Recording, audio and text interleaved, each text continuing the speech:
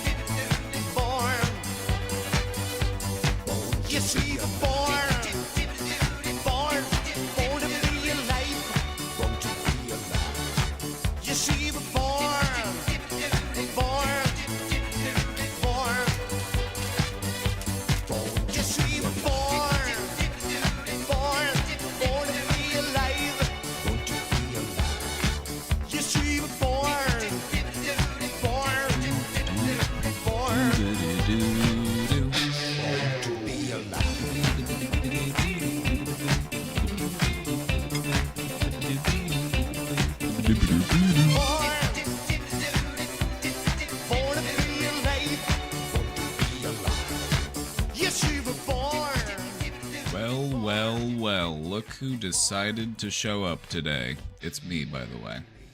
I didn't show up yesterday. Took a self-care day. Got some art done.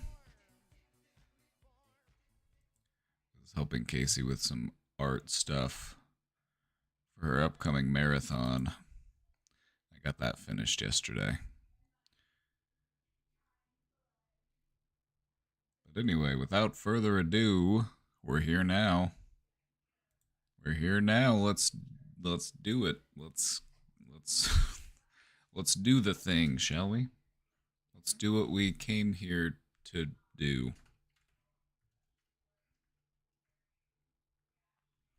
Hey everybody, welcome in. Welcome back. The cult coochie. Oh yeah, Casey's doing her marathon soon. The theme is cult coochie.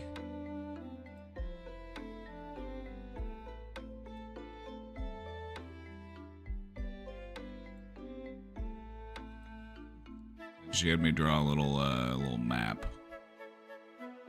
I drew a little map of the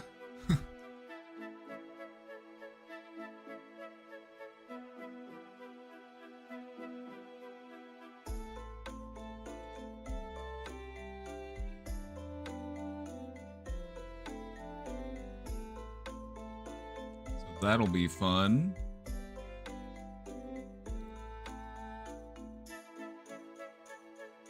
So that's where I was yesterday. I was getting that finished up.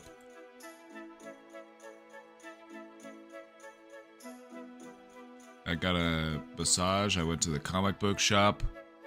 I bought some new magic cards. They have a new magic card set, and it's outer space themed, so they've got like spaceships and space stations and planets and stuff. It's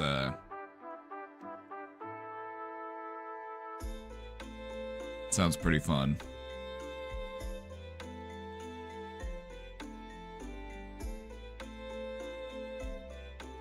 Talking about Colt Coochie. Yeah, Casey, she's done a summer marathon. It's kind of a tradition. You know, she's done it, this is probably like 4th year. It's hard to remember.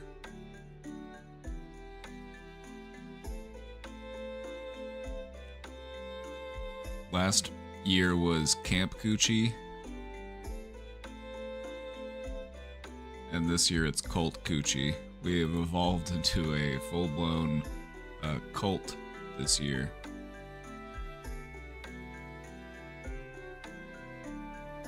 So she's got all of the channels set up on her Discord. There's also different cabins you can be in. There's also a little quiz you can take that will sort you. I got sorted into the Unwell Oracles. So that's where I'll be. Casey got into the non-binary nuns, I think. But I don't know if she... I think she took it. She didn't just click through it.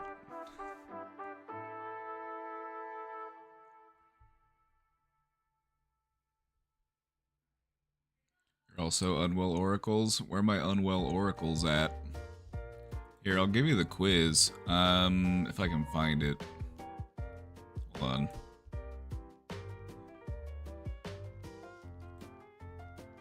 Yeah, here it is. Arab has posted it here. It's in the Divine Orders channel. And then there's different threads for the different groups.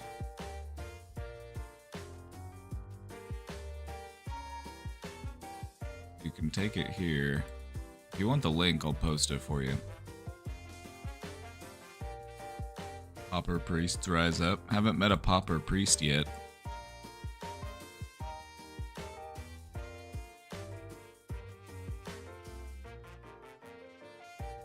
The like D&D space stuff, like crystal-powered seafaring type ships. Let me show you.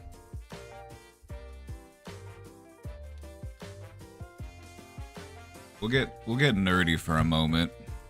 We'll talk about Magic the Gathering for a minute while we wait for some questions to pop in. We also have a presentation on deck. This one's going to be pretty good. We're going to talk about some real sneaky people today. We're going to be talking about covert narcissism. Narcissists can be very easy to spot when they're overt, when they're traditional narcissists. But some people still have those same traits, but they essentially know better. You know, they know that like belittling people and bossing people around and like being aggressive can interfere with their ability to achieve their goals. And so they express their narcissistic traits in a much more sneaky way. They will often mask it with empathy or understanding.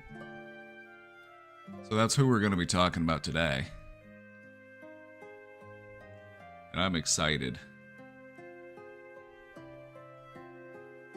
I'm fired up for this one.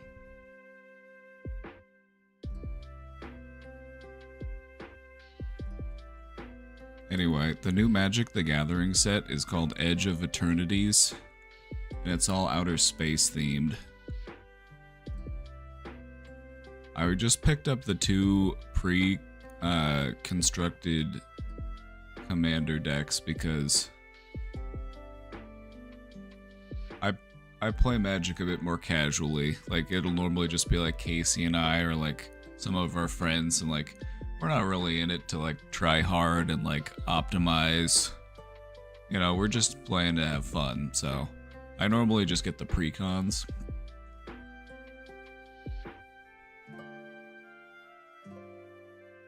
One of them is like robots and artifacts and like a big spaceship, and then the other one is these like, it's these bugs. It's these like bug aliens, and they have like a spaceship, and it's like a big, it looks like a big seed. I was hoping it would let me view them by clicking on them, but it only takes me to the store page.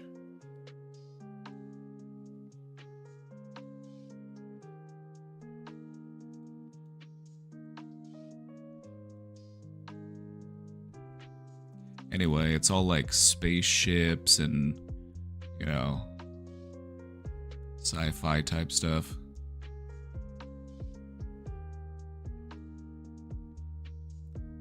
Some of the art's pretty sick too.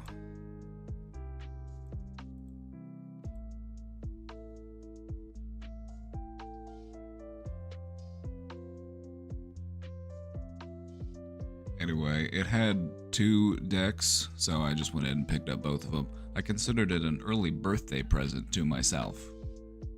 My birthday is this month. My birthday is in 10 days. Just giving you a heads up. It's the 11th.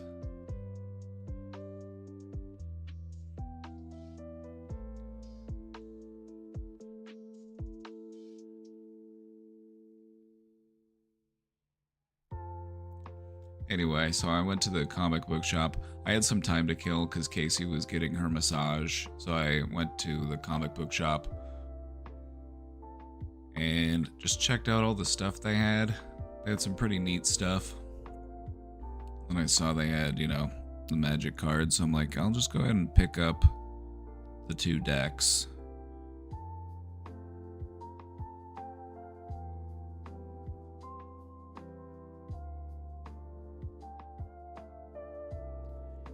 Would appreciate if you could read my last message. I would like your opinion on the situation.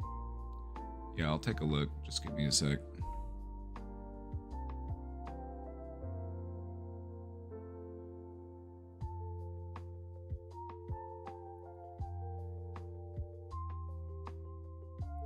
Let me see if I can find the cards. I just want to, like, you probably don't care about, like, you might care about magic. Some people do. I mostly just want to show you, like, some of the cards, like, some sick art.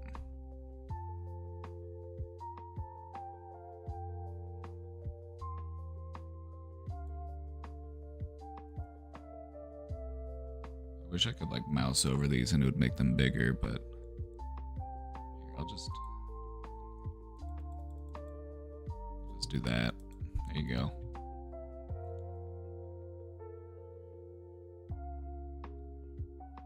Okay, now they just, like, didn't. Okay, there we go. There we go.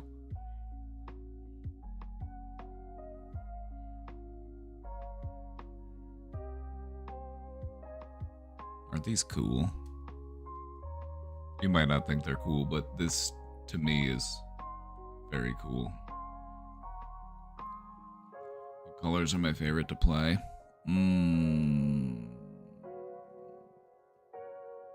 My favorite is, like, blue-black. But I also like red-green. Or, like, white-green is okay.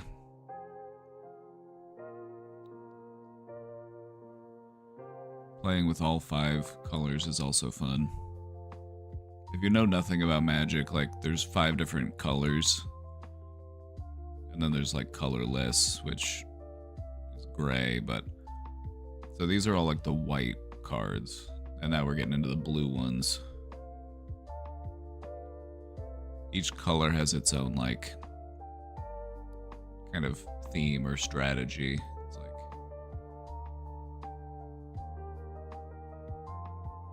it's different focus or wind conditions. And look at all these, it's like, oh my god, look at these jellyfish. Jellyfish Rogue. It's crazy. Look at that guy.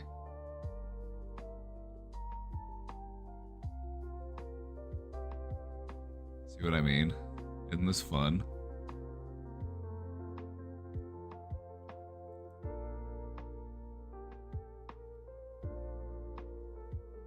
Oh my god, you could make a jellyfish deck. Because you see, like, each of these creatures have different types. And sometimes it's fun to make a deck that's just, like, centered around one, like, type of creature. Making a deck that's just a bunch of jellyfish sounds kind of fun. Like, you can make a squirrel deck. Squirrel decks can actually be pretty strong. There's enough cards that are related to squirrels that you can play a deck that's just entirely centered around building a massive army of squirrels. There's a bunch more pages. These are the blue ones and the white ones. Here, I'll kind of... Then you get the black ones. The black ones are always like... Because it's like skulls and swamps, so these ones can be kind of a bit more like dark and creepy sometimes.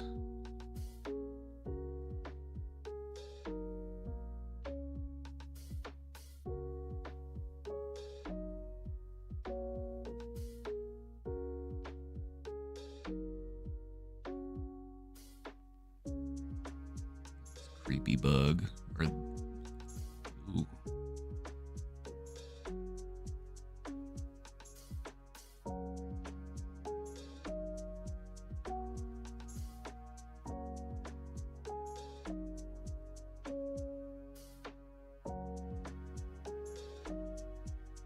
The art for this set is so cool.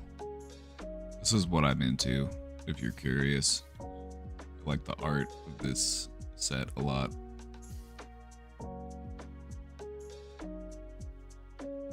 Then you got red. Red, very aggressive, lots of damage.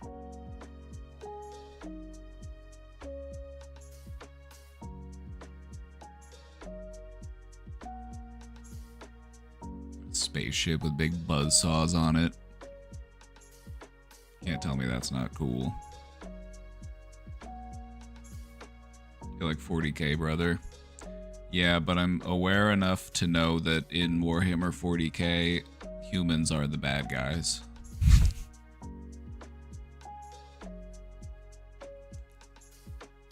Some people are into Warhammer 40k, but they're like, go humans, and it's like, within that universe, humans are terrible. They're just committing genocide all the time.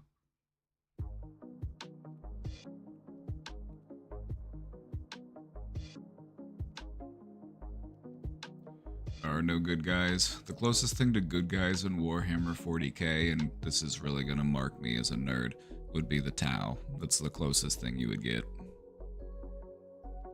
Or maybe some of the Eldar. The elf analogs. Orcs in Warhammer 40k are really funny though, because they are a fungal organism and they reproduce through spores. And they basically just spread out and take over planets like a big fungus.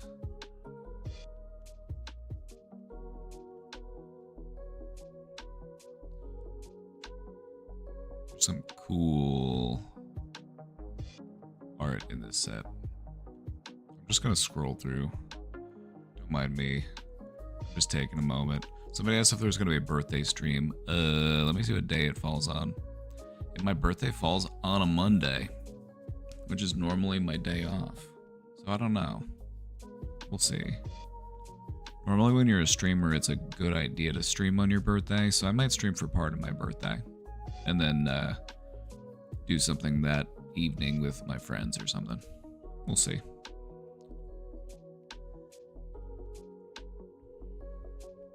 Oh, we made it to green. Green is all about like really big creatures and like doing lots of damage and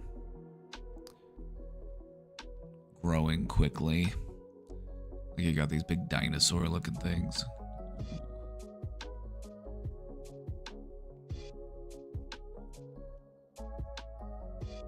Oh, you got insect people.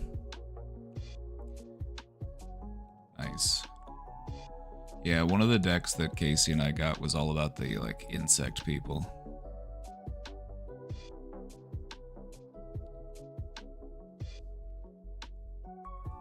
Oh, and now we got to the multiple... Some cards have multiple colors. You can see here.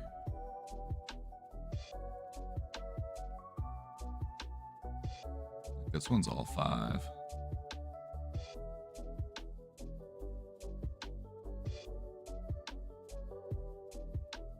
The other deck we got was all about robots. So I think those won't show up. Okay, they should show up now because now we're in like the colorless cards. One of the decks we got was all about robots.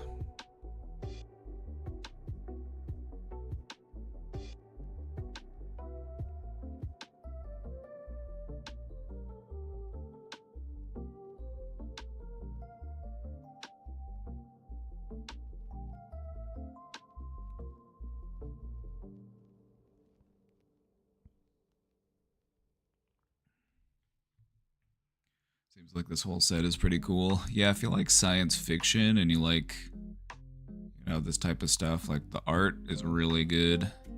The set seems fun. They added spaceships and stuff. I started playing Magic in like 5th or 6th grade, so I go way back. I haven't always played it. I only got back into it relatively recently.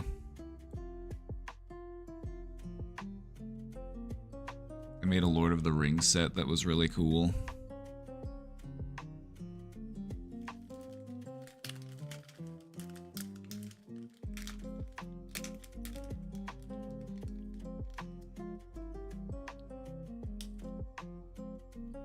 My understanding is that Xenodes aren't related. Oh yeah, as far as I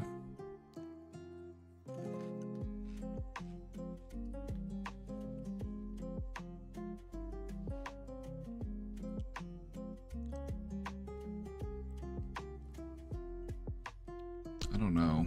As far as like life in the universe, I'm almost leaning more towards like a panspermia type thing.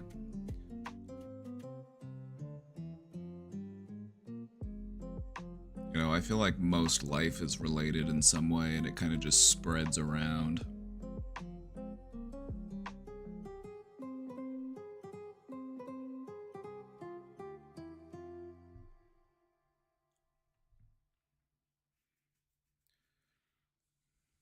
If we go to another planet and we find microbes and they have like mitochondria or they have like DNA, and it's not just a completely radical different thing, it's like we could have the same base ancestor or we could have just spontaneously evolved simultaneously the same thing, but the likelihood of that happening, I don't know, it's like hard to say.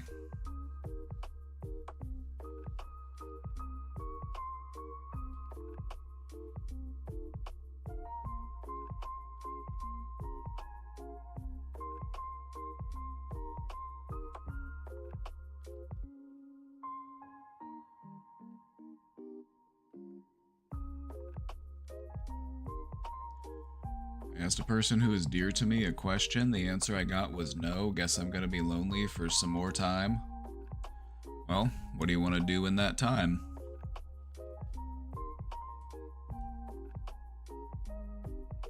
You know, don't beat yourself up for trying. Living life means getting told no. Living life means falling down or failing. It's about trying again. It's about getting back up.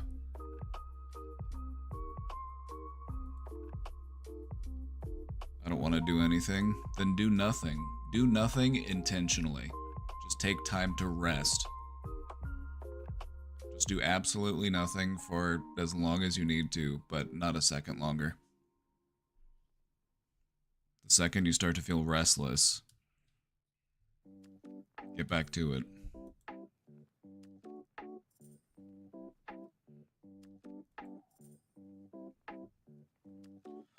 Alright everybody, we got some questions in the box. Thank you for listening to me talk about Magic the Gathering and Warhammer 40k. If you'd like to discuss these things further with me, take it to the Discord, I guess. I don't want to bore anybody who's just not really into it. Unless you would like me to convert you. I just don't know what to do. One day it's like that person is expressing their love for me, now this. Then it sounds like they're unsure of what they want, so focus more on what it is that you want. Focus on finding love for yourself. You know? It's nice to have people outside of us that can love us, but we want to make sure that we're in a place where we can match that with the love that we have within us.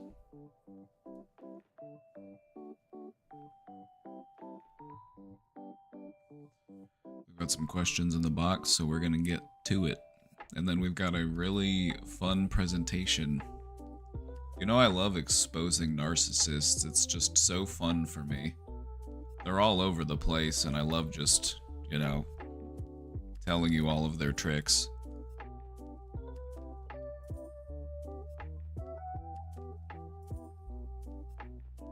Alright, let's get to it. My mom and I share an apartment while I'm in college, And my cheating father is coming over for today and tomorrow and spending the night. I've added questions about him before, about how my mom is the breadwinner and he spent her money on secret encounters with sex workers. I'm like, yeah, why is he coming over and hanging out with you? Like, doesn't he have anywhere else he could be?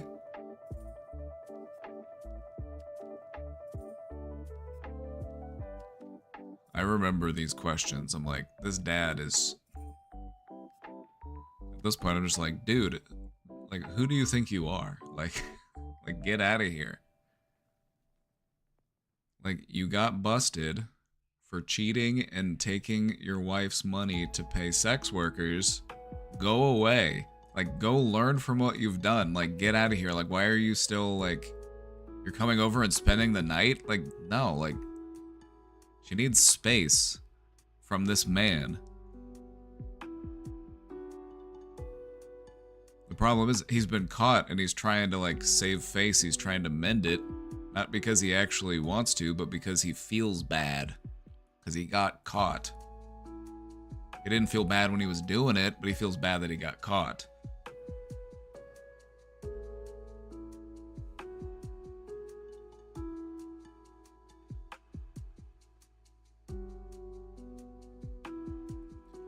My plan is to listen to myself and just go out on a walk and maybe sit by the river while he's in the apartment and just not talk to him or be around him while he's here. Alright, that's all you gotta do. You don't have to engage with him if you don't want to. You don't owe him that. If you need time to think about what you would want to say or what you would want to talk about or how you would want to engage, take that time.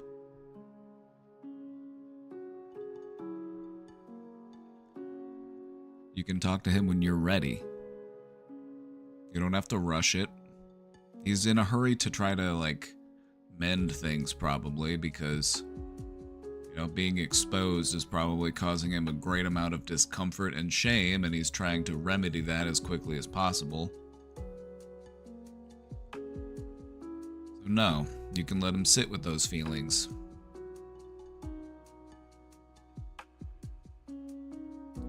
Would this be a childish thing to do? No. No.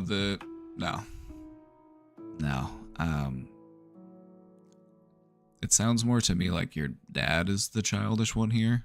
Like, why is he coming over? Like, why are you coming over for a sleepover?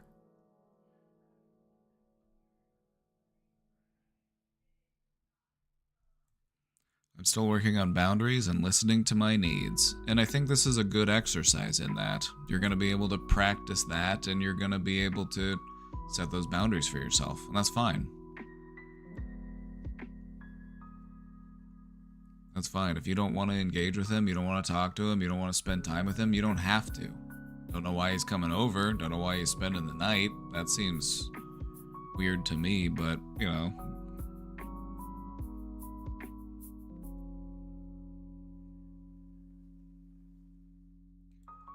I generally feel unsafe around him because as a kid he made me feel unsafe by screaming at me and never being there emotionally for me because my mom did all of that. I don't trust him or value being around someone who hurt my mom, and I've seen her distraught for almost 3 months. I'm frustrated that she still wants to go out and do things with him. Have you told all of this to her? Probably. This is probably stuff you've told her before. Tell her again. Keep telling her.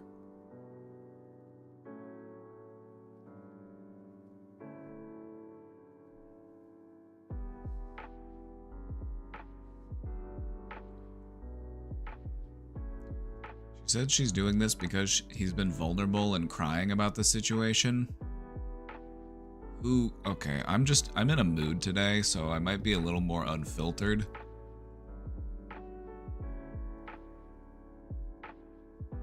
Like, who fucking cares, dude? Like, you got caught doing some really messed up stuff, and now it's like, oh, boo-hoo. Poor me. I feel so bad about it. It's like, get the fuck out, dude. Like, what are you doing?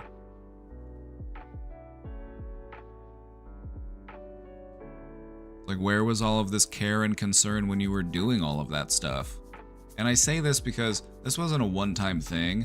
This was a habit. This was a pattern. He did this a bunch of times over the span of years. So now's the time where you're like, oh no, poor me, I feel so terrible about it. It's like you had hundreds of moments where you could have stopped, reflected, and then done differently.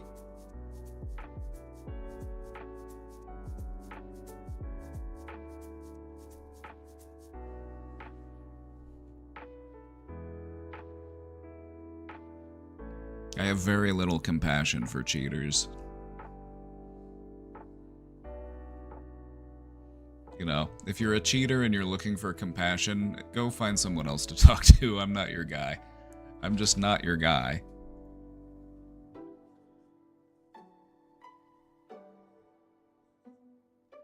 But if you are a cheater, it's like, I want you to be able to acknowledge what I did was fucked up and, you know, be willing to hold yourself accountable. I don't want you fucking crying. I'm like, oh no, I feel, that's why I did it.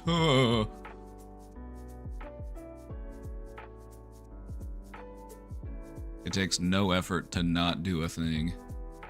He had to put a lot of thought and effort into doing all the things he did. He was sneaking money from your mom. He was setting up hotels. He was contacting sex workers. That's a lot of time and effort and thought going into that process.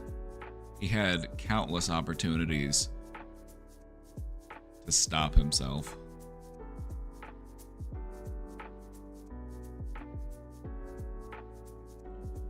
She said she's doing it because he's been vulnerable and crying about the situation, but it's hard for me to believe there's truth in that. No, I guarantee you he is, because he's trying to manipulate your mom into taking him back by saying that he feels so badly about what he's done. He has had years to feel badly about what he's been doing. And now's the time, after he gets caught, now he cares, and he cares so deeply. It's like, no, you can smell the bullshit. He's also aware that I know about the cheating and hasn't made any effort to talk to me about it. Yep, because he sounds like a bit of a wiener.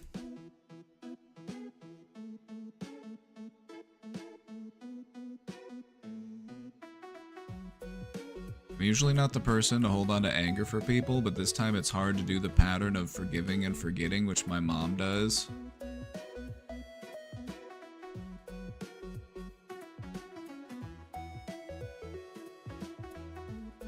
You want to be able to process anger appropriately before you just forgive and forget, because forgiving and forgetting is important, but there's also something we said about rushing to forgiveness and forgetting. Some people will rush to forgiveness and forgetting because they just don't want to feel like people are mad at them. They don't want to feel like they're in conflict. They just want to, it's kind of an avoidance thing almost. It's almost like in a dismissive way, not in a genuine way.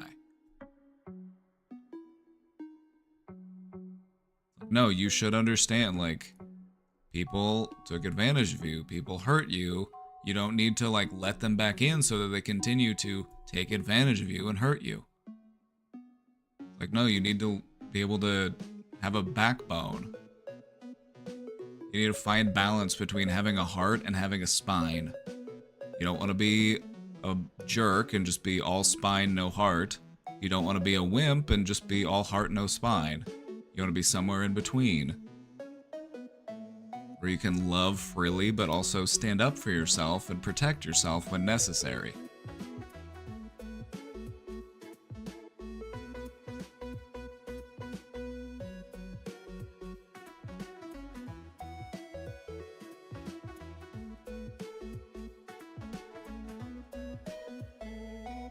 Also confusing to see my mom say similar reasonable complaints about him and then go back into the pattern of defending him. That's cognitive dissonance in action. She has a conflicting viewpoint on the situation. She hasn't completely made her mind up. This is her actively in the process of hashing that out. And so that's why it might feel like she flip-flops. We all do it. This is part of how we process things. This is part of how we figure things out and establish what we believe. we have an internal discussion or conflict, I believe it could be between option A and option B. There's a part of me that believes option A. There's a part of me that believes option B. And I need to figure out which one it really is. And so that's why you get the inconsistency.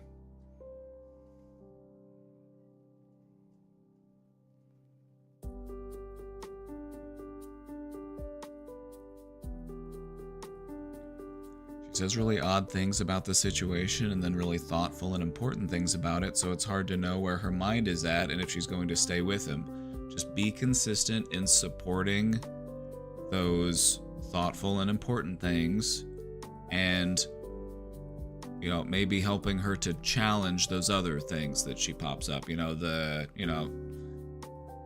use your words, the odd things. Because she's in the process of figuring this out. She's having to unpack stuff that's been going on for years. It's going to mean a lot of internal conflict. And it sounds like she's in the process of figuring that out. So just continue to support her as she keeps moving in that direction.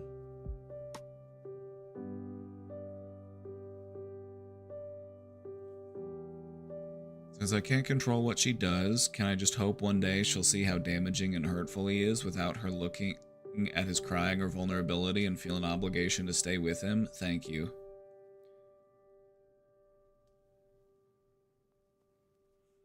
I think you should tell her that she should not stay with him out of pity, because where was his pity when he was doing all of this harm to her? Where was his care and concern then? When he was stealing money, cheating on her, time and time again. And now he asks for care and compassion, he asks for mercy. Where was his mercy?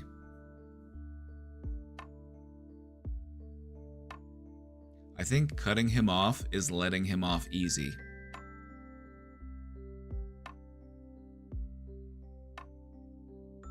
Don't let him get away with it.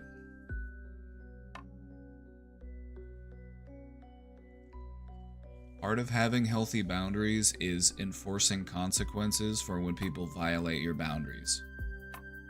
It'll make you feel mean sometimes to do it, but it's what you have to do when people are just going to otherwise walk all over you.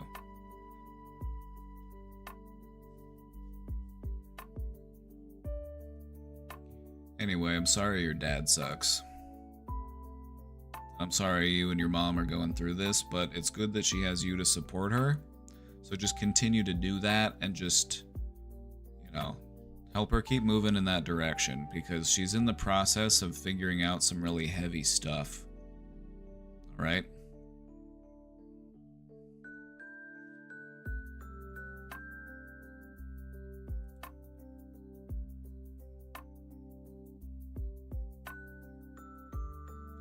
Best strategies for a borderline personality disorder, paranoid, delusional mental break. What should I worry about them taking drastic action? How do I de-escalate in a way that won't trigger their paranoia?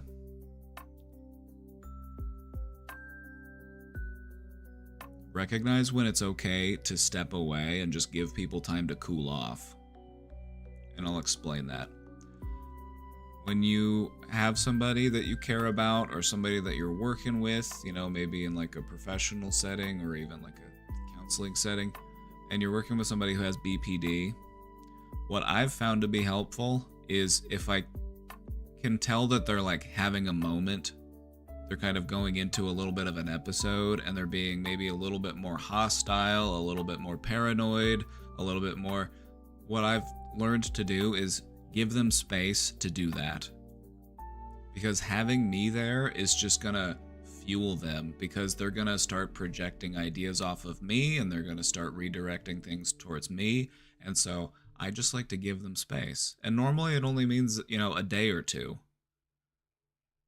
They'll calm back down, they'll be more level-headed, and then you can be like, yeah, you can let them know, like, I could tell that you were kind of having a moment and I just wanted to give you some space, that's all.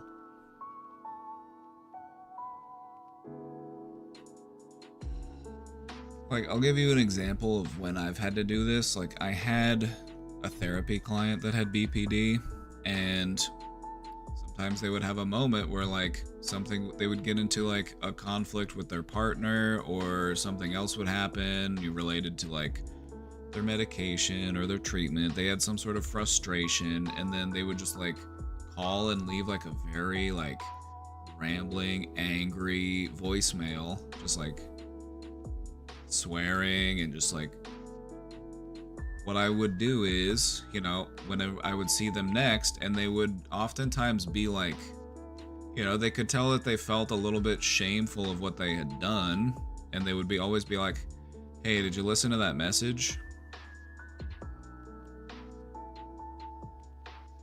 And I'd be like, yeah, I listened to the message. And they'd be like, I'm sorry, I was just having a moment. I was just really stressed and anxious, and I just, this thing happened, and I just wasn't sure what to do about it. So, I'm sorry that happened. And I would let them know, like, it's all right. Like, I just want to let you know, like, I could tell based on the message that it kind of seemed like you were having a moment. So don't worry. Like, I'm not going to judge you for it. Like, I saw that you left a message, but I didn't really, like, listen to it that closely. Because, like I said, I could tell that you were kind of just, in your feelings at that time.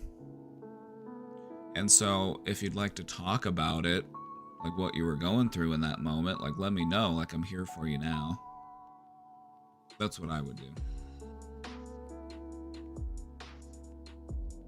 When people are going through a moment, like paranoid, escalated, it's like, sometimes you just want to give them a little bit of room to cool off.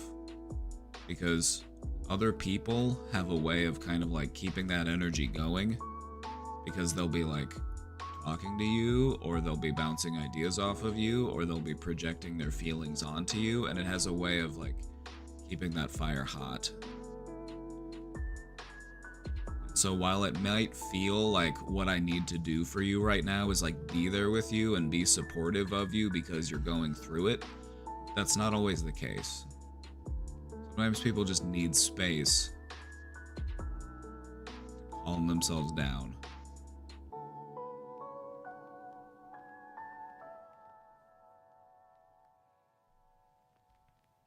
So yeah, don't feel like a bad friend or like a bad person if you have to give somebody space for a day or two while they, level back out. But after they do, like, talk to them and be like, yeah, it's all right. Like, I just want to let you know. I could tell you were kind of going through it, so I just wanted to give you a little bit of space, let you cool off a little bit. Didn't want to judge you based on the things that you said while you were angry. That's what I would always tell them. I'm like, I didn't listen to your phone message because, I didn't want to, get the wrong impression from you. Like, I could tell you were just feeling a little upset, so I didn't want to, take any of that personally, so.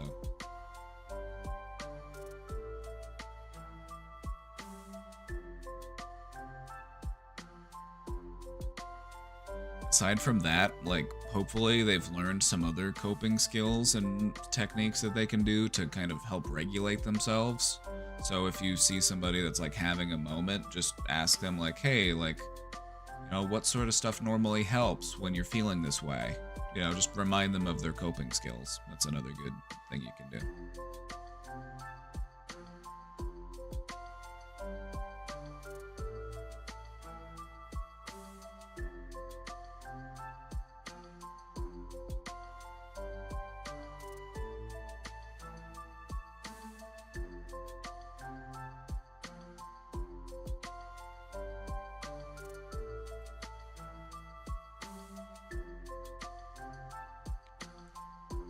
Some ways to stay calm in the moment. I heard yoga and focusing on breath helps, but those can't be done in the moment of anxiety and fear. Yoga can't. Well, you probably could, but breathing you can. You're always breathing. You're just not always paying attention to it. And so, in a moment of anxiety and fear, that's still just a moment that you can be focusing on your breathing.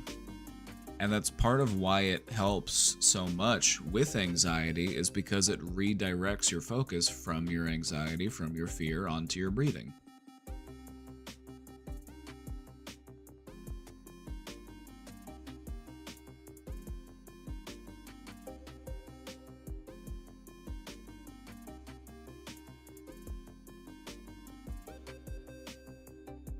Best way I've found to stay calm in the moment is to focus on my breath. It's the single best that I've found. Sometimes I'll hum, sometimes I'll sing to myself, I've noticed.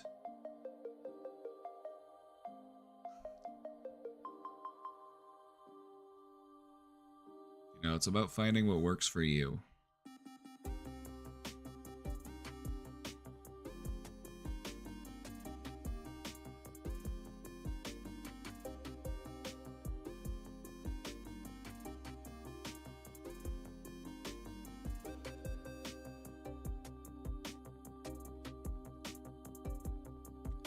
Reason why you're able to manage anxiety in this way is because you're redirecting where the activity is.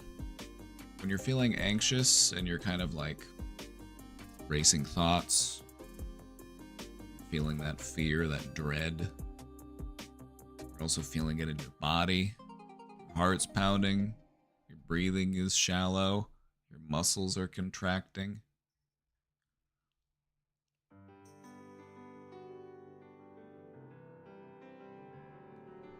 When you switch to manually breathing, it's like taking the wheel back. You're no longer in the passenger seat with your anxiety. You are now in the driver's seat, and your anxiety is in the passenger seat. You're not kicking anxiety out of the car. You're learning how to survive this road trip with it.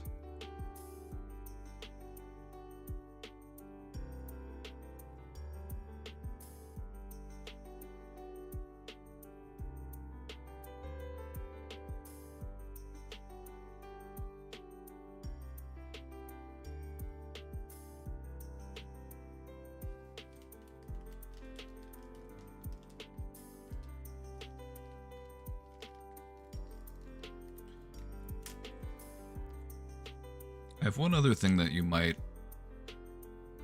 get some enjoyment out of trying.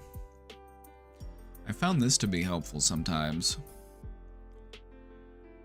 In these moments, I find it's sometimes helpful to narrate what it is that I'm doing out loud. Like, all right, I'm just gonna go ahead and walk down the stairs, and then we're gonna turn on the light switch. I'm gonna focus on my breathing.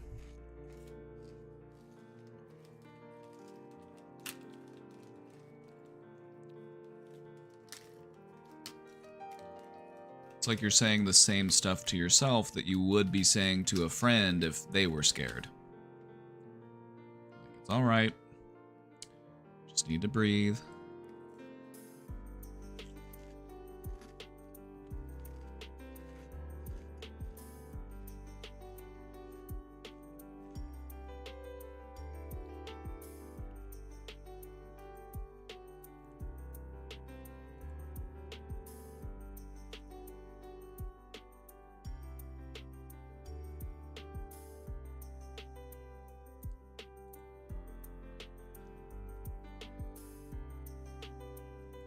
I think I have a bit of Stockholm syndrome after moving out of my abusive parents' house. Help. I've been missing, almost grieving after moving, but not for my parents, for the house and area I lived in. Ah. Well, the thing is, this isn't necessarily Stockholm syndrome. If it were Stockholm syndrome, that would mean that you would have switched over to being on your parents' side. That's what Stockholm syndrome is you start to show more agreement and compassion with the people who are holding you hostage.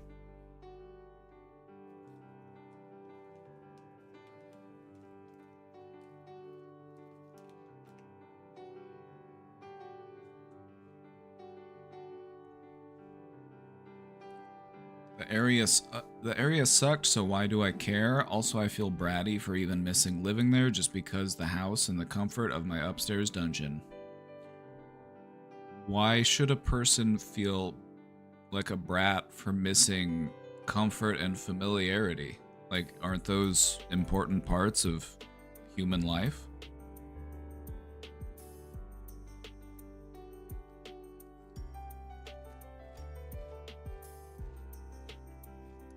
I just want to make sure you're not invalidating your own needs here.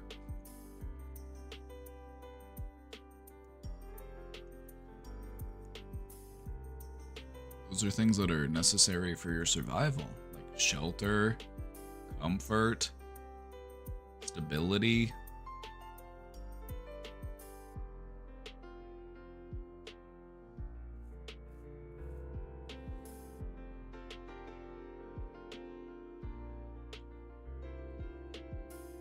I felt shallow, you know, like I should not care because at least I am out.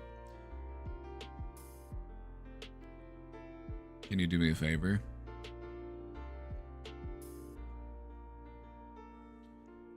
Quit invalidating yourself.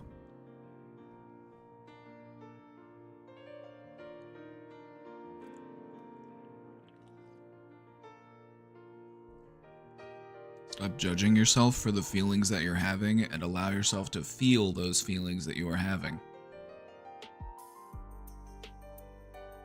That's how you work through them. Convincing yourself that they shouldn't be here or that I'm wrong for feeling them, that doesn't do anything to help us. If anything, it makes us worse.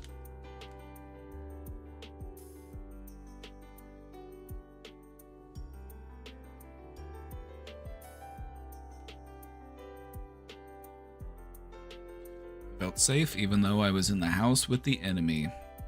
I have a hard time getting fully comfortable even though I have lived here with my boyfriend's parents before. Any suggestions to help me get comfortable and relax and stop missing the prison I lived in?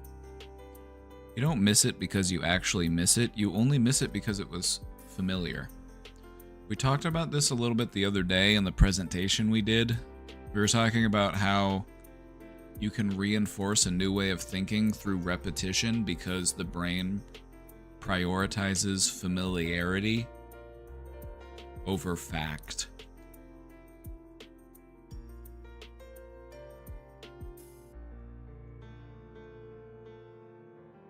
It feels like loss because in a way it is loss. That doesn't mean that it was losing anything. Like, what you lost wasn't entirely bad or entirely good. Because I'm sure that even with the stress and even with, the discomfort, there were still moments of happiness and joy because that's who you are, that's what you do, you make the best of a bad situation. So just keep doing that. Except now you're in a better situation, so the cap has been raised.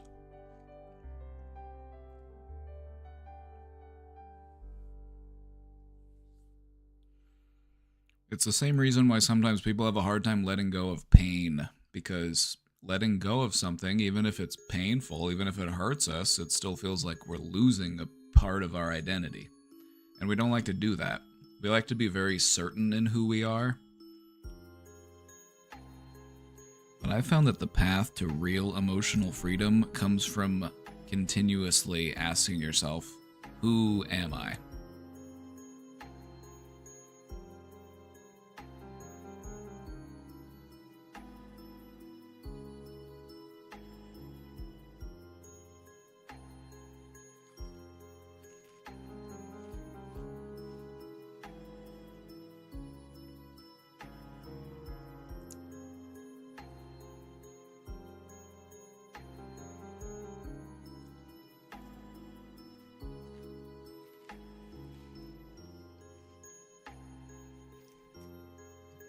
Who are we, comrade?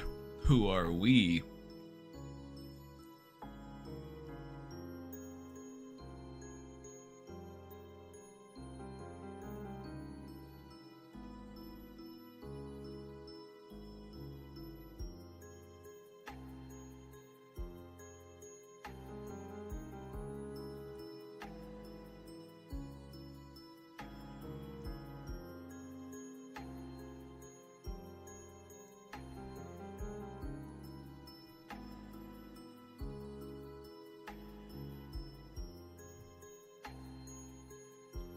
I will just say one thing. One more thing about that question that Emily put in. In time, you will be able to look back on that time that you lived at your parents' house. And you'll remember that it was vaguely stressful, but what you'll notice is that all of those good moments that did exist in that time, you know, spending time with, you know, your kid and, you know, just the little fun moments. It's like you'll look back and that's what will stand out. That's what you'll remember. All of the other stuff, just let that fade away. Go ahead and just let that flow down the river of time. Just detach it from yourself, because you won't need it.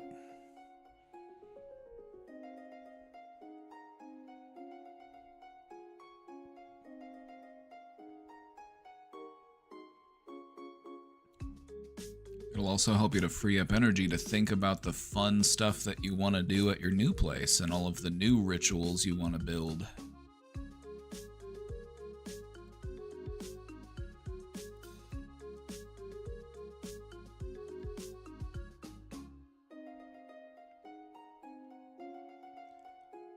Alright, we got another question here. I need to wake up early in the morning for work, but often as I am getting into bed, or as often as I am settling into bed, I get racing thoughts about one topic or another and can't relax for sleeping.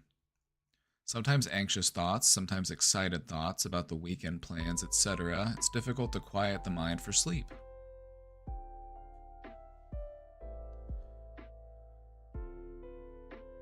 I love this question because I might have just what it takes to help you with this one. This was something that I had problems with when I was younger, and I would try to slow down my mind. I would try to hold on to a thought for as long as I could before it faded into the next one. I would try to repeat a thought in my mind over and over to try to slow my mind down that way. But what I found helped, instead of trying to slow my mind down, I sped my mind up. So now I'm scrolling through my thoughts so quickly that I don't have time to attach to any of them. I'm aware that they're happening and I'm aware that there's movement, but that's it. I just focus on that movement. If I notice my thoughts starting to slow down, I take that as a signal that I need to speed them back up.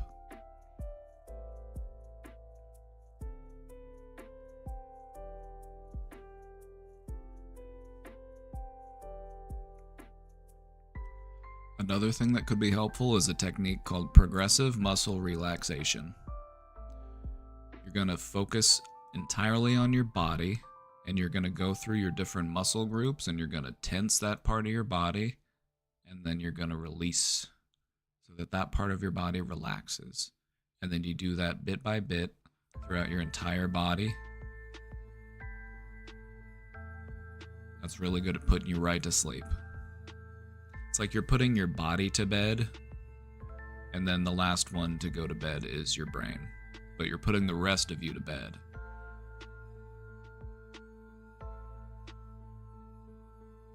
Is my brain a VCR or something? Yeah.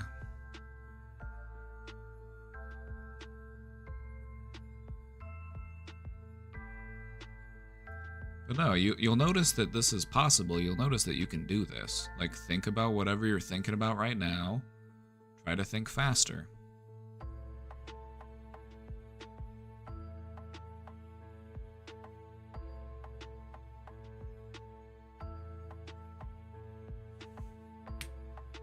If you're interested in progressive muscle relaxation, there's a lot of great resources that have, like, guided versions where you can just kind of put those on and there's some relaxing music and then it'll take you through the process, 10, 20 minutes.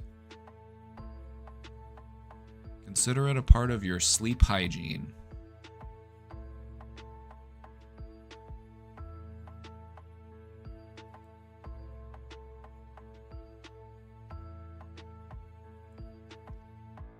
So yeah, give that a try and then let me know how that goes for you. I used to have a terrible time falling asleep, but now I fall asleep like a professional. Fall asleep just about anywhere.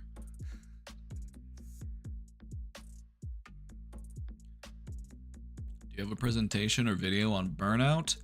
I do, but it's been a while. It's an old one. So yeah, it's been a little while since we talked about it. Pretty sure I'm experiencing it, and I'm trying to take care of myself. I'm working full-time and going to grad school online. Just finished summer classes last Friday. I took this week off work to relax with no responsibilities. I'm just now starting to feel like a person again, but it's Friday. Any general advice to avoid this in the future?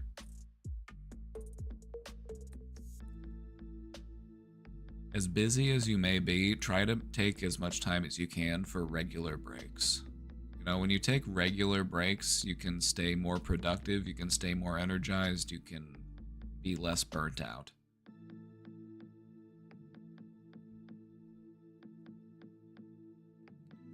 Going to work full-time and going to graduate school it'll keep you busy.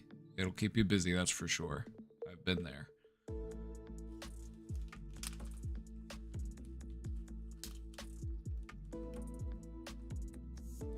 But yeah, what I found to be helpful was to, have friends I could talk to, have things I could do, things to wind down and just feel calm and relaxed every day.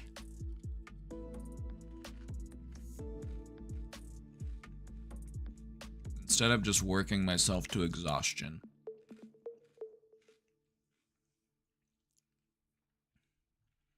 I found that working yourself to exhaustion, while it might help you get to sleep, it can also leave you feeling pretty burnt out because you might not be getting the best rest because you're pushing yourself to the point of exhaustion.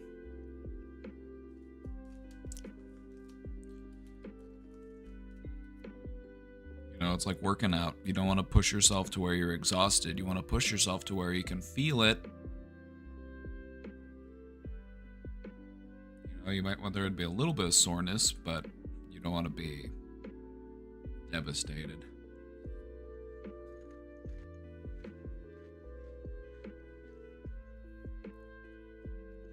I would just try to find little things you could do on the daily. 5, 10, 20 minutes of your time. You can weave it in and just make it an important part of your routine. Not viewed as something that you have to earn, but something that is essential for you. Taking good care of yourself so that you don't get burnt out.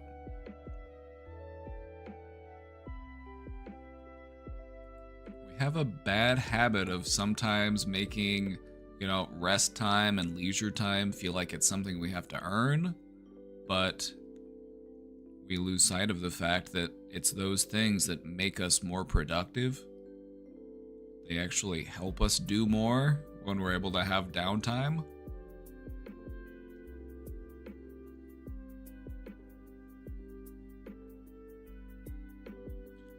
When we look at leisure time or rest time as something that we have to earn, we can also feel guilty about taking it because we're going to be questioning ourselves like, well, did I work hard enough to earn this? And so if we're taking that leisure time, it might not even be that satisfying because we're going to be holding it to such scrutiny. Like, did I work hard enough? Should I have read another chapter? Should I have done another, you gotta let yourself enjoy it.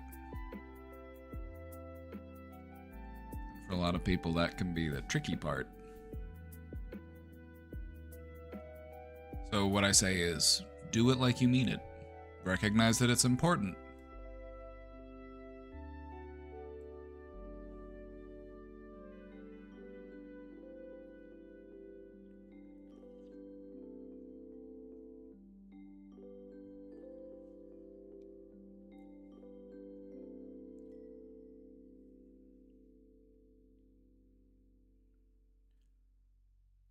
ADHD, so multitasking is built in. I found that the best way to deal with that type of, ADHD, impulsiveness, or distractibility is to just learn to be okay with doing 4 or 5 things at once. Just recognize that just sitting down and forcing myself to do one thing can sometimes be a challenge. Not that it's impossible, but There's a time and a place for it. Conduct it like a symphony.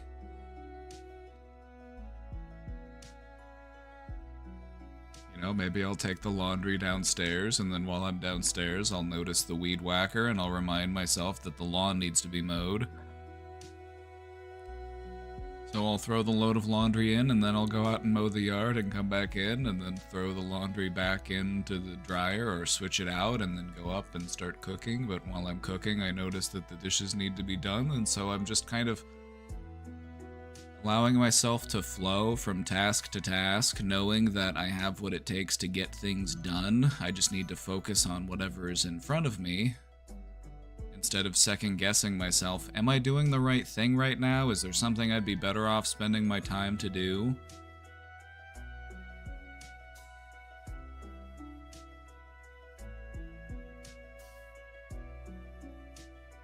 Is that really okay? I like watching movies and playing games and listening to music at the same time, and I thought it was being weird.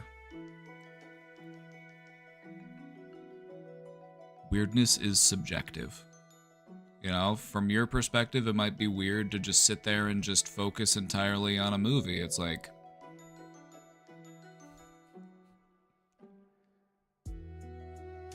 it's okay to bounce around.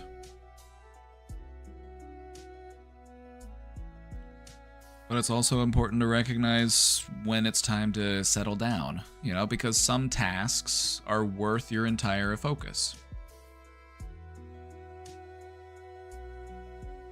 You know, if it's a movie you've seen before, then yeah, like play a game on the other hand, like listen to music on the other hand. It's, you know, it's just a part of the symphony you're conducting in your mind. It's helping to set the score, the backdrop.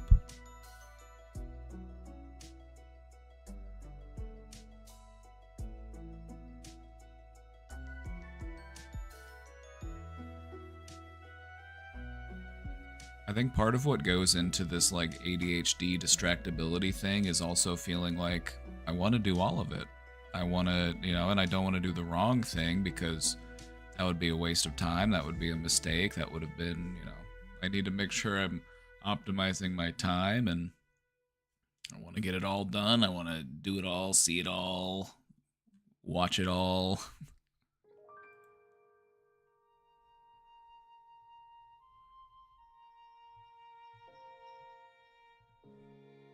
ADHD really is very anxiety driven. If you can learn to manage the underlying anxiety, what you'll notice is that those symptoms of like distractibility and forgetfulness and difficulty focusing, you know, those will all start to get easier to deal with.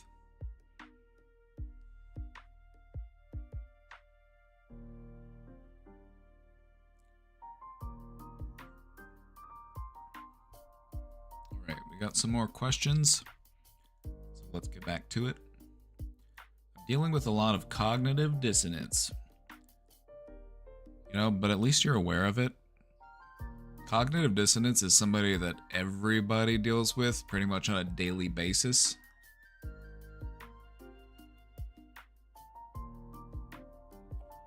So if you're dealing with cognitive dissonance, it is important that you are aware of it. That's how you change it. That's how you work through it. So I just want to let you know, being aware of it is a strength.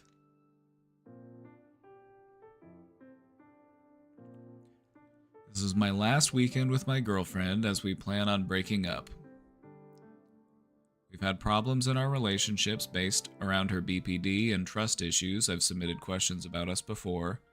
This is definitely something I want to do. The problem I'm having is that I've started looking on the other side of the grass and I'm kind of excited to be single. I feel guilty to say I'm kind of excited to do things I want to do, go out and meet other people.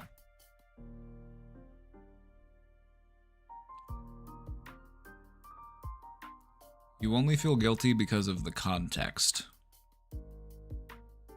The conditions that have put you into that place where you'll be able to be free, to go out, do things, meet people, those are all base human rights. Those are all just freedoms that anybody should be able to have.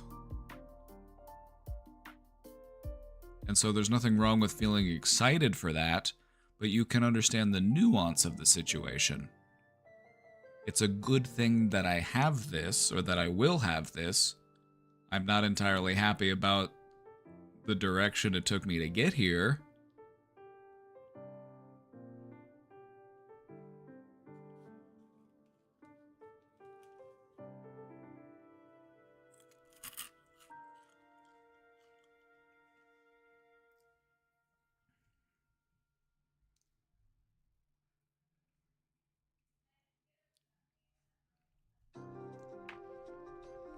You know, it's like if somebody gave you $100 to eat a bug, you wouldn't be happy about having to eat the bug, but you would be happy about the $100.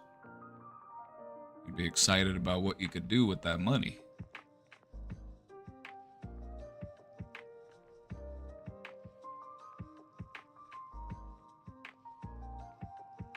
At the same time, because we're still going through this, my girlfriend and I are sad that things have to end. I'm her first major boyfriend, and she always lets me know how much she loves me. TBH, I feel like if I really wanted to, I could tolerate our issues longer, but I know I wouldn't be as happy as if I were single. Well, from what I remember, what you said before was that she wasn't open to getting treatment for what she's having to deal with. And, you know, if you have a diagnosis, if you have the symptoms and they're affecting your life and affecting your relationships, you owe it to yourself, you owe it to the people that you care about to get treatment. You owe it to the people that you love to get better. And so maybe this breakup will help to remind her of that. If I want people to stay, I have to do what I have to do to keep them around. I have to fight for it. You know, I gotta work to maintain my relationships. And that means working on myself as well.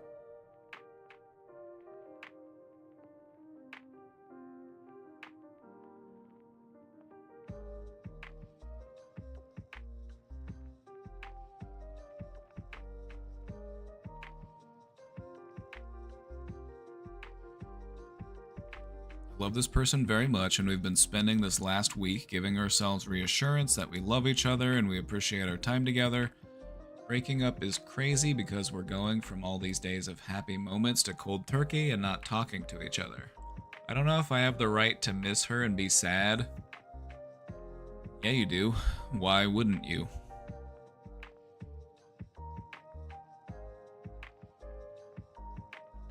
You've got room for both in your brain. You don't have to pick one. You can have nuance. It's okay. You can miss this person and you can be sad, but you can also be looking forward to the good days ahead. That's totally fine. Am I a bad person? No. Why, did you kill anybody? Did you kill somebody? You rob any banks?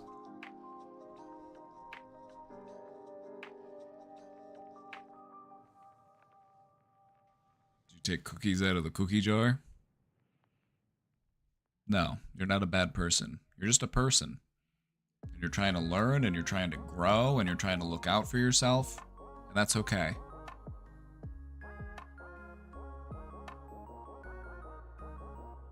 It's an unfortunate situation to be in when you're with somebody who genuinely needs professional support, but they're not open to getting it.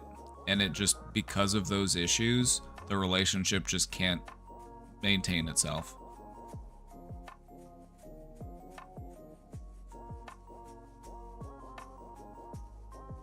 So hopefully she's able to do what she needs to do. Hopefully she's able to, you know, prioritize looking out for herself and taking care of herself and getting better so that, you know, she won't struggle with those same issues that she has in a relationship.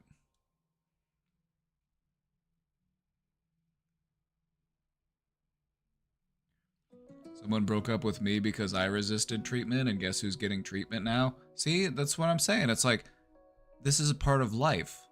This happens to people. It's okay. Like, you're with somebody and you really like each other, you have great times together, but you're clearly just going through something, and before you can, like, really be yourself, you need to like find that thorn and remove it and heal from it before you can like fully and openly like commit your heart to somebody else.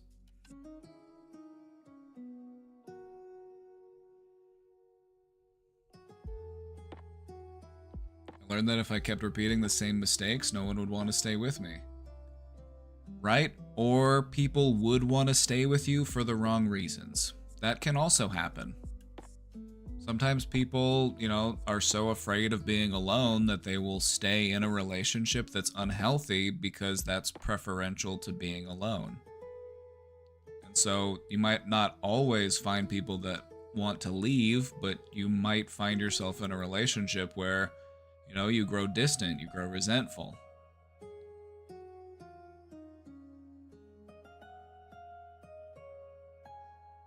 Either way, we owe it to ourselves and we owe it to the people that we love to take good care of ourselves and to heal from our wounds so that we don't hurt other people inadvertently.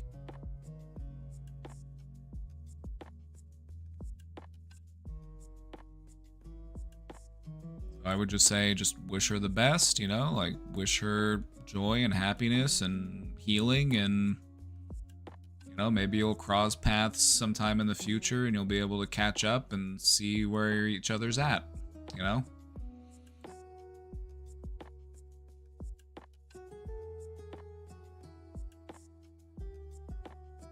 may finally she gets the help she needs when she's single.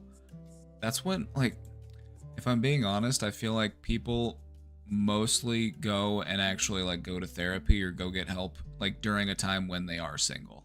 I feel like that's just a more common occurrence, because when you're on your own, you don't have to think about another person. You don't have that person to project or displace your emotions onto. It's no, you're stuck with yourself and you have to think about how I'm feeling and how I'm responding and how I'm, processing things. Sometimes being on your own takes away your ability to find someone to blame. You're my biggest enemy is me. Who would have guessed? Well, Lady Gaga said it, so you should have believed her.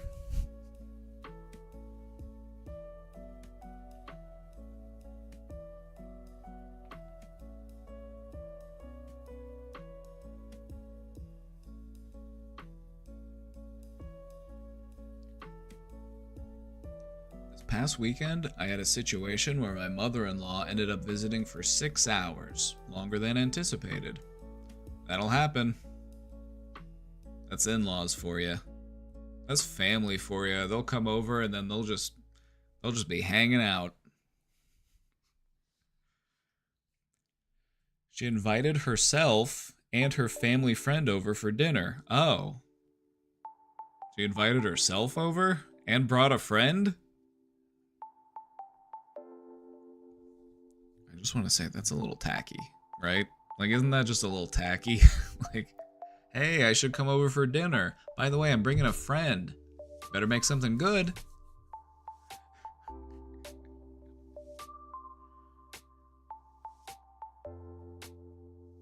She invited herself and her family friend over for dinner. This was after the fact we ordered sushi and picked it up.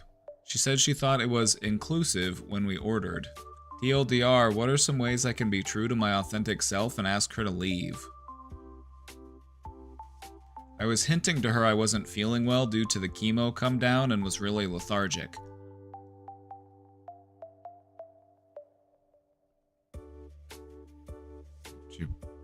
You're going through chemo and she did all this? What the fuck? What the fuck?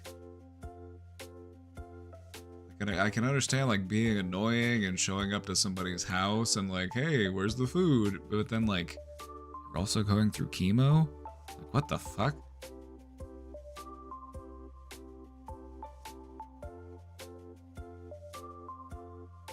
She would turn it on her and talk about something negative and depressing so we would get locked in again. She needs to not go to your house, she needs to go to therapy.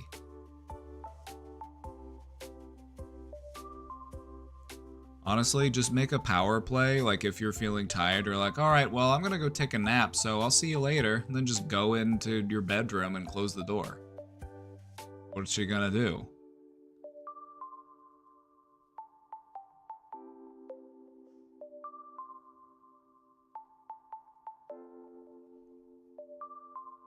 Sometimes you also have to kind of like usher people out. You have to like stand up and like kind of corral them towards the door.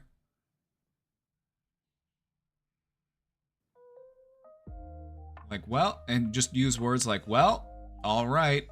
You know, we've got a lot to do, so, you know, I think it's best time that, you know, we call it for now.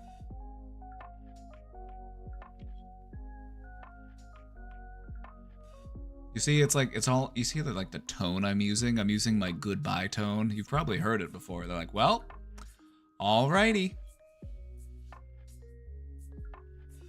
We tried everything. I brought her purse and coat to the door and set it down. Oh, so she doesn't know how to take hints. Or she willingly chooses to ignore them. Okay, so she sounds like she's socially unaware. She sounds like she's lonely. She's got a lot of stuff that she needs to work through. Yeah, she would probably be better off, like, actually finding somebody to talk to than just, like, coming over and bothering you and then, like, refusing to leave.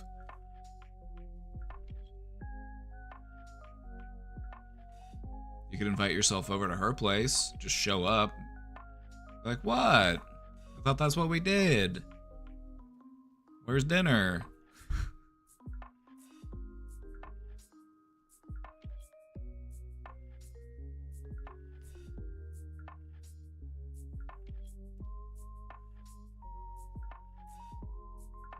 All right, repeat after me. Well, it was good seeing you.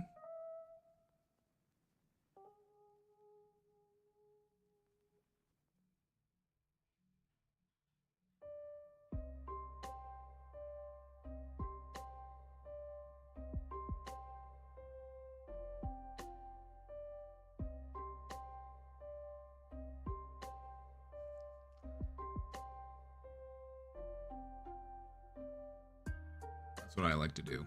When it's time for them to go, I stand up and I say, well, it was a pleasure seeing you. And I've got some things I need to take care of, so here, I'll find your coat. Here, I'll walk you out.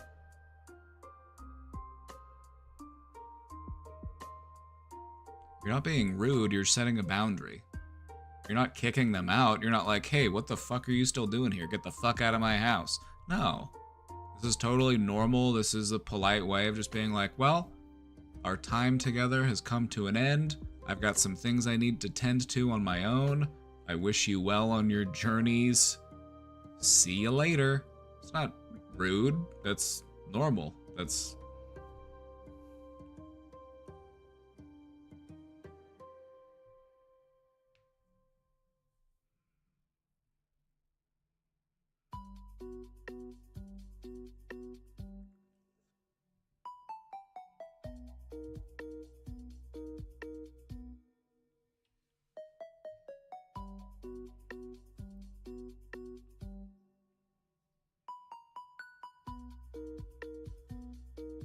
And if they still don't get it, just tell them that you gotta take a big shit and that you can't poop when there's people over, and if... Yep, just...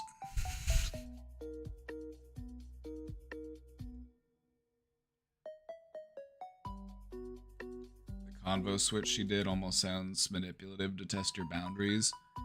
And it kind of was. It doesn't necessarily mean that she was doing it intentionally. It's just kind of like, this person just sounds kind of lonely. And it sounds like there's, you know, because you gotta think, like, why, like, what are people going through when they're the type of person to just, like, always bring up stuff that's negative? They're always, like, they're just such a vibe killer, and they're always just complaining and talking about their, you know what I mean? It's like...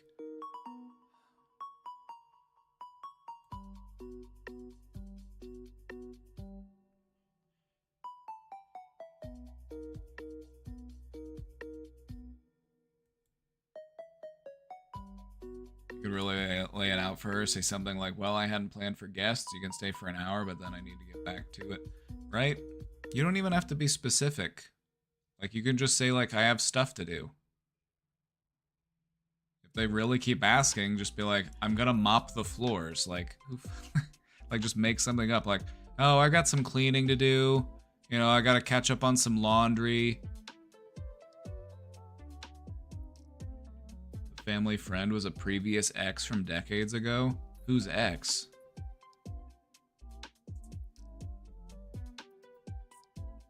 I told my husband we have got to be more assertive of her. Yeah. Tell him to quit being a mama's boy.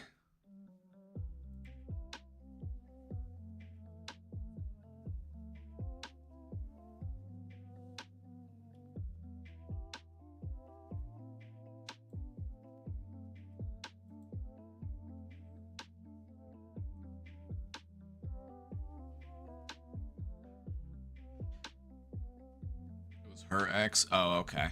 I was just worried for a second that she brought up like one of your old exes too. I'm just like, that would have just been so much worse. Like, not only did she show up, but the family friend was also just one of your exes that she's been friends with this whole time. Like, that would have just been terrible.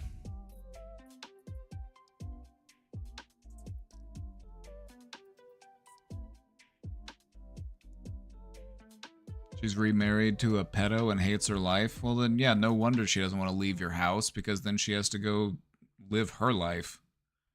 Like, well, back to everything that I've been avoiding. Alright, we've got a question here. Are schizophrenia and sleep paralysis related? I'm schizophrenic and I've gotten worse hallucination-wise, but I can still manage. But I started getting sleep paralysis, which is something I never had before, and now it happens pretty frequently. Is there a relation? Is it something different? Is it normal? By frequent, I mean averaging twice a week. The thing about sleep paralysis is that it can be brought on by stress, and so it might not necessarily be correlated to the schizophrenia symptoms, but it could just be related to the extra stress you're feeling because your hallucination symptoms have gotten worse. Which is stressful, like, even if we're not like fully cognizant of the extra level of stress it's causing to us.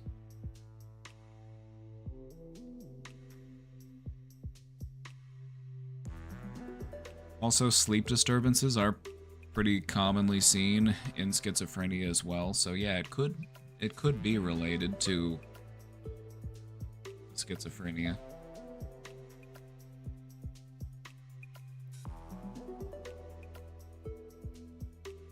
If the hallucinations have gotten worse, it might be good to, visit with your doctor and talk about your medications.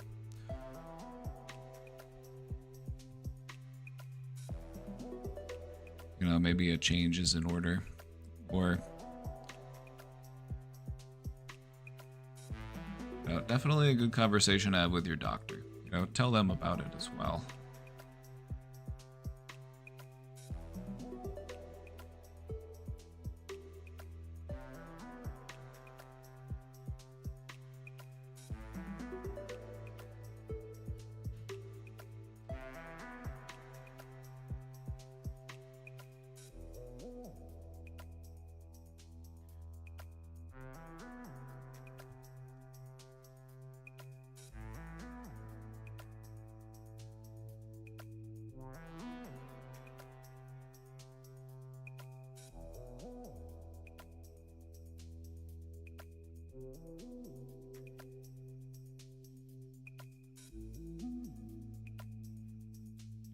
Let's do a little research.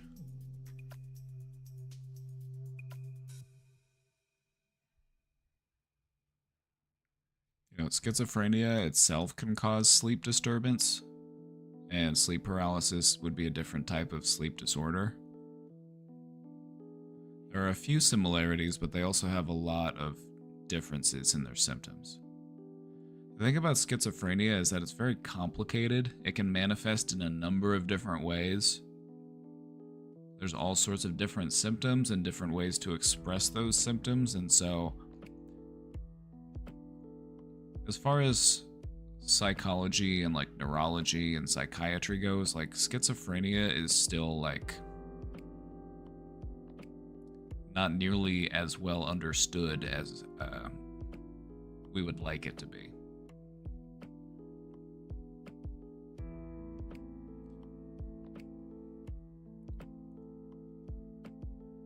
Main similarity between these two sleep disorders is that they both appear in their early 20s or late teens, and the changes in hormones can be a cause for both of those sleep disorders.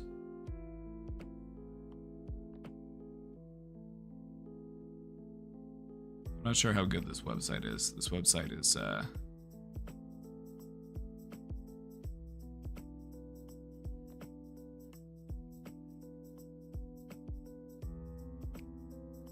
site does seem a little sketchy.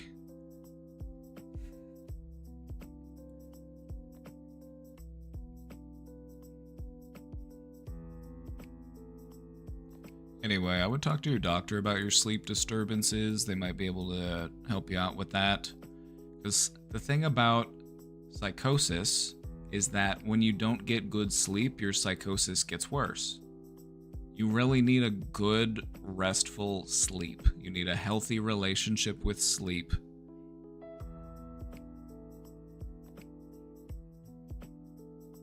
Mental health symptoms always get worse whenever our sleep gets worse.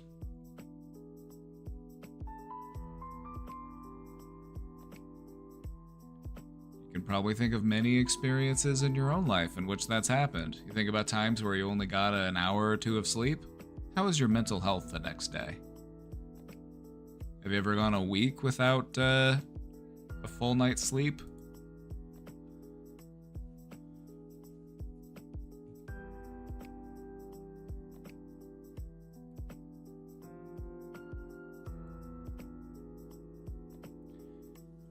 Anyway, hoping you're able to get some good sleep soon.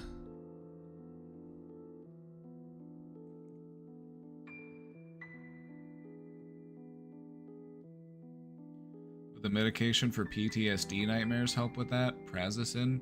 I'm not a doctor, so I'm not sure. Could? I don't know.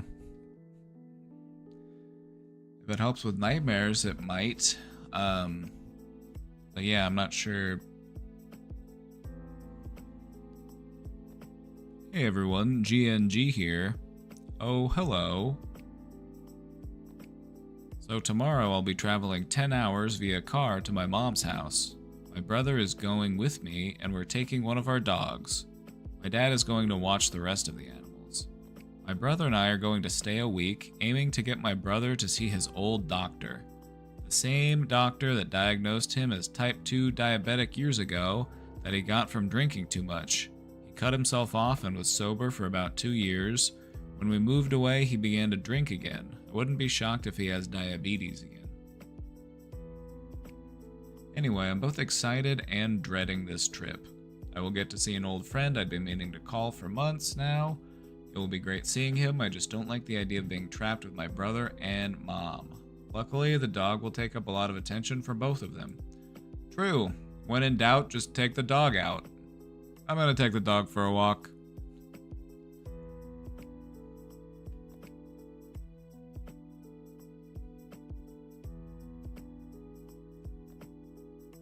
When all else fails, what's that dog doing?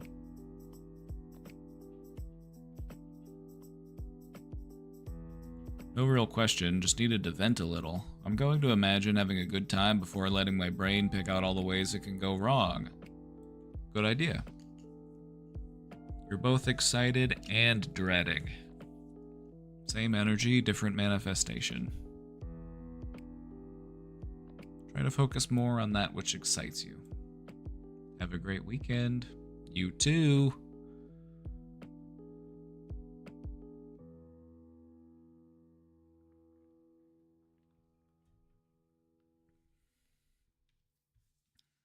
$10-hour car ride, huh?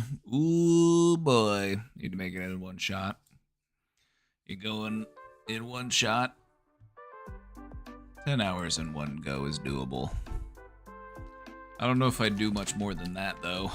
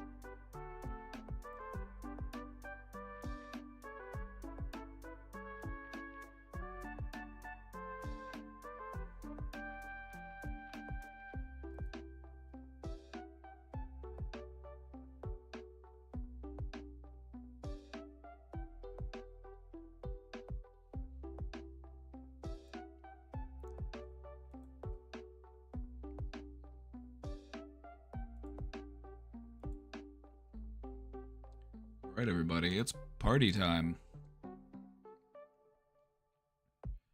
I've got a question for you. Have you ever heard of covert narcissism?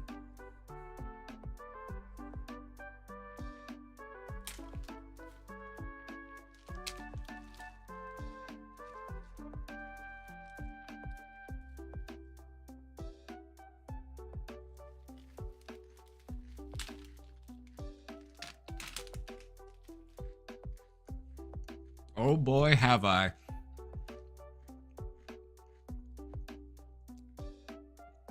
I'm excited that a lot of you haven't heard of this before. There's a reason why you haven't, and that's because it is covert. It's hard to spot. But it's something that's really important to understand.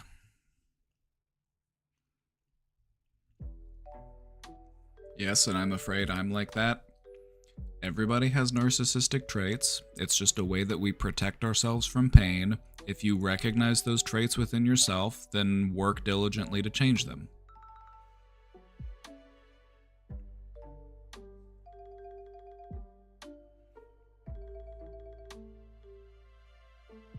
It's not about being perfect. It's about trying to be better.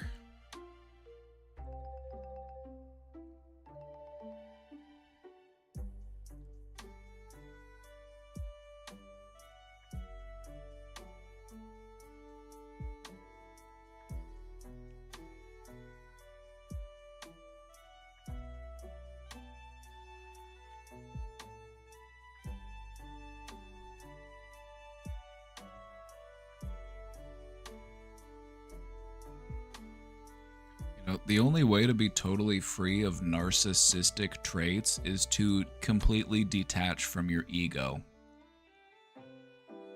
And that's a big ask for people. It can be difficult to do because the ego doesn't want to let go. The ego loves to cling.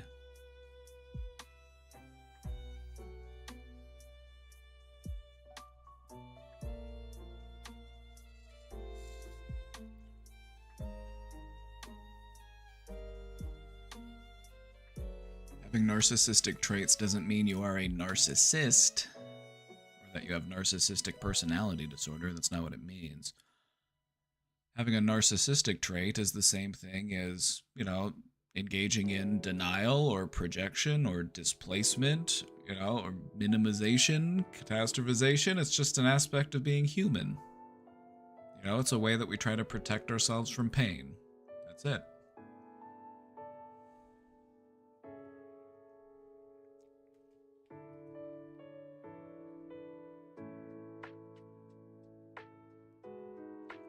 So today, we're going to be talking all about covert narcissism. And the covert narcissists are going to hate me for this one, because I'm going to expose all of their secrets.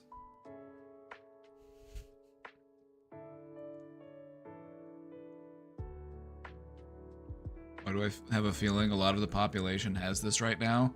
Because everybody does it. The only way to not do it is to be completely detached from your ego.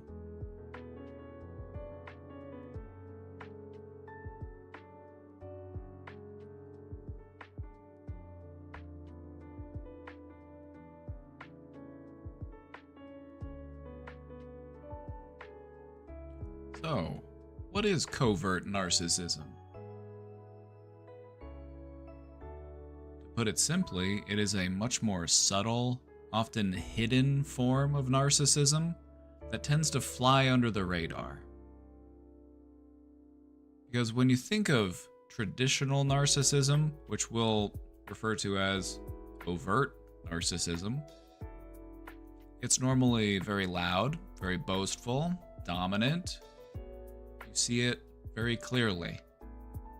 Overt narcissists are pretty easy to pick out. However, covert narcissists can be much more tricky to spot because they often appear modest, sensitive, or even self-sacrificing.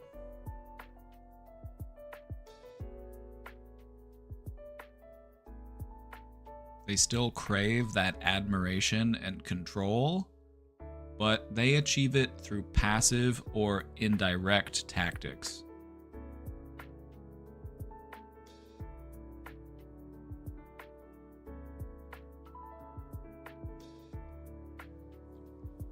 These behaviors can often be difficult to recognize, even with people who are closest to them. You know, could be people that you've known for years, because these traits, these behaviors are often disguised as humility and empathy. I'm going to give plenty of examples as far as how these behaviors can look. So if you're having a hard time imagining what they might look like, that's okay. I'm going to give you more examples than you know what to do with. All right. It's important to understand how this form of narcissism manifests.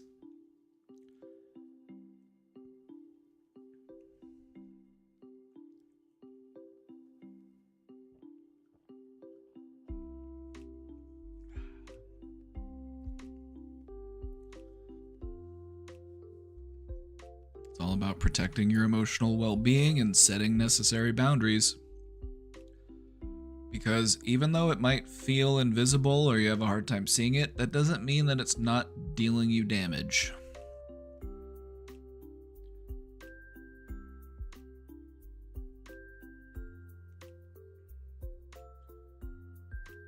I think things will really start to click with you once I start to give you examples of what covert narcissism actually looks like. The minute I start giving you examples, you're going to be like, oh, okay, so that explains it, or that's what they were doing. Okay, I get it now.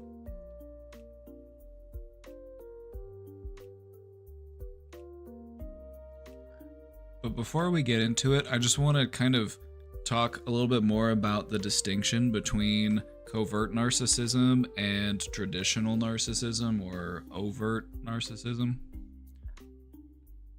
They both stem from the same needs deep down at the core of this person. They have that same insecurity, that same need for validation, very human things to have. And this is why so many people engage in narcissistic traits. Again, it doesn't mean that everybody's a narcissist. It just means that we all have insecurity and we all have a need for validation, and we do things to try to obtain that. And this is one of the ways that we try to secure those things. Traditional narcissists will inflate their ego through their boldness, their dominance, and their visible entitlement. They are very loud and proud about it. You know, just how great they are, you know. Everything's the biggest, everything's the best. Many people are saying this.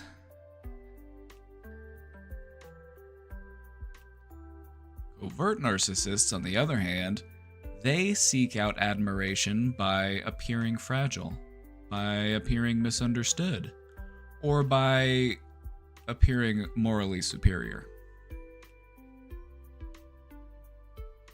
I can see that the gears are turning. Just wait until I give you some examples. It'll really click when I start to give you some examples of how it looks. Whether it's covert or overt, they are manifested through the same defense mechanism: self-protection through ego reinforcement.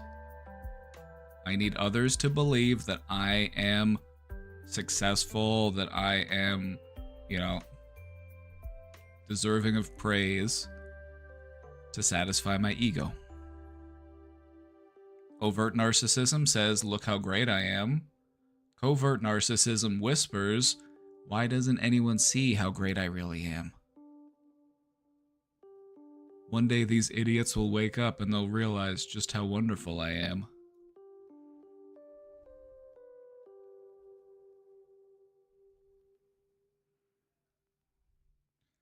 So the key difference is how it is expressed, not in how it is intended. It's the same intent, it's the same goal, they're just going about it in different directions. Covert narcissists like to manipulate by using silence, guilt, or passive resistance. Is this nice guy syndrome? Just wait. We're gonna give so many examples. Just list here in a second. First, I want to just go through some of the core traits of a covert narcissist.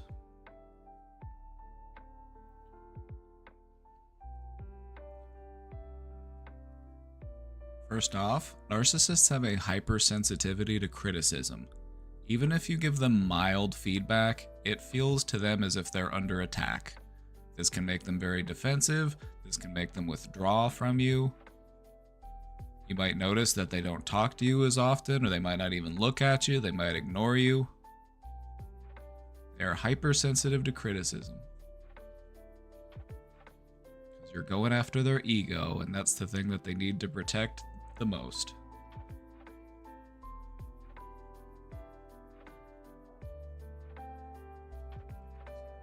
Another common trait with narcissists is chronic envy, or chronic constant comparison. They're often very internally competitive due to their deep insecurities. Now, with covert narcissists, this might be manifested secretly. They might actually appear supportive outwardly. You know, they might say, "Oh, that's so wonderful. I'm so happy for you." But, you know, within their mind, they're just like, "When's it going to be my turn? You know, how come they get everything?"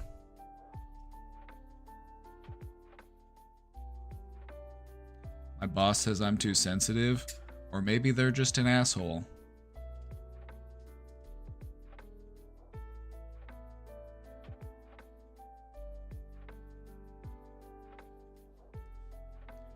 But if there are people whose feedback I welcome and those who I don't, that's a good thing. You don't need everybody's feedback. Because not everybody knows you. Not everybody understands you. Not everybody can appreciate the nuance.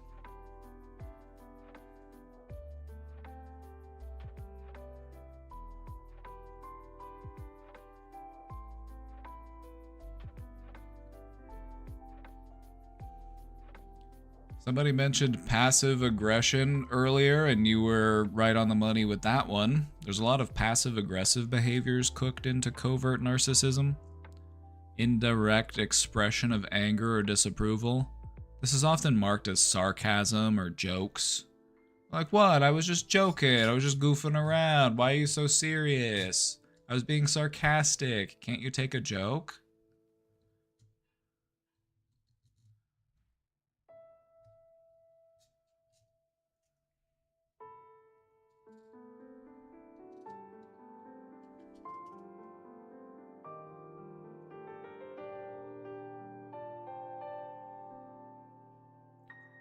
You'll often see narcissists identify as a victim. As a part of their identity, they are always the victim. They're always the ones who are being wronged. They're always the ones who are being misunderstood. And it's all to avoid accountability.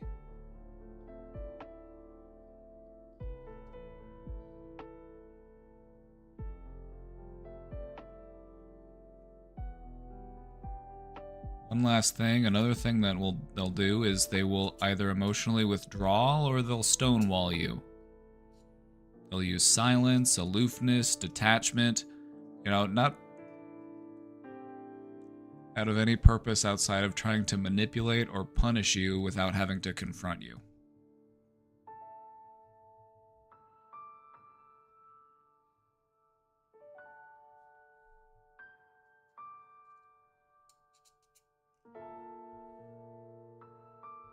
So these are some of the core traits. Any questions on these before we move along?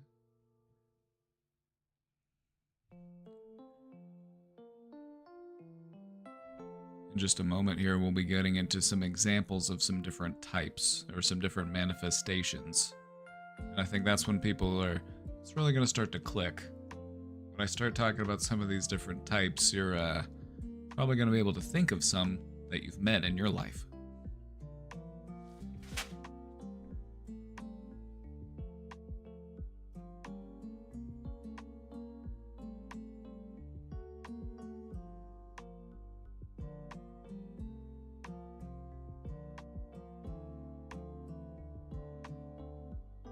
I've had people speak to their audience. Oh, yeah. Okay, so just as an important reminder, there are a lot of narcissists on this platform, and you're gonna see a lot of covert narcissists on this platform too. You know, it's all gonna be about good vibes and acceptance and everybody's welcome until you say something that the person who, you know, runs the place disagrees with, and then, you know.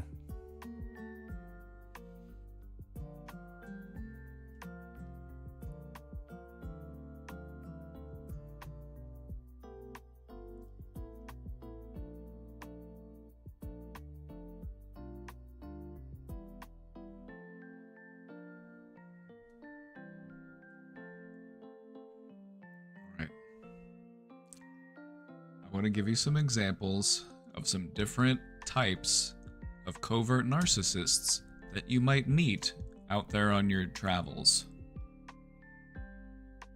So first up, let's talk about the rescuer.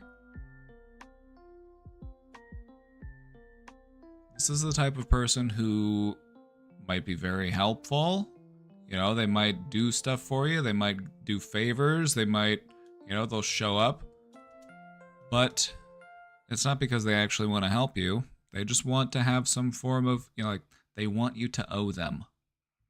They want to use it as a means to leverage you, you know, so that they can control you or guilt trip you later.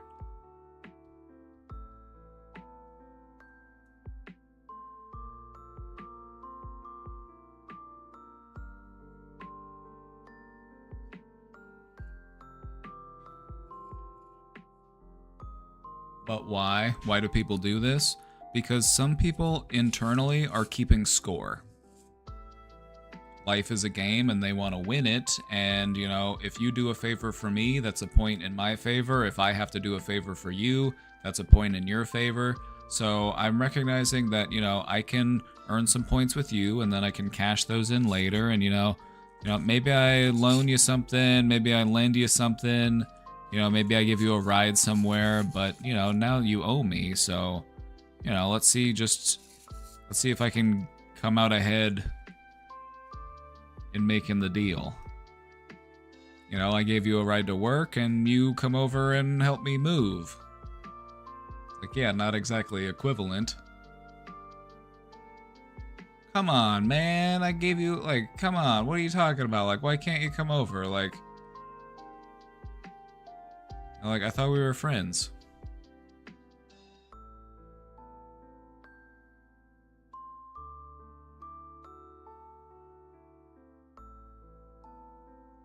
But helping people is helping yourself be a better person. Well, I'm glad you know that, but not everybody else knows that, so keep teaching them that.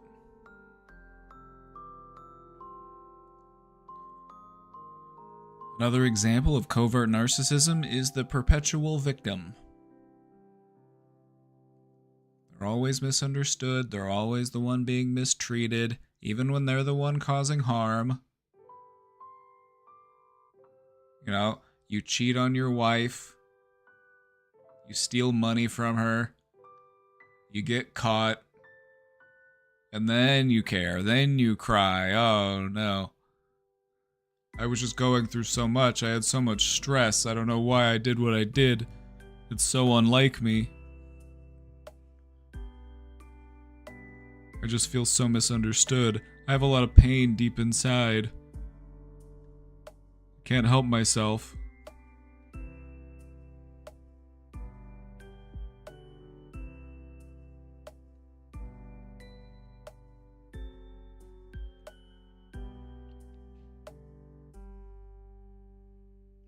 I want to give another example of the rescuer before we move on, because I feel like there's an aspect to this that we didn't really touch on.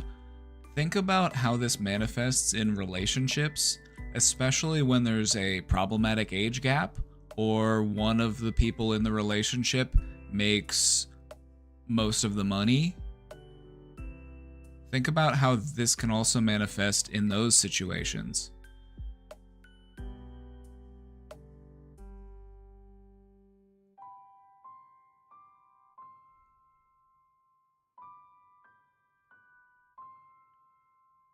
I've done so much for you. How could you treat me this way? You'd be no one without me. You know, that kind of shit.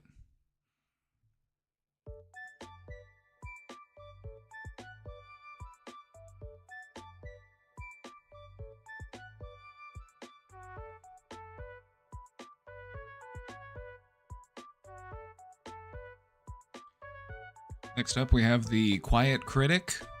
This is the person that will passively undermine other people, and they do it through vague negativity or sarcasm. They won't be direct, they'll be passive with it. You know, you can't tell them any good news because they're gonna, you know, you'd be like, hey, I got that raise at work, and they're like,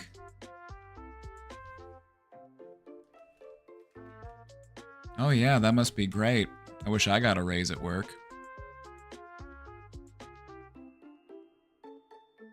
Like, oh yeah, I'm sure you really earned it, didn't you?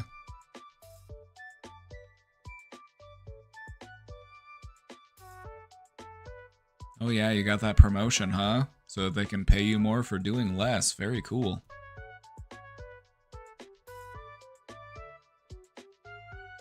Narcissists have a very hard time celebrating other people's achievements.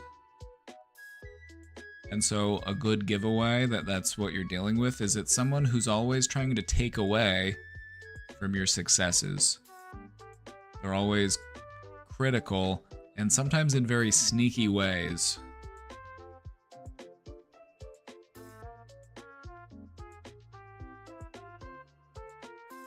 Or you tell them you walked to the river by yourself and they tell you exposure therapy isn't real. What?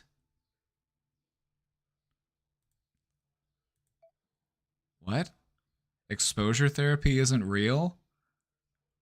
Exposure therapy is literally the gold standard for treatment for things like agoraphobia, all sorts of different phobias, OCD.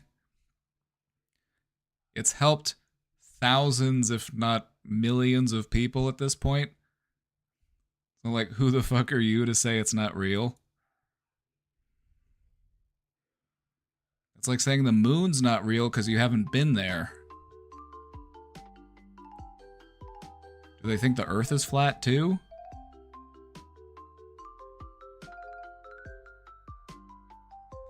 I was told I'm doing dumb shit that's wasting time.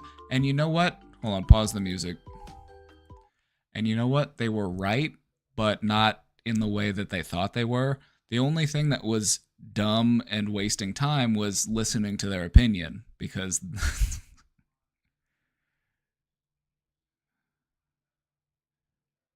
exposure therapy doesn't work. That's funny. That's a new one.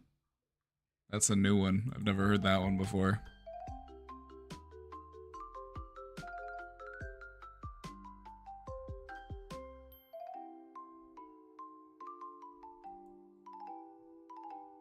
Exposure therapy works in the same way that going to the gym works. You go out and you do stuff and you get stronger and that's it. And then you keep doing that. And then you just, one day you wake up and you're like, oh yeah, I'm strong now. That's it. You're gonna say that doesn't work? You're gonna say that lifting weights doesn't make you stronger? I'm just gonna keep doing it. Keep doing it. Don't let idiots run your life.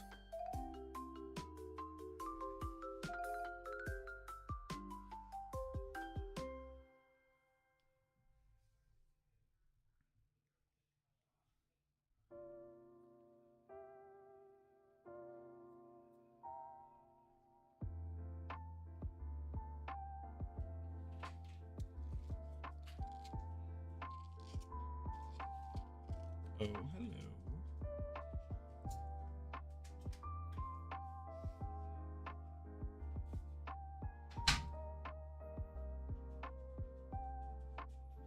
All right, here's one. And me personally, I find this type to be especially annoying. The sensitive genius.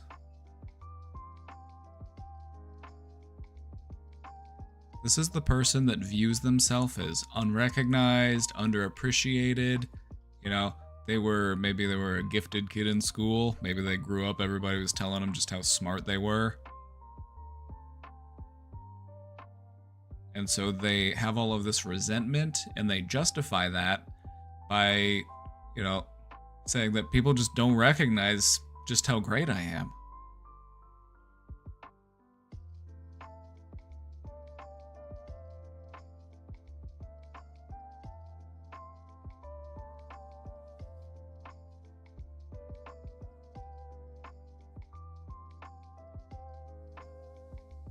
Sick of Hassan using schizo as an insult. Yeah, it's a bad look. It adds to the stigma surrounding mental health. It's like mental health is stigmatized enough as it is. It's like you don't need to like put people who have a legitimate diagnosis through any more like judgment and criticism than they already receive. There are better words that you could use.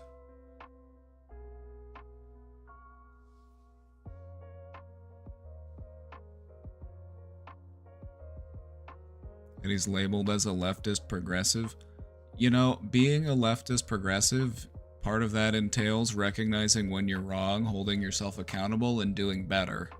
We can't demand perfection from anybody because perfect does not exist. What we need to see is a desire to learn and to grow.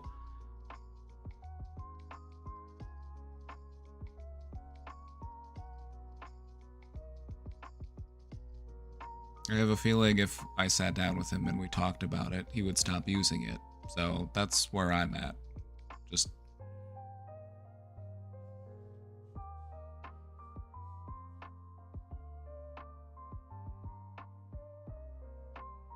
He's no mental health expert, but I am, so,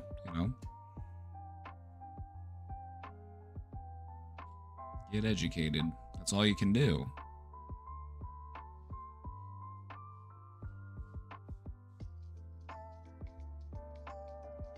I'm sure that we've all at one point or another used words that are insensitive, that we came to find out are actually harmful in some way. And it's because we just didn't have that lived experience. We didn't have that understanding.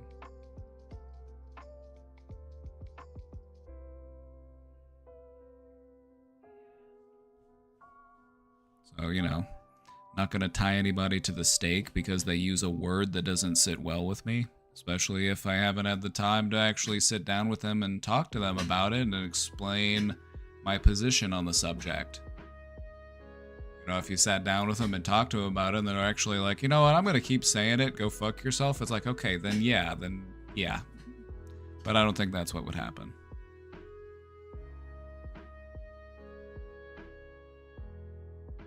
Like, he seems like the type where if you sat down and talked to him about it, he would understand and he would make an effort to not continue to do it. But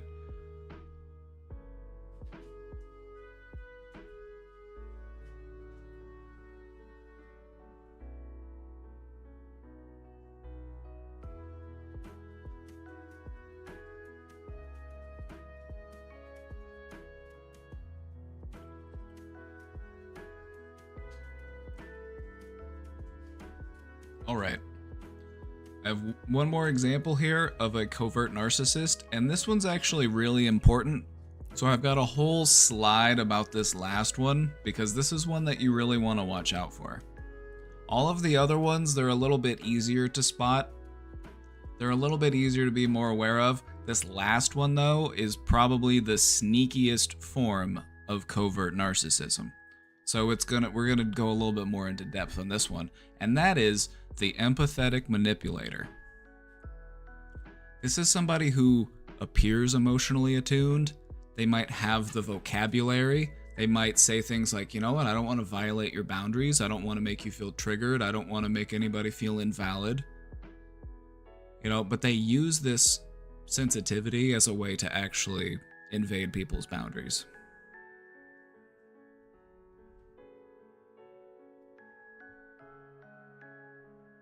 The fifth one seems really sneaky. It is. It is the sneakiest.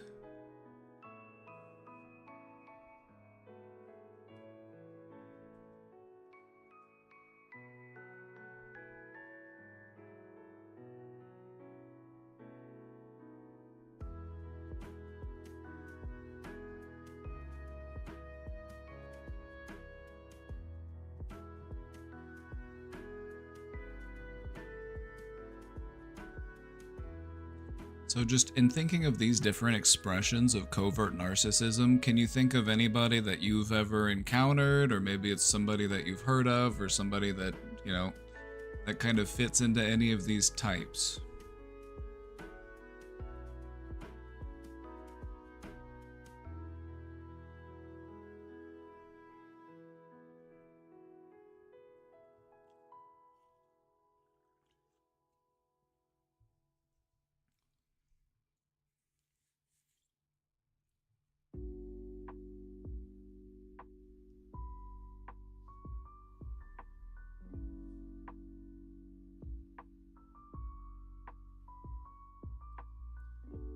Yes, and I think I can see myself as having some of these traits. Again, doesn't make you a bad person if you have some of these traits. What you owe to yourself is to be aware of them.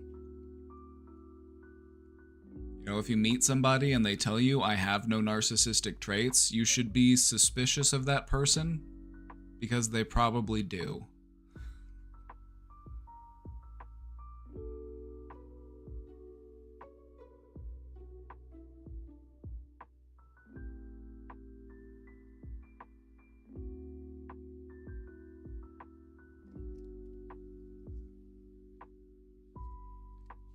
So it's not about being perfect. It's not about not doing any of these things. It's about recognizing when you do and making adjustments. You don't want to let your ego run your life. The ego will do all sorts of things in an effort to avoid pain, but all that it ends up doing is securing you more pain. You form a life that's centered around the avoidance of pain. And so pain is at the center of your universe.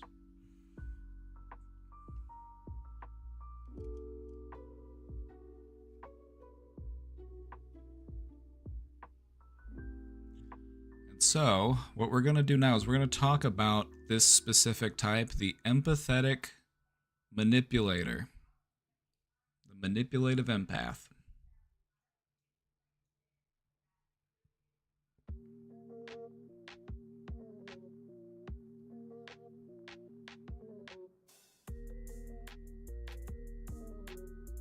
These are the ones you really got to watch out for.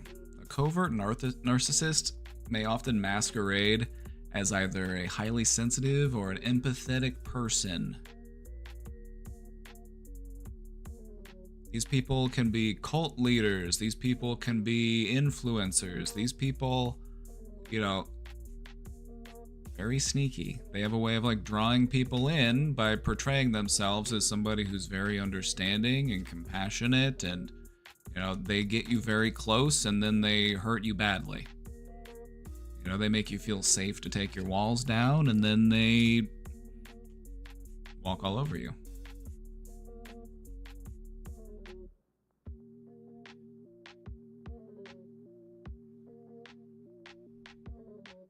I hate them. They paint us empaths in a bad light. Yeah, it's all for show. The reason why these people do this is not because they actually want to be good people. They recognize that outwardly being perceived as a good person is advantageous.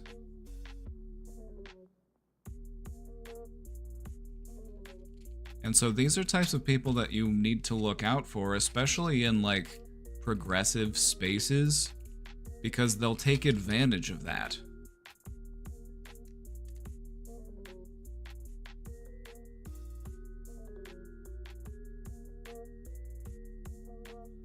They'll express this deep concern for others, but it's entirely conditional and it's just performative. They understand that there's a benefit to being perceived as a kind, compassionate person. People will surround you. People will let you in close.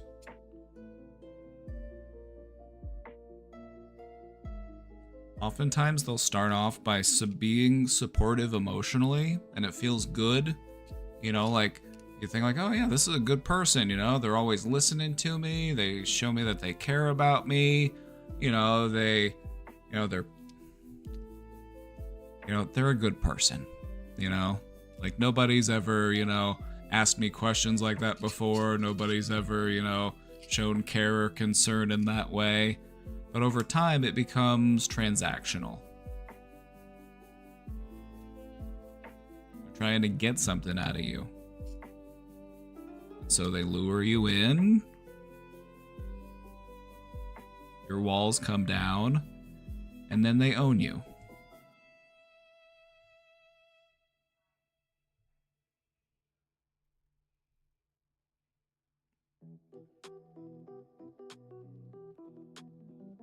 Oh, don't you know I've always been there for you? I've always looked out for your best interest. How could you accuse me of doing such a thing?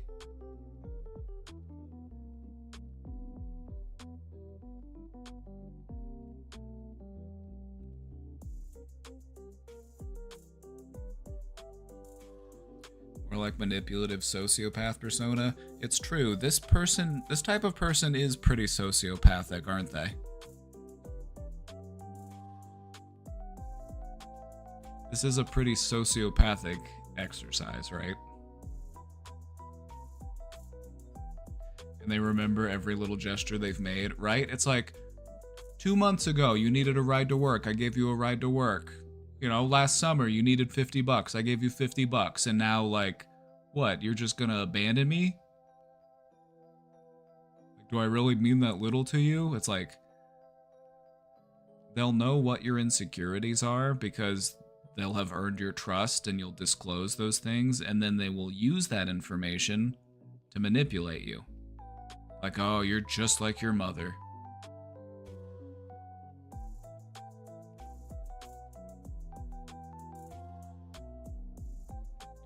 Because of this persona that they work so hard to maintain, it makes it very hard to actually challenge them without feeling like the bad guy. You know, because everybody likes them, everybody finds them agreeable, they're so kind, and, you know, this is an abusive behavior. They maintain this persona, everybody thinks they're great, everybody thinks they're so friendly and caring and empathetic. And so, how are you supposed to come forward? How are you supposed to criticize them?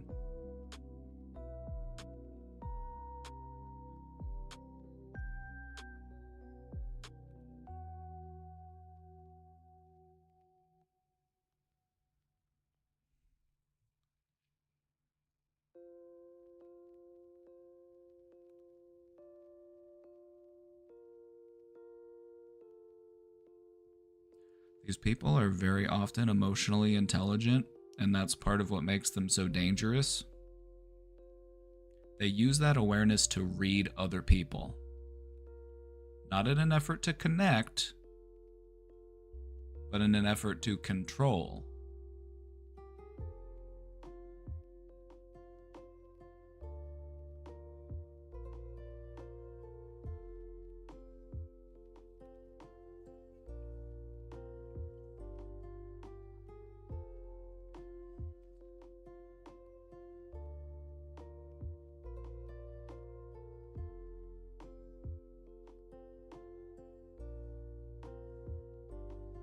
Easy to challenge such a person? I disagree. They know the lines, they know what to say, they know how to twist things, they've done their homework. You know, the type of person that maintains this persona is not stupid. They're intelligent, they're crafty.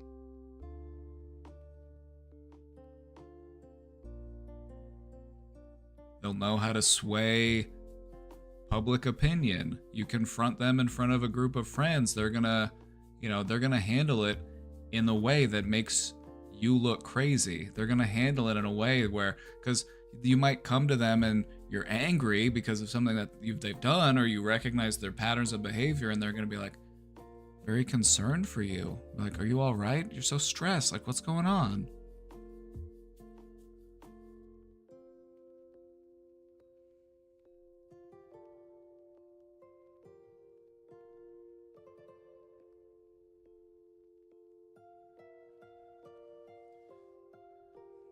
Cult leader persona.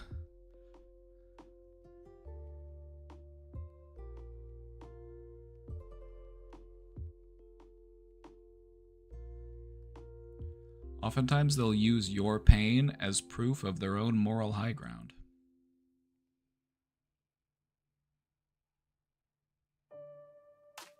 You know, I'm the only one that understands you. I'm like, You hadn't talked to anybody about that before, but I was here to support you, before anybody else did. Nobody understands you like I do.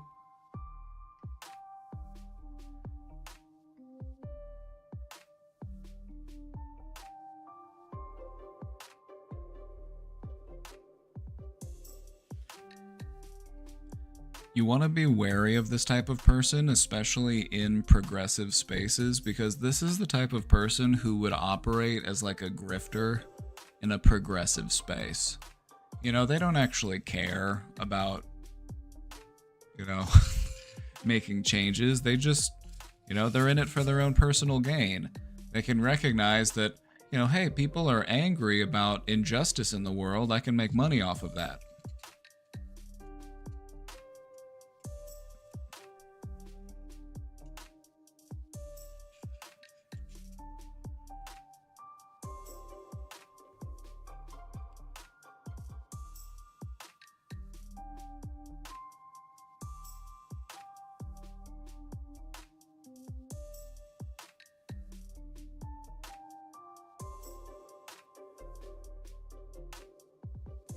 Imagine having someone like that as your parents. Some of us don't have to. Some of us don't have to imagine.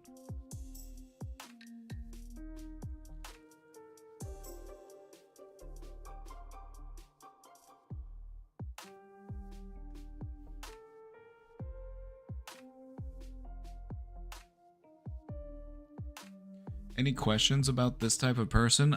This is the reason why I wanted to go more in depth with this one, is because this is the type of person that I would say, of all of the different types of covert narcissists, this is the one you want to watch out for the most. It's one of the sneakiest.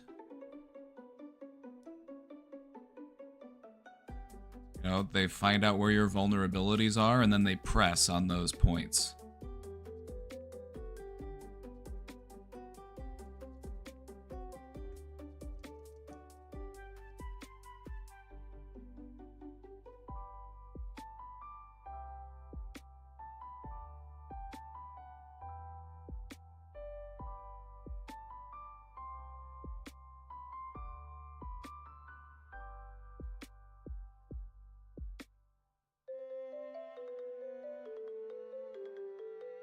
Alrighty.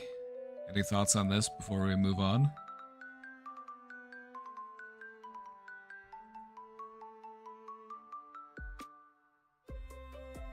The covert narcissists out there aren't gonna like me for this one. I'm revealing all of their tactics.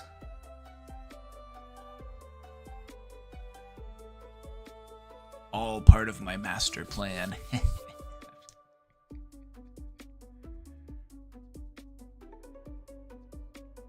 I think looking at all the nuances and types of narcissism is so helpful. Thank you.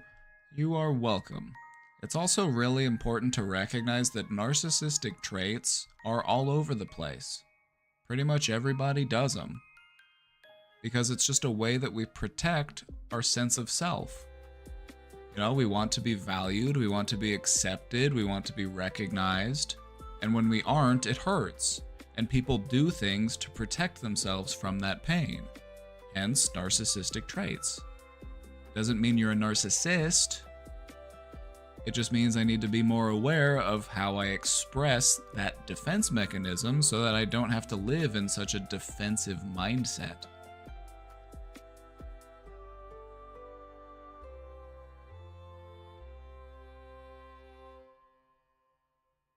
Awareness is key. It's true.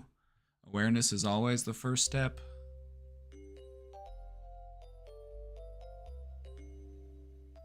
In talking about these expressions of narcissism, does anything come to mind? Does anything part of what I wanted to do here is I wanted to help you be more aware of maybe some people that you've encountered in your life that have been this way, and you can kind of look at them through a new set of eyes. You can see that, oh, okay, so that's what was going on. So that's why they were doing it. I'm not the crazy one.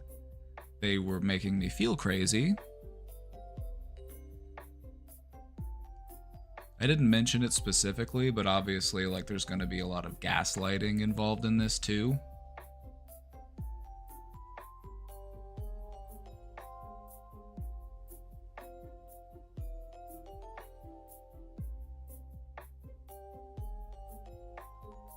mom is so good at being a covert narcissist because she's a therapist.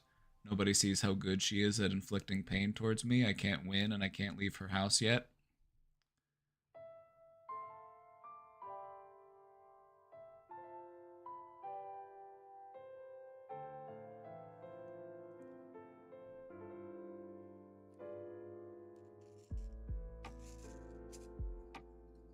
A tricky combo.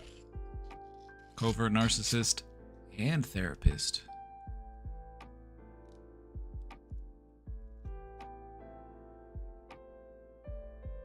Have you ever asked her the question, "Hey mom, you're a therapist. What are your thoughts on covert narcissism? What are your thoughts on narcissistic traits being universal and an expression of our defense mechanisms?"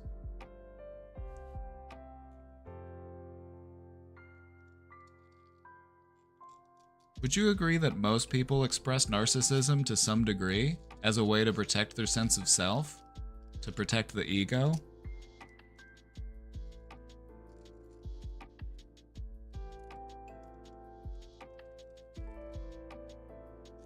The thing about it is, if you want, like, I don't know, we don't really go into it in this presentation, but I'll talk about it here for a minute.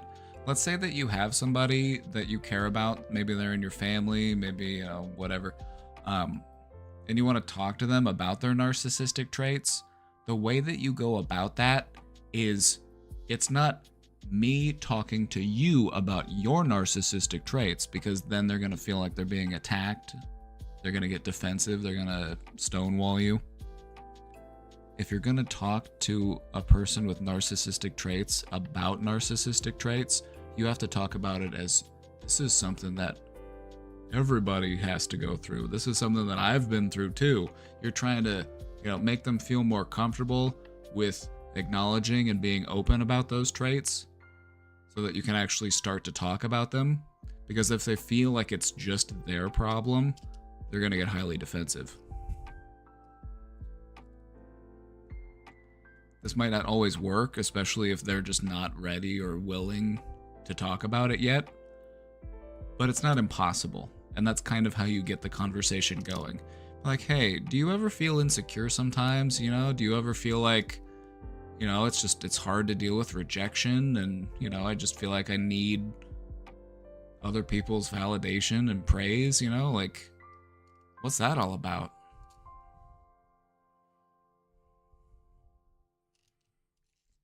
Because I've had success in talking to people about it, and that's the way that I've done it, is by approaching them from a position of relatability.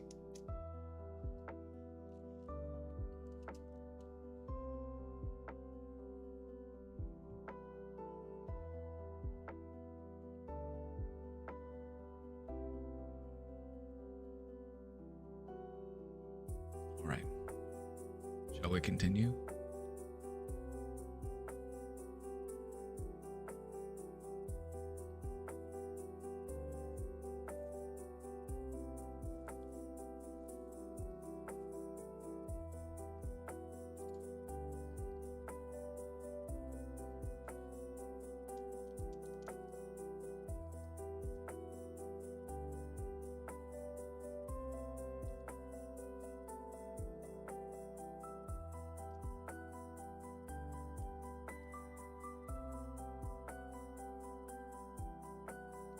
Here are some red flags to watch out for.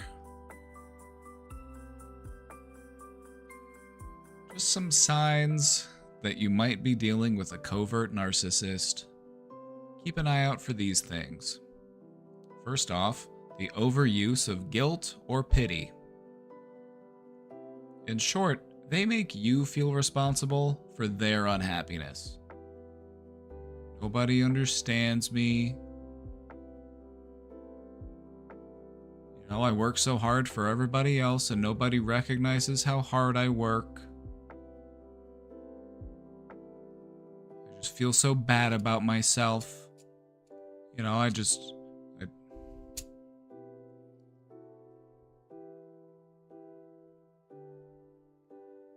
You know, if you're dealing with somebody who's constantly using guilt or pity as a way to manipulate you, that's a good sign that you might be dealing with a covert narcissist.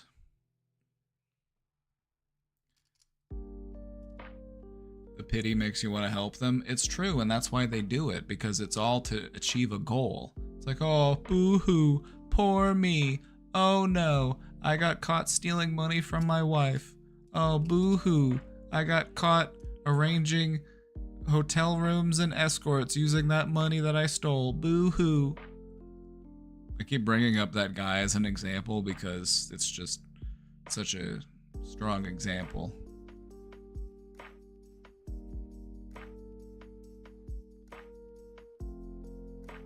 They don't want growth, they want the mess to go away. True, they just don't want to have to think about it anymore. They just want it to be over with. They don't actually want to get better, they just want to feel better.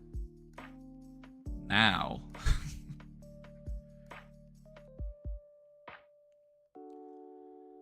Alright, another important red flag to keep an eye out for. Charm that turns into resentment. You know, have you ever met a person that early on in the relationship of knowing this person, they were very warm, they were very friendly, very inviting, and it slowly manifests, it slowly shifts into contempt, you know?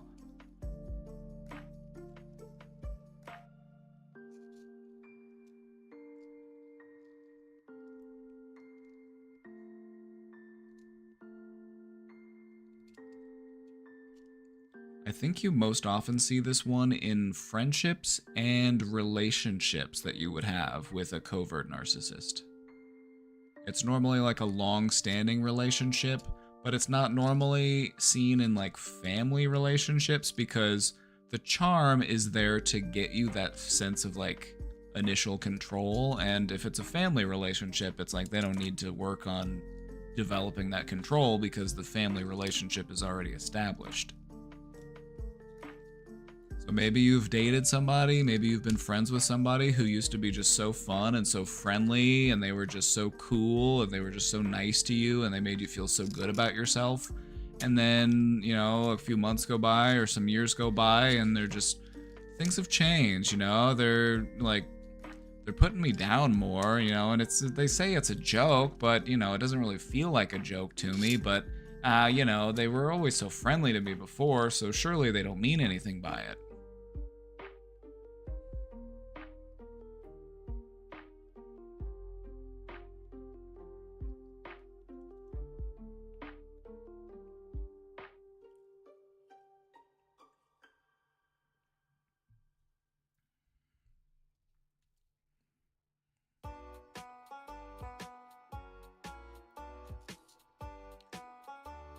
Another red flag to watch out for, perpetual victimhood.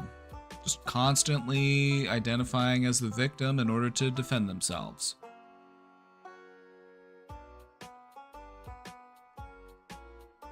Isn't this type of person just so draining, so annoying? It's like,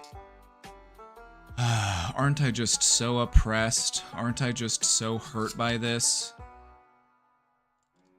It's like, they got your car towed, they got your car impounded because they borrowed your car and then went to the bar and then got a DUI. And it's your fault because, you know, you were supposed to just give them a ride. Like, if you had just if you're just giving them a ride like you asked, this wouldn't have happened. If you had come and picked me up, you know, or it wasn't my fault I drank so much, it was Jared. Jared's at the bar with me and he kept buying drinks. I didn't want to drink that much, so it's my friend's fault. He made me do it.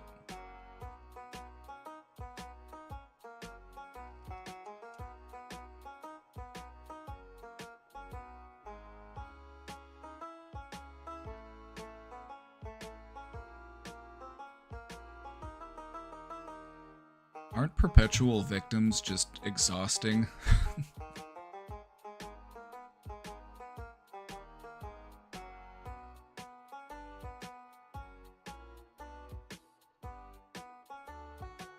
Alright, another red flag to keep an eye out for. Jealousy masked as concern. This one can be a little sneaky, so I'll give an example. It's all about undermining people while pretending to care. Like, let's say that you want to go for a promotion, or you're looking to go to back to school, or, you know, you're making moves and you're taking steps in your life. And they might come across as, I don't know if that's such a good idea. Like, I don't know. Like, have you thought about it? Like, it's going to be kind of expensive. That's going to, like, where are you going to find the time? Like, you know, are you sure that's the right fit for you? Like, you remember what happened last time. Like, why would you, you know, you think this is a good idea?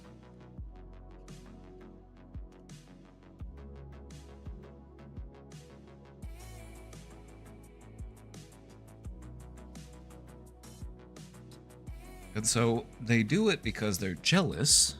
They do it because they're jealous of your opportunities or your progress or the good things that are happening in your life. And they instead, you know, they express it as concern. Like, I don't know about that wife of yours, man. Like, we never hang out anymore. Like, she's really controlling your life, isn't she? Like, does she even let you dress your own, like, pick out your own clothes? It's all about undermining while pretending to care. I'm just looking out for you. You know, I just want to make sure that you're okay.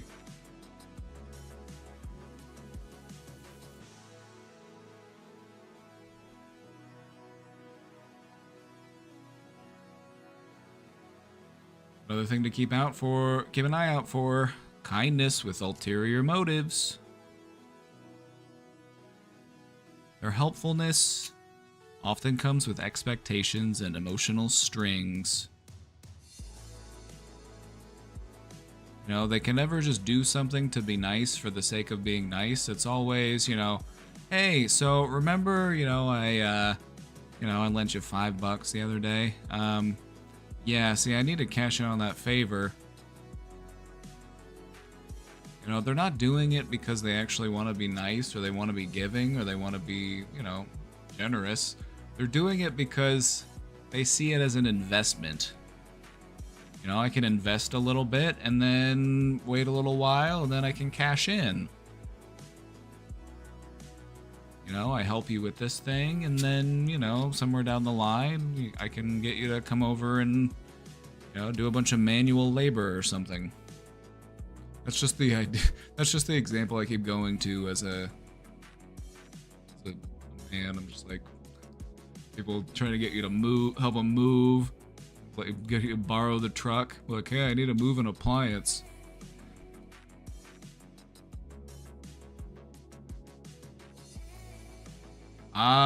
And that's another really good example. You'll see this type of stuff in the dating scene. You know, I bought you drinks, I bought you dinner, like, you owe me. It's like, this is the nice guy energy. The nice guy.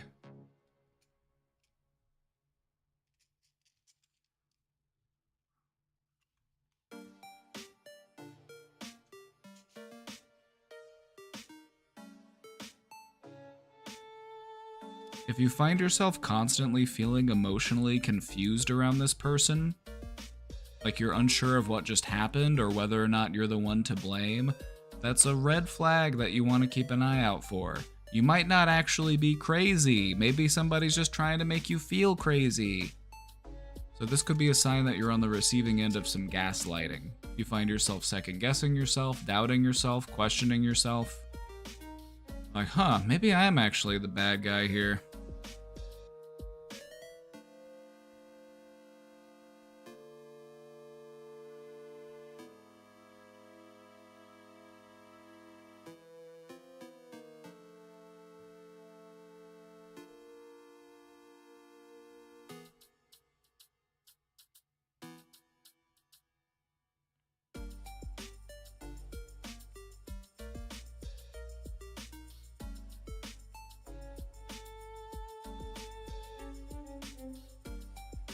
And in a similar vein, chronic misunderstanding.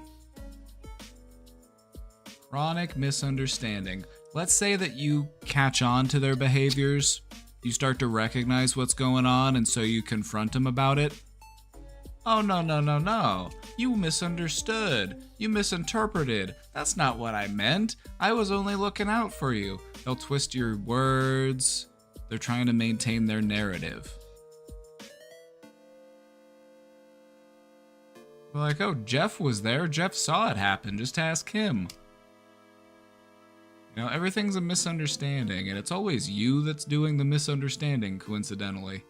Like, no, no, no, no. See, you misunderstood. That's not actually what happened. See, you know, it's like you told me. You can feel a little bit sensitive sometimes. So I think maybe you were just being a little bit too sensitive and you know, assumed what was actually going on. But, you know, it's because they know your weaknesses, they know your vulnerabilities, and they'll bring them up as a way of reinforcing that, like, oh yeah, you were misunderstanding. You know, they'll recall your traumas.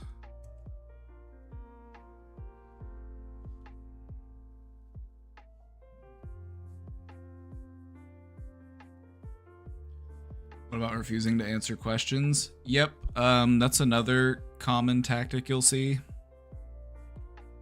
They'll give you the silent treatment, stonewall you.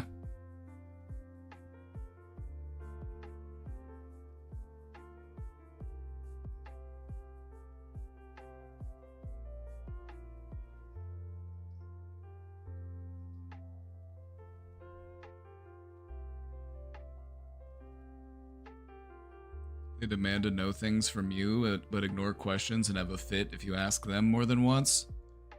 Yeah, yep. If that's the case, you're dealing with somebody who has the emotional maturity level of a child. It's all me, me, me. I get to do what I want. I don't care how you feel.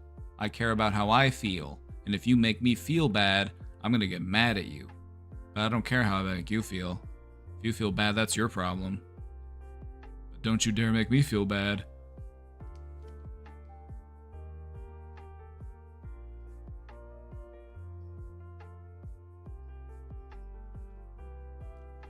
They called you... Oh, well, I feel like they were self-reporting.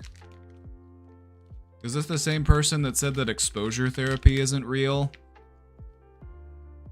This is not a person that I would take seriously in regards to their understanding of mental health.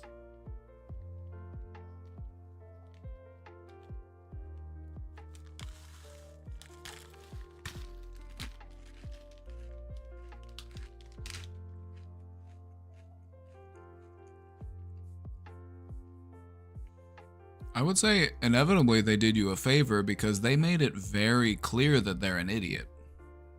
You know, some people, you know, they keep you guessing. Some people, it's like, you know, they'll drag you along for a while, but some people do us the favor of just letting us know very clearly, very upfront about just how shitty they are. So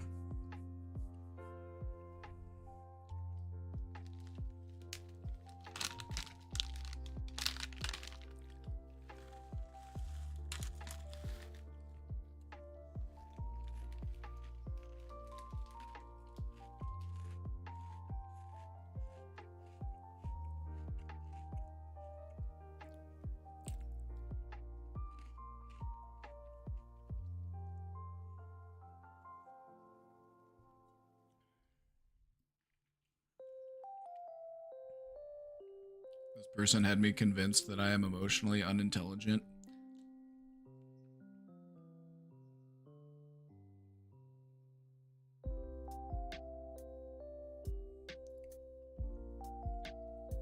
False.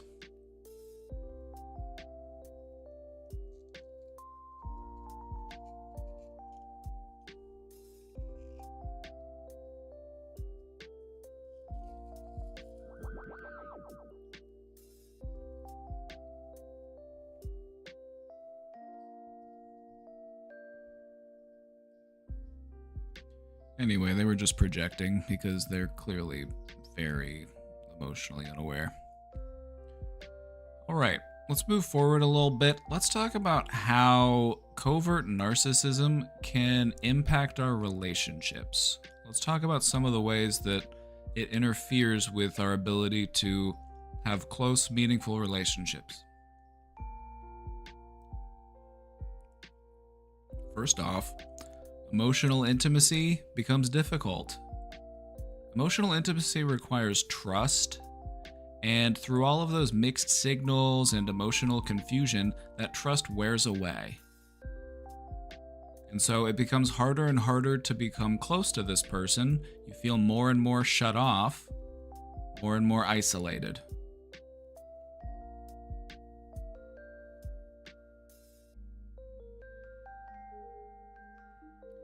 You know, if you ever feel like you're walking on eggshells, you're afraid to upset or offend the other person without really knowing why.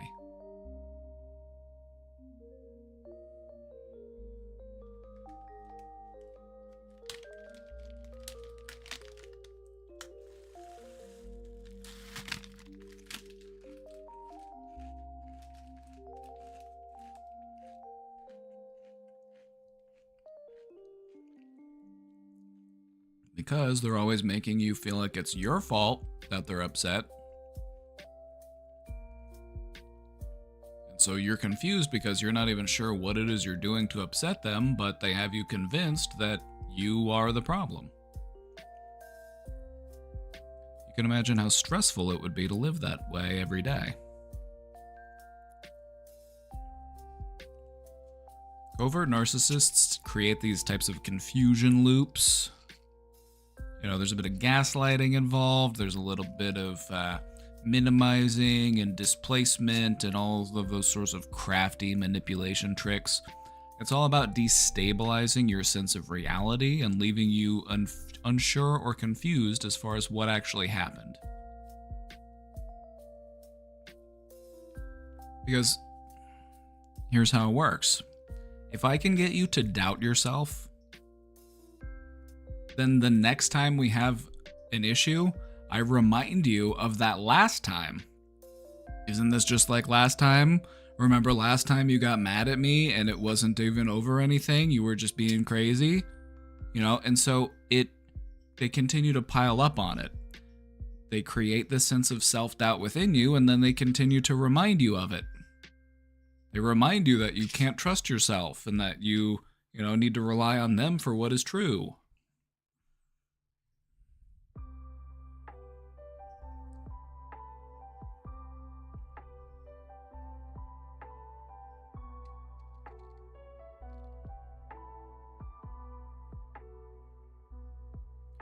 As a result, you might find yourself constantly explaining or defending yourself, even when you've done nothing wrong.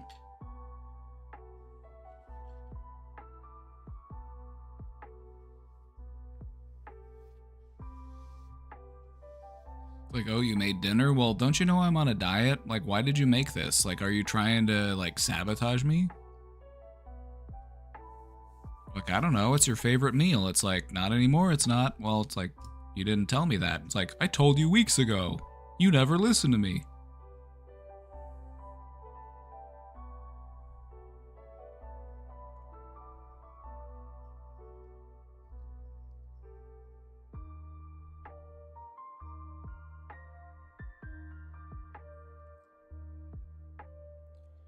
Just not understanding how I'm trash to them suddenly. This person doesn't know how to have real connection with people. And that's why they push you away. They're afraid of you because you're genuine. You're reminding them of everything that they are not. And that's why they try to take from you your identity.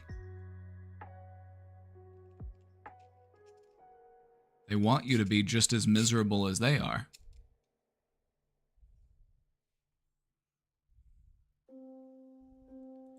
Sorry, I'm a little high.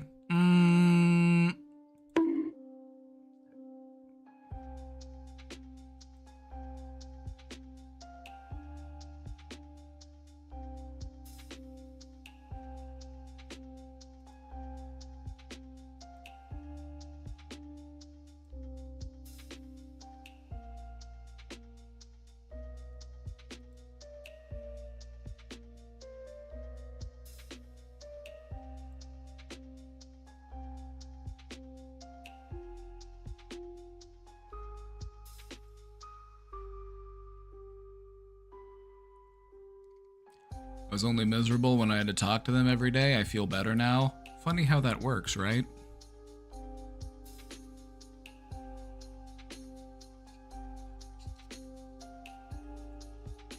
Alright, so I want to give you an example. This might be one that you've experienced firsthand, so let me know if this was just too real for you.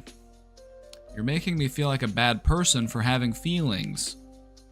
Like maybe they got really angry, you know, maybe they snapped at you, or maybe they put you down in some way, you know, maybe they did something, and then you come and you confront them about it.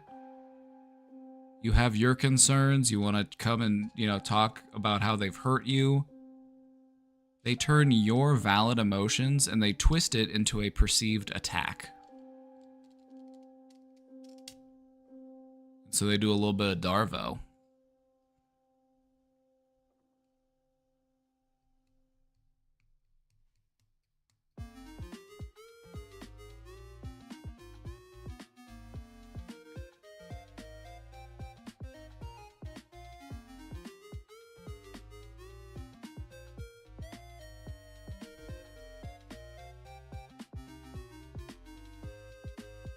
Over time, what can happen is that your self-esteem can just whittle away. It can erode. You begin to internalize the idea that you're somehow always the problem. So like, I just can't seem to do anything right. No matter what I do, they're always mad at me. No matter what I do, they're never happy. Geez, I'm so terrible.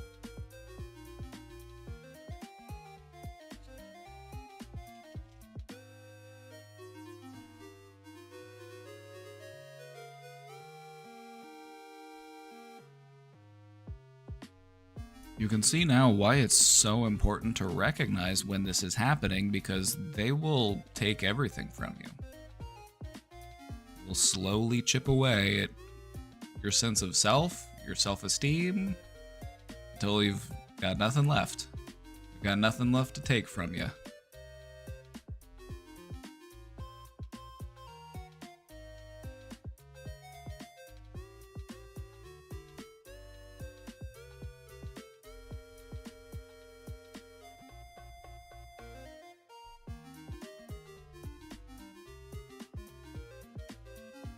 Really did think that.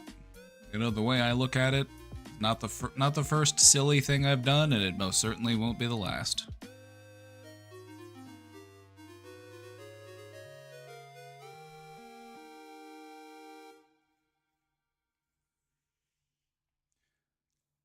Many people who are in these types of relationships, they feel emotionally drained, they feel unsupported, and they feel stuck, and they often don't have the ability to understand or articulate why that is.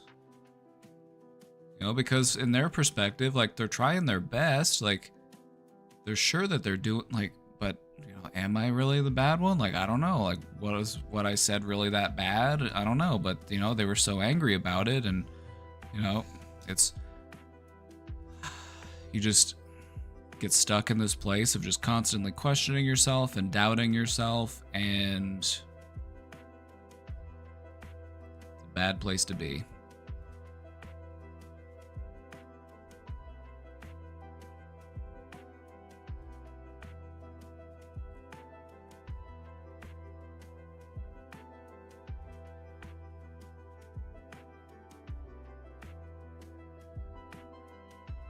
So let's talk about what we do to bounce back if we've had to deal with these types of relationships.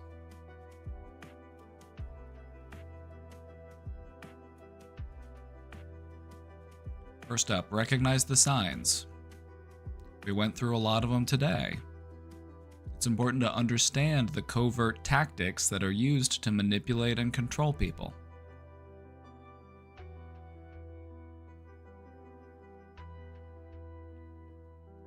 After that, what you need to do is reclaim your inner voice. Trust in your feelings, even if you've been made to feel invalidated in those feelings.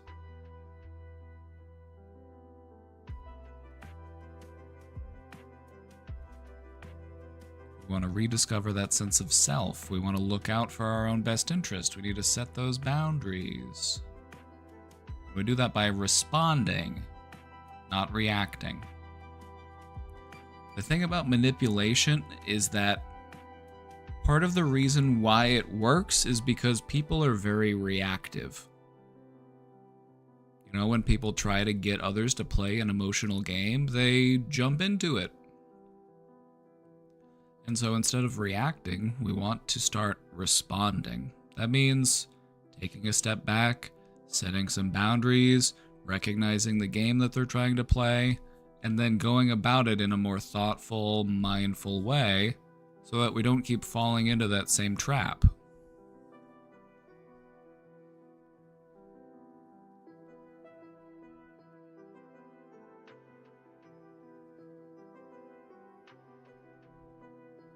It's also really important to reconnect with the people who actually do want to support you, those people who help you feel grounded and seen. Because oftentimes what happens when you have to deal with somebody who's manipulative and controlling is they like to shut you off from those people who do support you. You know, they'll tell you that they're a bad influence on you. They'll tell you that, you know, they don't trust them, or that, you know, they'll do all sorts of stuff to disconnect you from your actual supports. Because those actual supports get in the way of their ability to control you. So reconnect with those people. You know, if they really do care about you, they'll be happy to see you. Doesn't matter if it's been a while.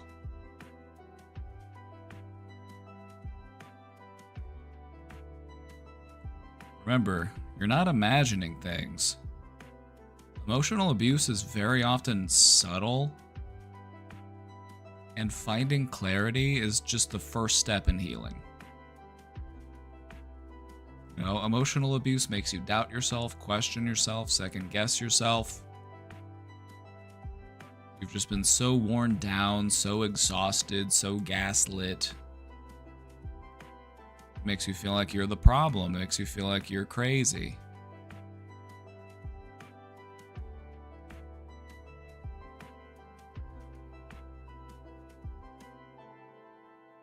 So things like therapy, journaling, finding a trusted community, these are all vital tools in helping you to rebuild.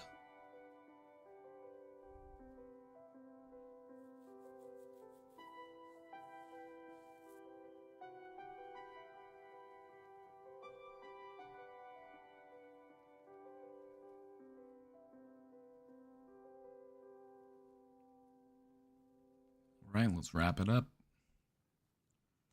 Covert narcissism. It's very deceptive because it hides behind kindness, vulnerability, and false empathy.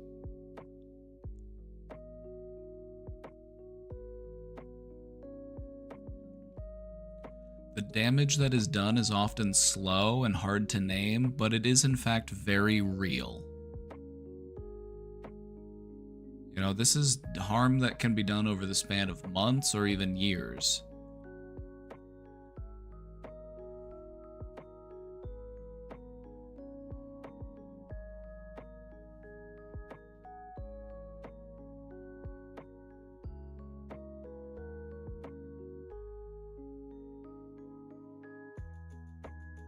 I've known a few covert narcissists.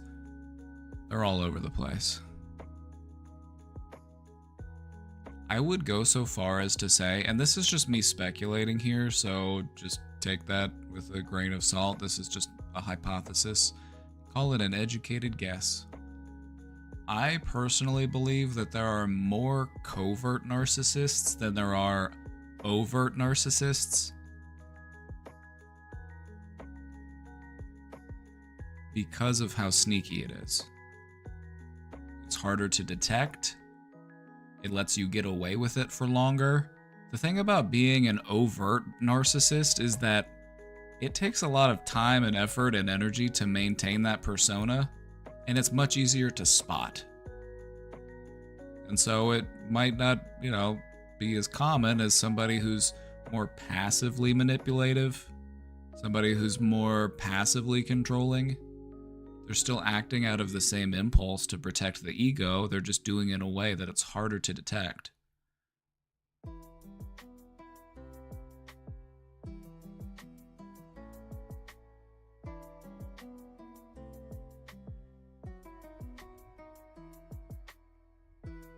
Saved my best friend from a toxic relationship with a sociopathic narcissist. We were talking about his DBT session, and without your honesty, I don't think you would have seen through their manipulation. Thank you, but you did all the hard work. You did all the hard work. Most people don't tolerate or call out an overt narcissist unless they're rich and powerful. That is a very good point. Think about, Donald Trump. Think about Elon Musk. Think about Mark Zuckerberg. Think about these billionaires and these people who have a lot of influence and control. It's like they can be very overt with their narcissism, but people tolerate it and people suck up to them and people fawn over them because they want in on it.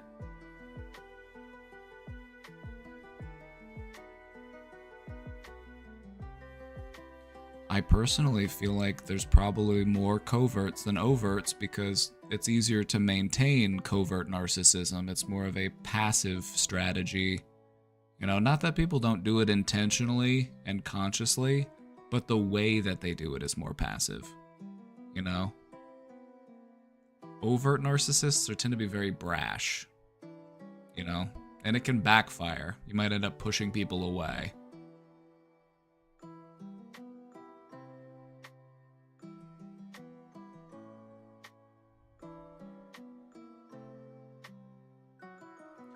Don't underestimate your intuition. If something feels off, it probably is. Listen to your gut, listen to your heart. If something doesn't feel right, it probably isn't. So try to find somebody that you can talk to who's outside of that situation, who can offer you some perspective. Because when you're in it, your head can get so twisted that you just are second guessing and doubting yourself.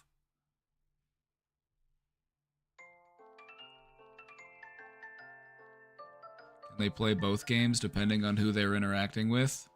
So see, now, yep, it depends. Yeah, in some situations they might use one set of strategies. In other situations they might use a different set of strategies. Like, don't underestimate manipulative people. A lot of them are very intelligent, and they're highly motivated to protect their own ego. So they will very rarely think twice about hurting you emotionally if it means protecting themselves emotionally. They're very desperate to avoid psychological pain.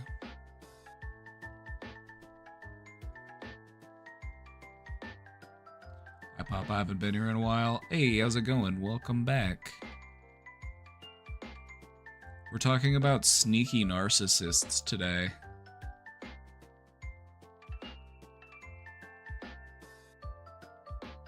Healing begins when you stop explaining away your discomfort and actually start listening to your discomfort.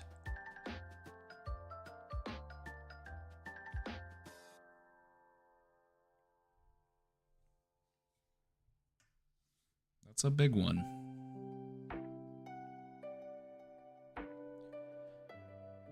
Stop invalidating yourself. Stop second-guessing yourself.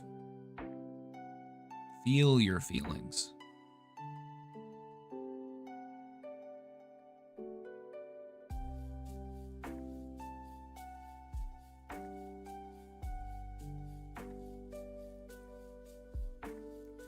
And one last thing as a reminder, you deserve relationships where you feel safe to grow, to express yourself, and to just be.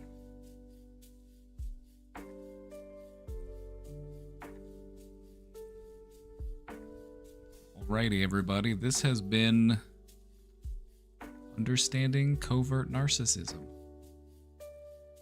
If you have any questions about the topic, thoughts, questions, comments, concerns,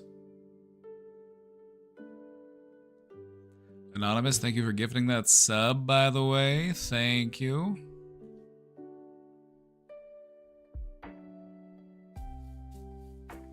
Sometimes I feel like I do this stuff or have a lot of anxiety about doing this stuff subconsciously because my parents were like this. I don't want to be like them, but sometimes don't realize until after when I'm really upset. It's hard to undo some of those bad habits you learn from others. True. It's only difficult because it's painful. We don't like to acknowledge that we do those things that we feel so harshly about.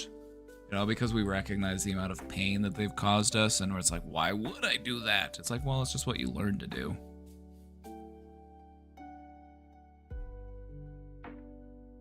But you're aware of it. You be aware of it, you learn from it, and you do better. That's all you gotta do.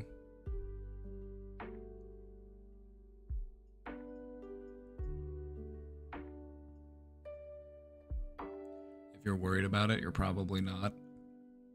Being worried about it is an essential part in preventing yourself from actually doing it, because you're mindful of it, you're concerned about it. Being worried about being a bad person, quote unquote, is actually a good sign that you're probably a pretty good person.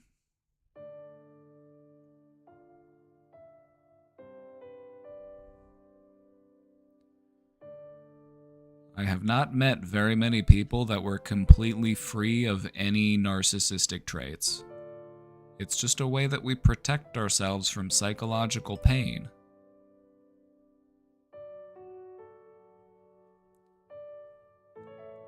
But ultimately, it's damaging and limiting. If we want to truly grow and be our best selves, we need to understand our own defenses.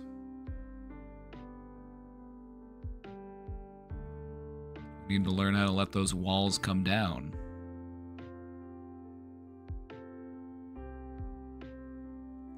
The ego will do all sorts of nasty stuff in order to protect itself from psychological pain.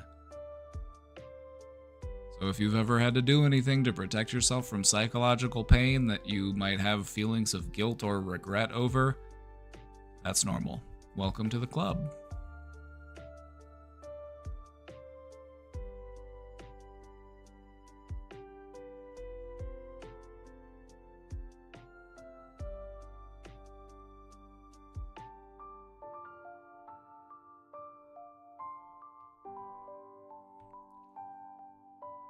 You know, if you grow up in a household where your parents are narcissistic, it makes perfect sense that you, in turn, would develop some of those traits just because it's what you observed. It was just normalized for you. And then you learned and you grew and you recognized that what you were doing wasn't helping you, it was actually hurting you. And so you decided to do better, and that's good. Isn't that exactly what you would want to happen?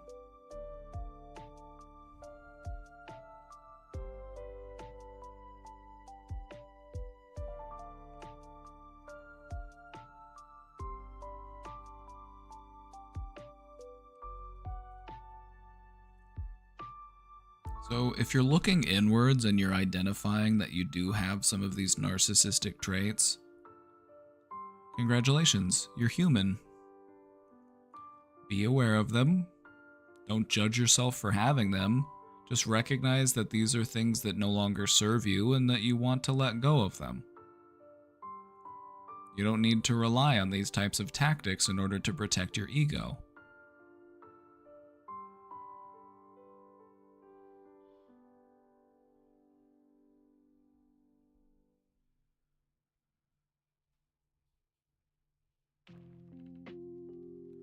The paradox of the human psyche is that as soon as you stop trying to protect your ego, you will experience more peace and contentment than you realized was possible.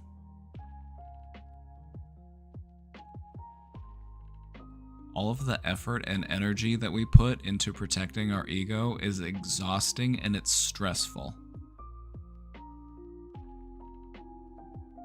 It entangles us with pain.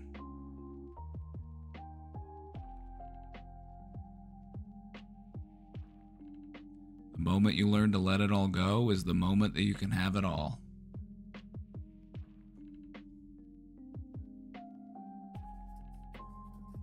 Is narcissism a normal human trait to some degree? Yeah. Because sometimes you have to look out for your own best interests, and sometimes you have to, sometimes you have to do things to protect yourself. We're all conditioned biologically to avoid pain. It doesn't feel good, whether it's physical pain, emotional pain, psychological pain.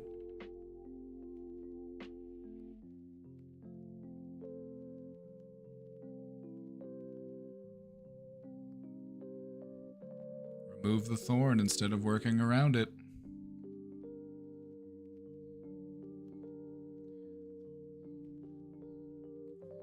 What if the person has PTSD?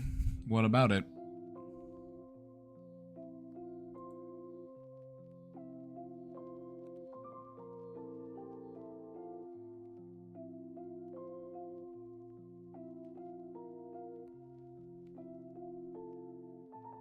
In looking inwards, you're simply taking inventory of your different traits, your defenses, your dreams, your fears.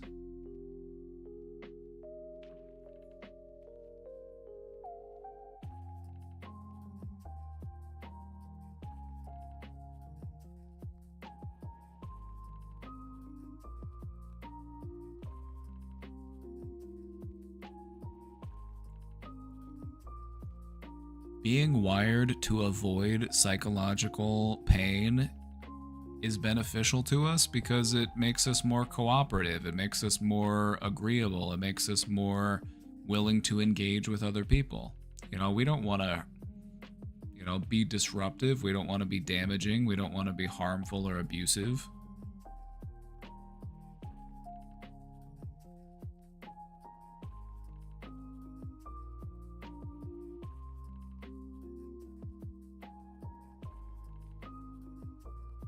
Exposing yourself to not suffering will be dangerous. Why would that be?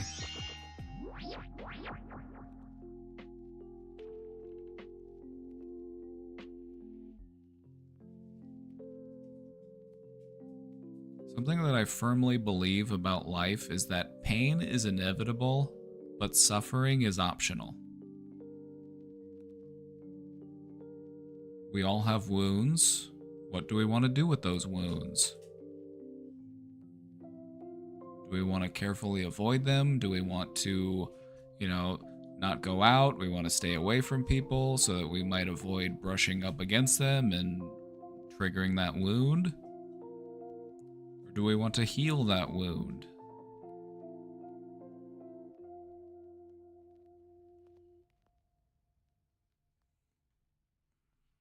If we identify as our suffering becomes a part of who we are.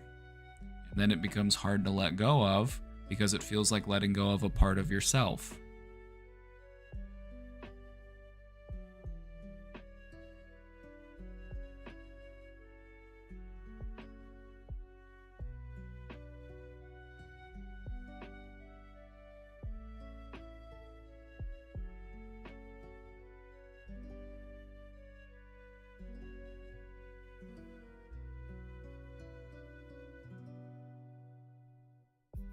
The human mind fears and resists change, even if it's good change.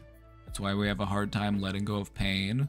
That's why we have a hard time forming a new routine, even if it's good for us. It's just because it's different.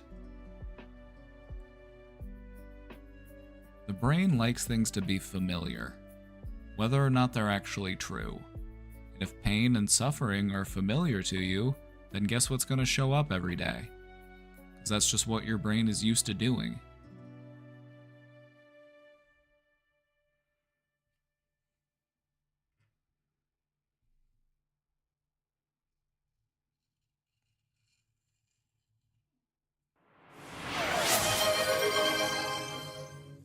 Cutie Cheeks, thank you for subscribing. Anonymous, thank you for gifting that sub. Did you answer my question? I haven't gone into the question box yet, but I will here in just a moment. Wait. Oh, it wasn't in the box. It must have been in chat. Let me take a look. Is it too late to ask a question? No. The question was about asking questions. I was watching a Long John Silver's ad on my channel? What sort of ads are they showing on my channel? Long John Silver's? And they couldn't even give me some chicken selects? Like, come on, man. Like, hook me up with some of that battered chicken, brother. Give me a hush puppy at least.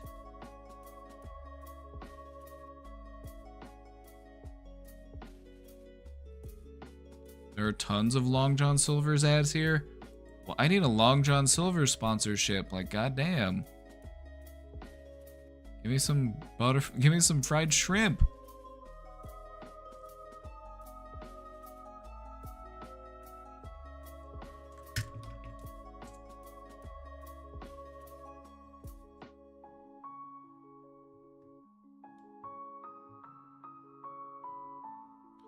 Any thoughts or questions about covert narcissism? I feel like we've covered a lot. You know, there were a lot of us that said they haven't heard of this before, so I just want to kind of gauge where you're at. Do you feel like you have a good understanding of what it is now that we've talked about it?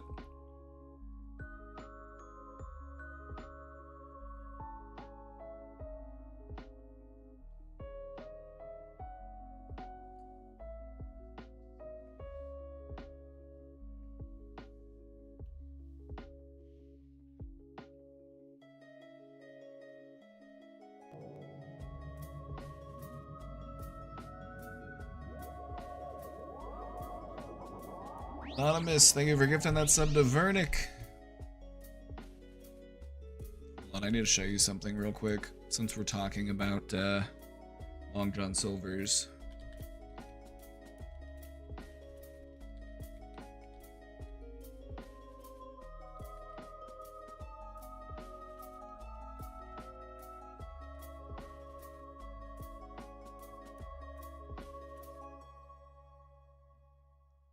They changed the name. They changed it to Crumblies.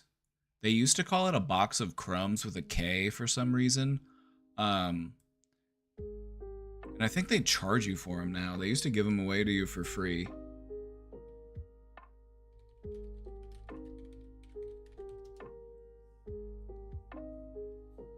I found this out because I had a friend who liked Long John Silver's and he always wanted to go there to get food. And I found out from him that if you ask them, they'll give you a box of like the little bits of batter that have fallen off in the fryer. And so it's just a box of like crunchy batter pieces.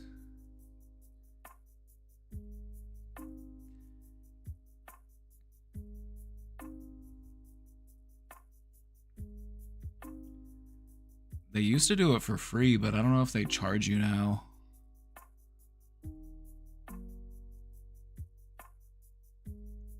Yeah, my buddy would always go in and get like the chicken combo, and then he would also be like, can I also get a box of crumbs?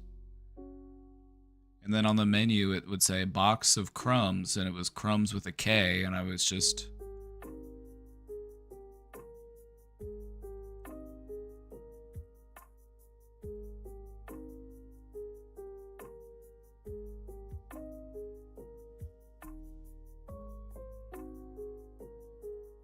I wonder if they still do it. No more free crumbs. Do I have a special taste? It just tastes like the batter that's on the chicken. It's got like this kind of savory... It's been a while, so... My family used to go all the time. Anybody ever gotten a box of crumbs from Long John Silver's before?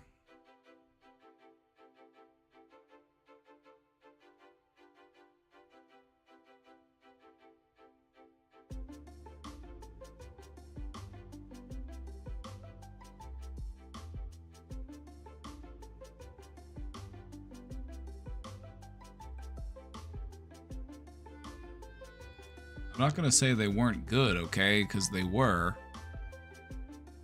just little fried bits of batter, just very crunchy, very tasty. Also terrible for you.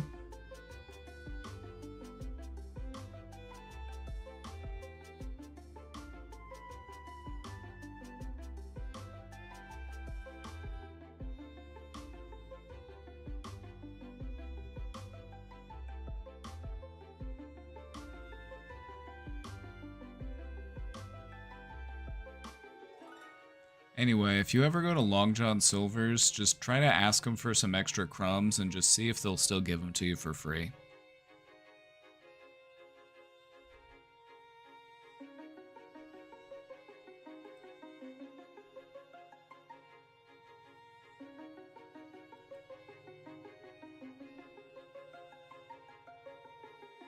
The Hush Puppy, a fried mashed potato ball. I think it's almost more similar to like cornbread, but not quite. It's, I don't know, it's more bready. It's not really potato-y.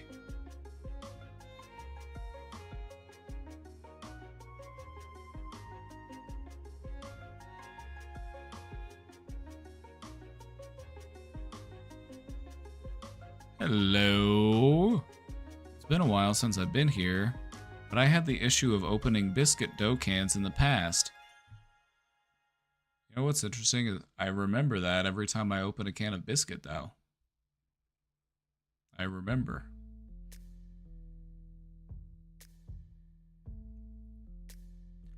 I have kind of a technique where I use a dishcloth and flinch a lot, but I'm able to get the job done. It was 4th of July and I went to the rural areas to light fireworks, and usually I would be excited, but I ended up going indoors after like 10 minutes. I've never dealt with this before, but it's been maybe 10 years since I lit fireworks. I don't know why putting the lighter to the fuse bothered me so much. I just keep flinching. I feel like I'm in control of myself.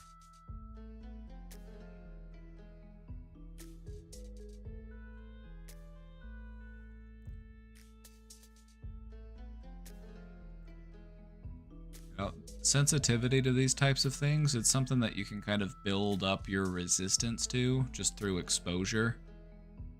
You know, and so if you catch yourself feeling uncomfortable, just try to find a way to ground yourself so that you can approach the situation with a bit more calm instead of on high alert.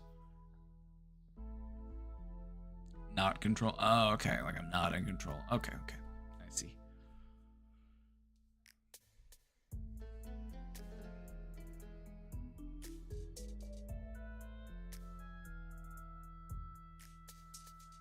Unexpected loud noises are naturally scary, and so it makes sense, you know, it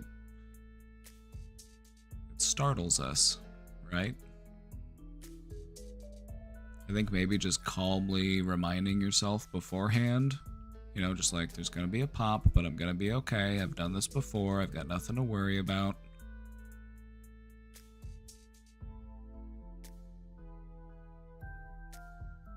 Recognize you're making progress, show yourself some compassion, kind of guide yourself through it. And what you'll notice is that over time, it'll get easier. Sometimes when we're making progress, the change happens slowly, and it happens slowly enough to where we just don't really notice that anything's happening until one day you're like, huh, I didn't flinch at all.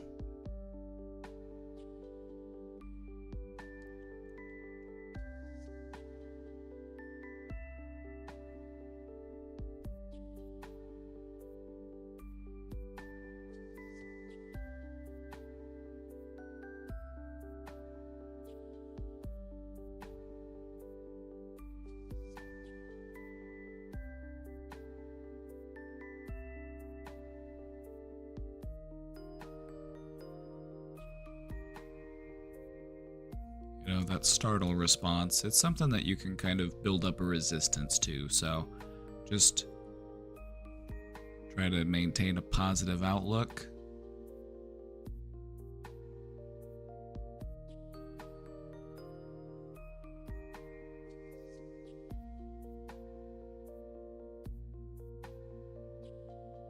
You know, you mentioned that you don't feel like you're in control, but you're in the process of regaining control. Or you're in the process of gaining deeper level of control. That's kind of what life is all about. Nobody has perfect control over themselves, but it's something that you can learn how to develop.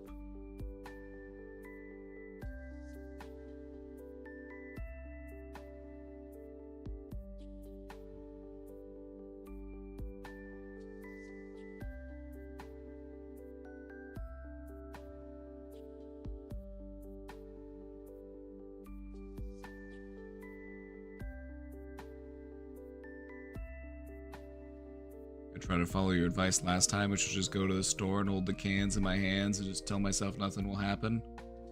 And so it's probably gotten a little bit easier in the time that you've been working on it, right? Like you might still flinch a little bit, but you found a method and you're able to make it work. And so even though it still is a little bit stressful, it's probably less stressful than it used to be. So it's good to recognize progress. Just approach it like a scientist. Try to approach it with curiosity instead of judgment.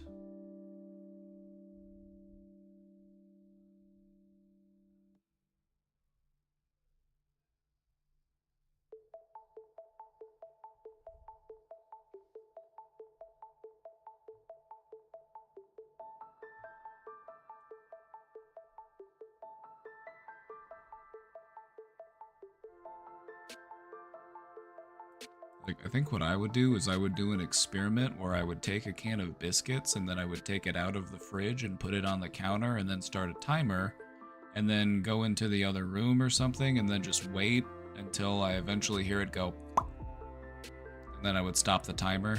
I would just want to see, like, how long can a can of biscuits sit at room temperature before it pops open on its own?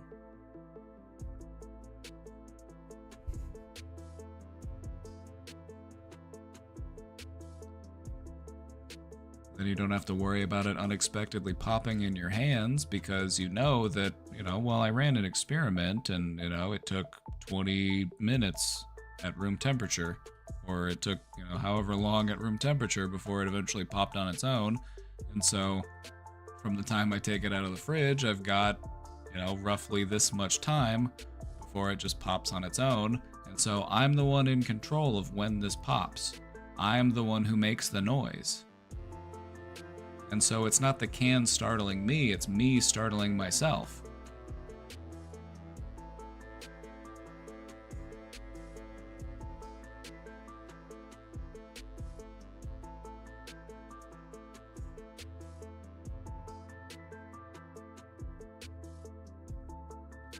I really fast peel it, then grab it with a dishcloth, then bang it on the corner a bunch of times. I don't really hear the pop very loud.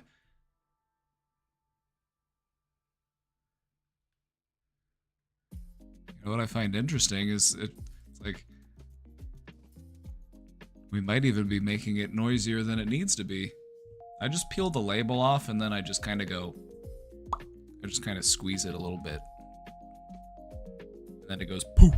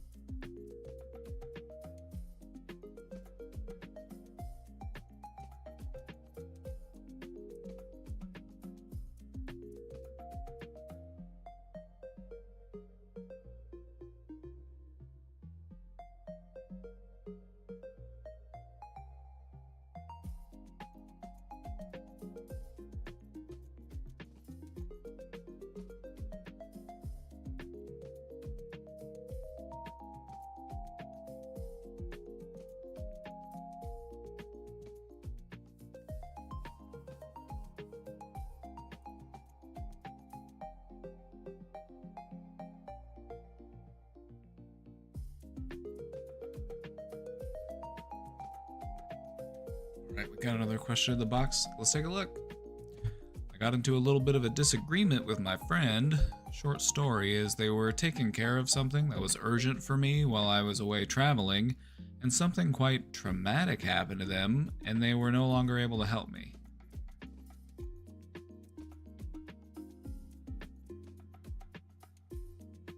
I 100% made it clear that they should take care of themselves first and foremost, but because the thing that they had to help me out with was very urgent, I was trying to get my point across that I needed to find a solution, and in a sense, she needed to help with just being present via text message.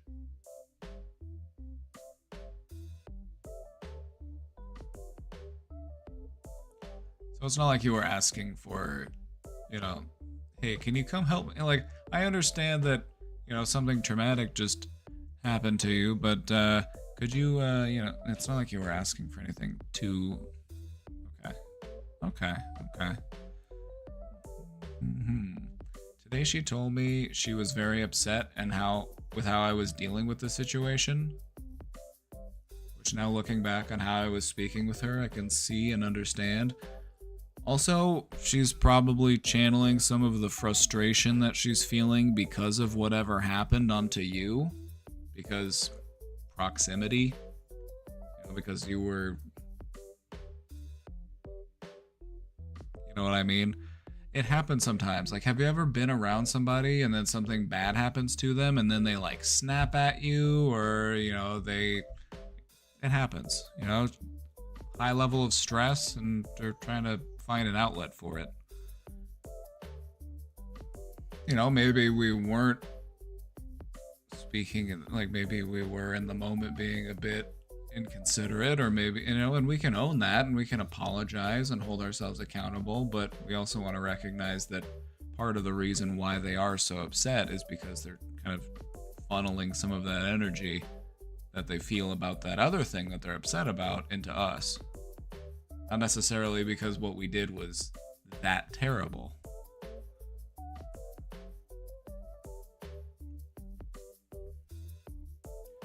I apologized to the best of my ability, letting her know I really value and care about her and was still very sorry for the situation she was in that caused her to not be able to help me any longer. I guess my question is, what do you do? What do you suggest moving forward? I'm giving her space because I don't want to make her feel worse, but do you have any word of advice? Yeah, I would just check in with her, and I would just say, hey, how you feeling? How you doing? They had something traumatic happen. I would just check in with them and see how they're doing. Just show up as a friend would. You give them a little bit of time to cool off, but it doesn't have to be more than like a day or two.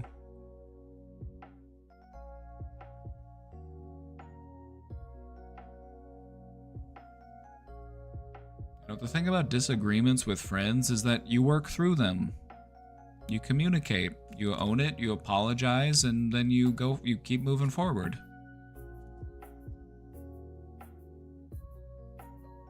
And so if they're going through a hard time, if they had something traumatic happen to them, I would just be there for them and let them know, like, hey, hope you're doing all right. Maybe invite them out to go do something fun.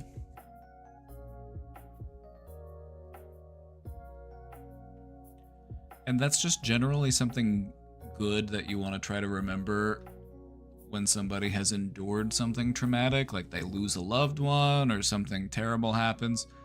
You want to keep showing up, and you want to, continue to show up, because oftentimes what happened is, oh, trauma happened. We show up, we say, oh, I'm so sorry that happened. I'll keep you in my prayers. And then like that's it. Like that's where the support ends. So this is your friend, so show up as a friend. Be the type of friend that you would want if you were going through a hard time. Show up in the way that you think would be meaningful. Invite them out, go see a movie, go hang out, go for a walk, just be there. You don't have to talk about whatever happened if they don't want to talk about it. You can just be there as a friend and just be available.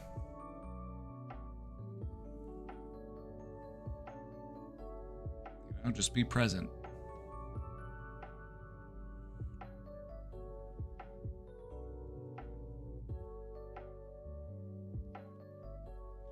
Prayer is so evil because it does nothing to help anyone, but the person doing it can actually feel like they're doing something powerful.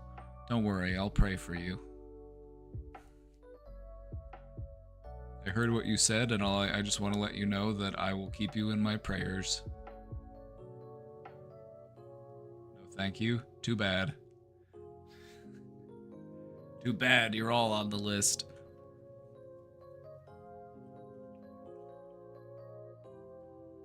I'm gonna pray even harder for you now.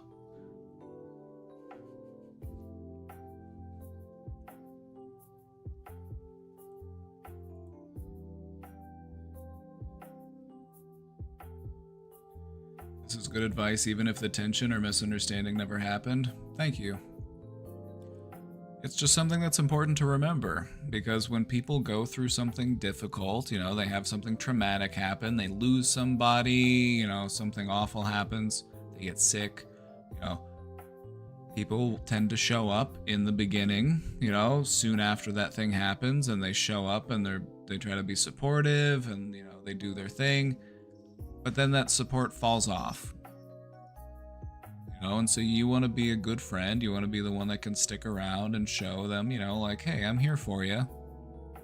Like, not even just to, like, talk about it or tell you it's okay or try to make you feel better, but just to, like, be there for you, just to be present, to spend time with you, to, like, you know, just have you, you know, just feel normal for a while. Like, we just go out and we go for a walk, or we go see a movie, or we go grab a bite to eat, and we can just live life for a moment and not be so caught up in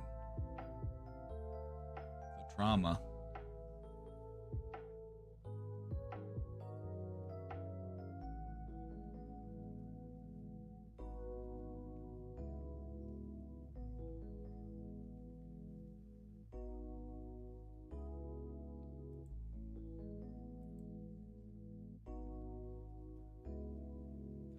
Prayer on its own doesn't do anything.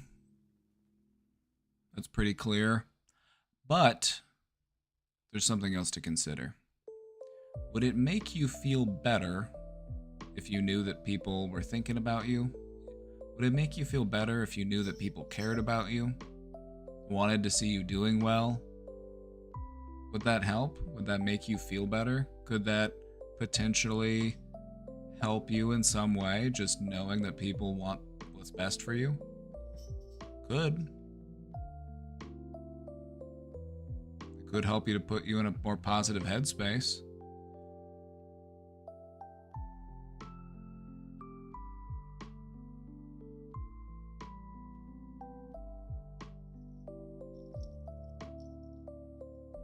You know, sometimes it's nice to know that people are thinking about you. Hello. This cat was thinking about me. Hey, baby. Come here.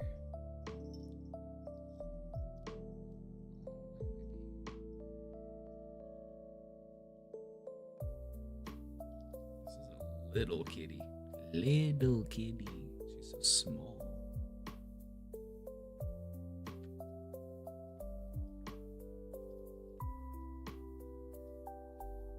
Got her motor going too.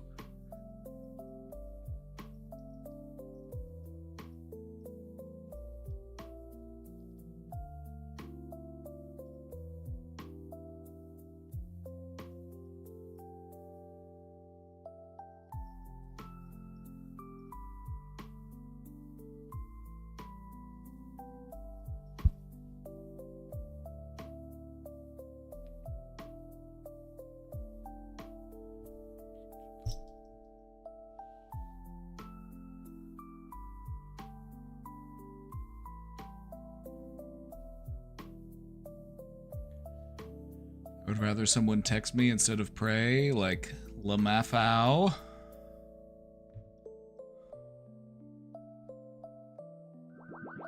Well, yeah, because then you actually know that they're thinking about you. Like, if I'm just gonna be like over here praying for you and you don't know, it's like,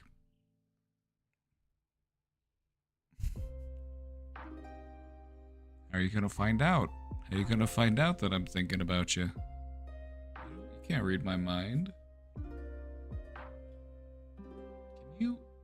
Excuse me, can you get that tail out of my face? Thank you. We should let Kia take Q&A. He's out in the trees right now. He's a free squirrel. He goes out and does his own thing. But he still likes to come out and hang out with us, and that's cool.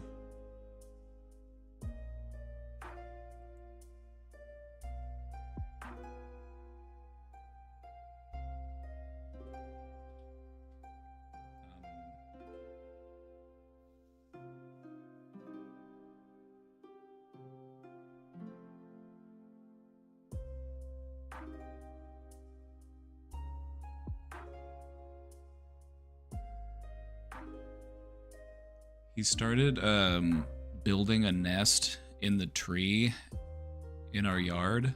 I saw him up there when he was doing it. It was so funny. It looked like he was a little construction worker. He was like gathering stuff, and it was fun.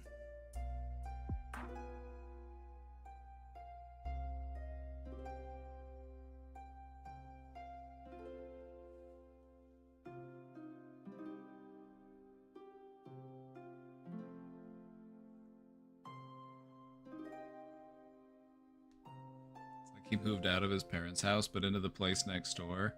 It's true. Like, he is still, like, we're best friends. Like, he loves to come play with me. You know, sometimes when I go outside and he's out in the tree, he'll, like, come running and come say hi. If I go down and, like, check on him in his little nest, like, he'll come out and say hi and he'll let me pet him. We're buddies.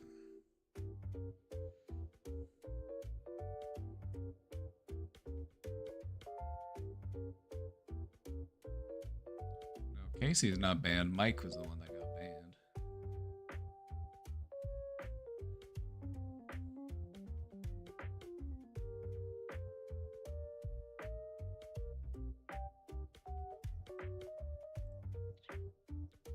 Whoop.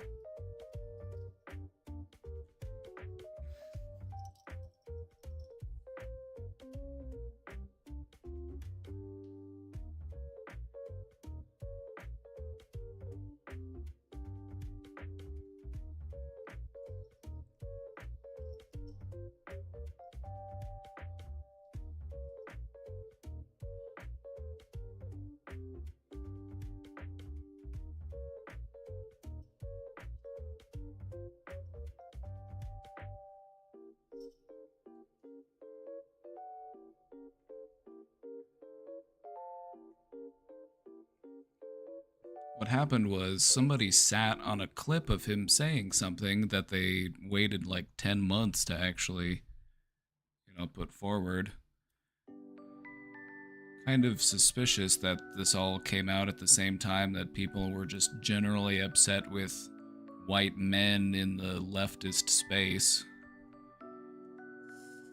With that Lolo guy getting outed as being a huge creep and a predator, and then he just disappears off the internet and people are mad and they're looking for somebody to take it out on. So the timing to me feels a bit suspicious. It's starting to feel like the call's coming from inside the house, if you know what I mean. Like somebody's trying to, take some of his audience or something.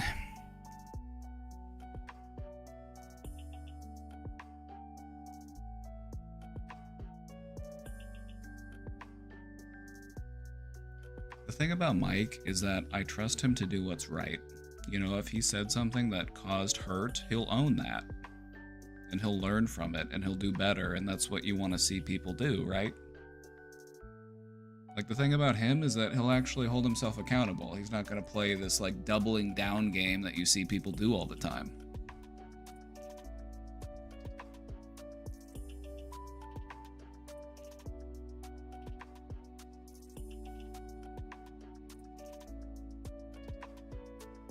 You recognize that what you've said has caused hurt, and you offer an opportunity to make amends for that hurt. Regardless of what your intentions were with your words, if they caused hurt, you can recognize that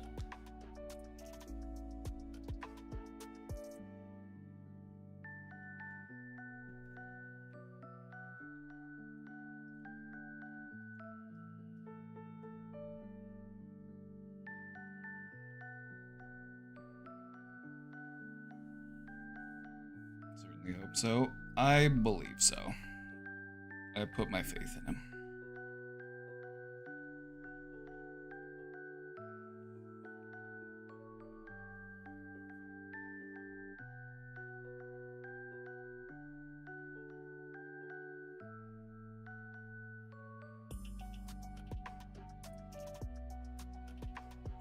Like, we've all made mistakes. We've all said things we're not proud of, and it's part of learning and growing to recognize that, and, nobody's perfect.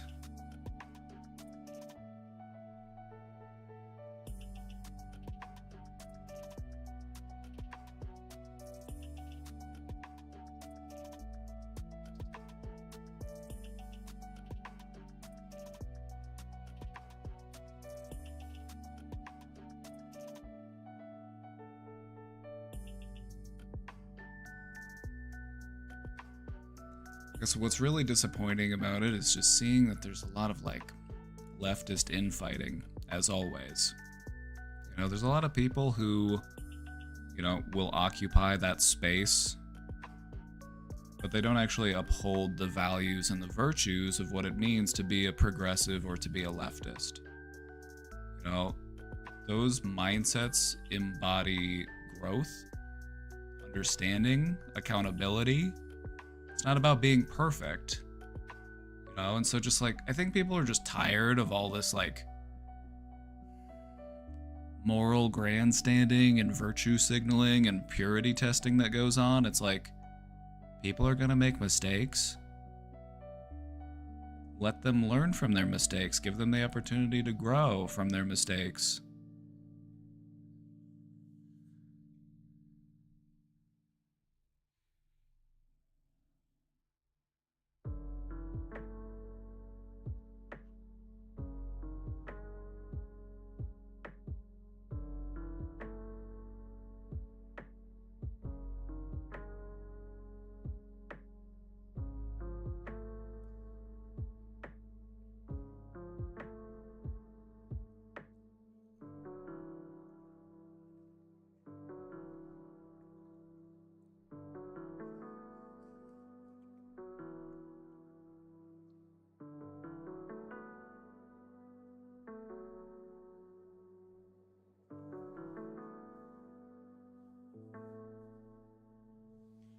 There's a difference between holding people accountable and exploiting an opportunity to show how much leftier than thou you are. It's true.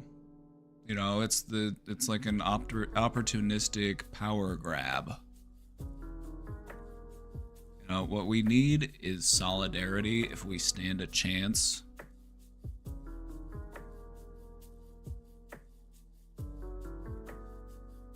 When you occupy a space that's just so full of self-serving, egotistical people, you better believe that there's going to be people out there who will throw you under the bus at the first possible chance if they feel like it's an opportunity to make their sub count go up and their view count go up. So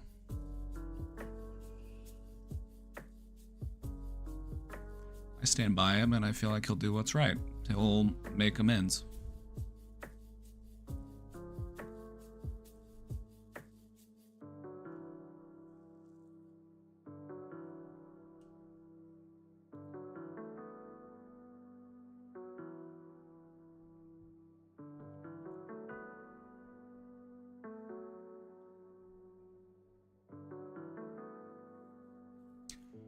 I don't think any of the streamers involved are doing that. There are a few. Or at least, I have my suspicions regarding some. But that's all I'm gonna say, because I'm not a drama frog. I'm a mental health frog.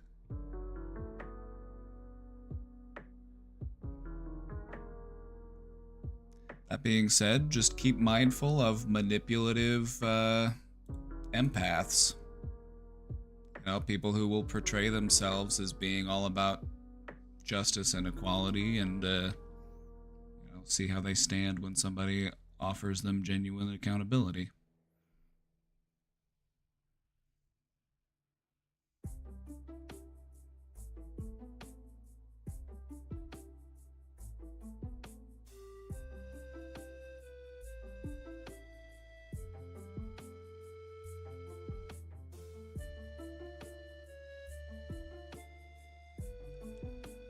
Most relationships that end in domestic violence always involve a narcissist. Pretty common, but maybe not always. Oftentimes there's other things involved, like substance use, infidelity. You know, there's other reasons why it happens. But I would say that a common theme is insecurity and desire to maintain control, which are two hallmarks of a narcissist. So yeah, I'd say there's probably a little bit, at least, in most of these situations. It's all about power and control and maintaining your self-image, which narcissists love to do.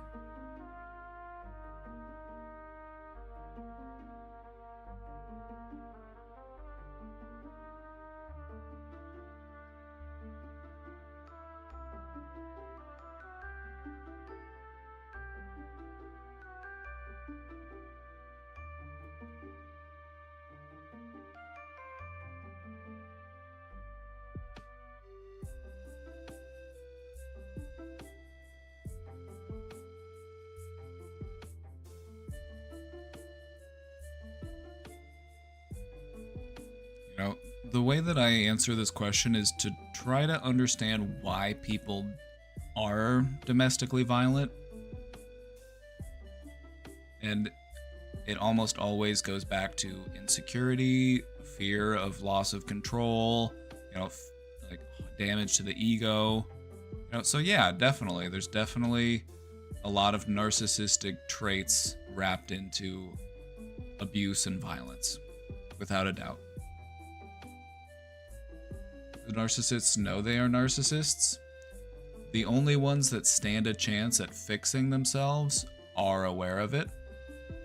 Some of them are aware of it and instead decide to operate in sneakier ways, hence covert narcissism. Some narcissists are very unaware of themselves, but some are very aware of themselves. They're trying to protect their ego. They're constantly thinking about their ego. So they almost can't help but be aware that they are that way. But they might be in denial of it. So they find ways to justify it, to rationalize it. They find ways to convince themselves that they're doing the right thing.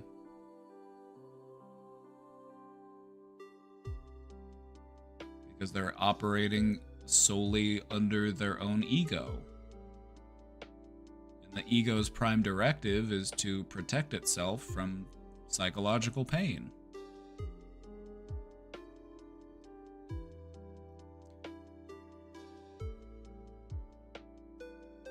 The paradox here is that as soon as you learn to stop being afraid of psychological pain, you're free from it.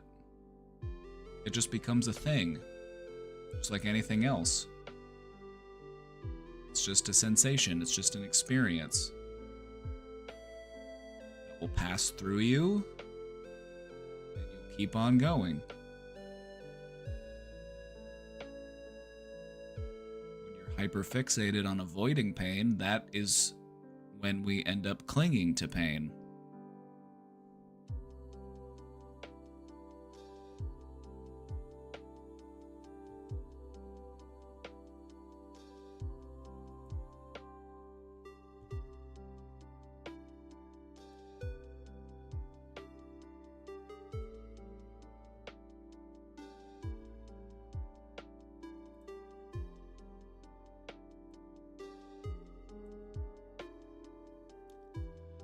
I don't know the origin of this behavior, but the majority of the time I will have an automatic reaction to anger, which involves putting on some really angry music and wallowing in it.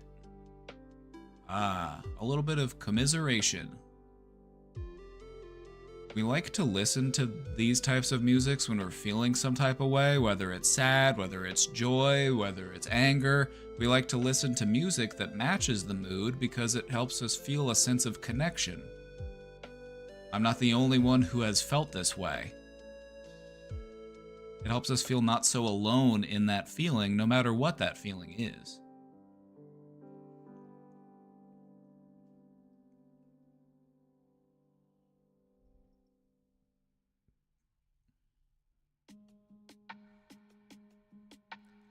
I feel like this works for me, but I'm also concerned I may be entertaining a headspace that isn't great. Is this a legitimate coping method? Sure, why wouldn't it be? If it helps you process the feeling and get through that feeling, that's okay. If it works, it works. You're not hurting anybody, are you? You're not hurting yourself, are you? You're just allowing yourself to feel the feeling and moving through the feeling instead of trying to displace the feeling or avoid the feeling or bottle it up.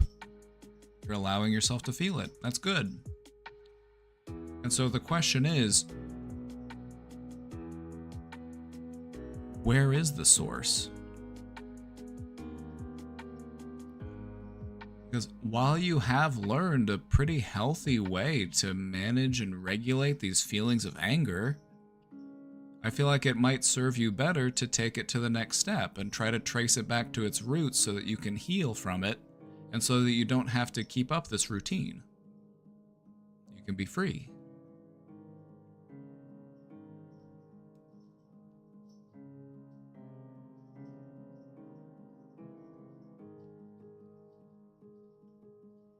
Anger is energy, just like any other emotion.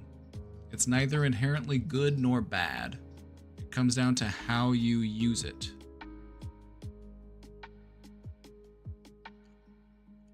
So the next time you feel that energy surge within you, just give some consideration about what you would like to channel that energy into.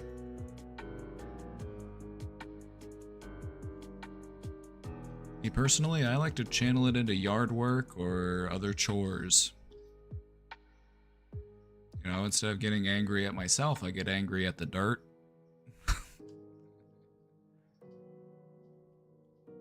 And then I show it who's boss by cleaning it.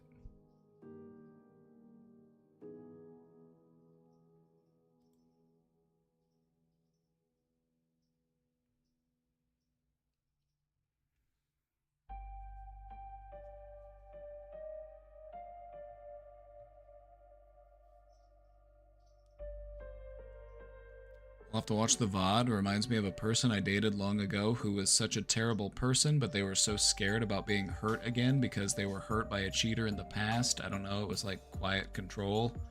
Yeah, hurt people hurt people.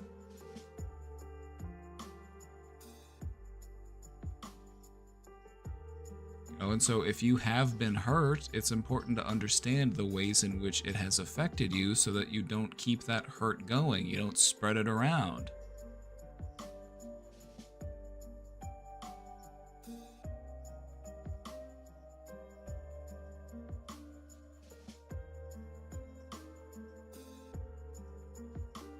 It's also a good indicator that you were probably dealing with somebody that has narcissistic tendencies. Because they didn't care so much about hurting you or hurting other people, right? They just cared about protecting themselves from their own hurt. And that's what you gotta watch out for.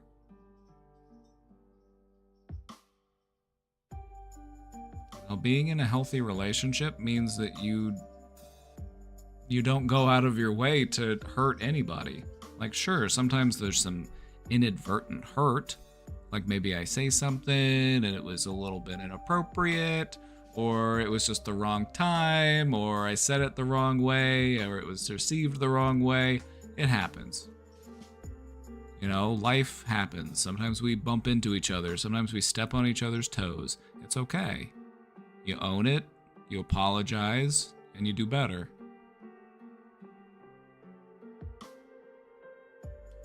He was always walking on eggshells, couldn't even mention that anyone existed before them. That sucks. That's very stressful. It sounds like they were very hurt, very insecure, and they were engaging in these types of manipulative, controlling behaviors as a way to try to protect their own emotions at the expense of your emotions.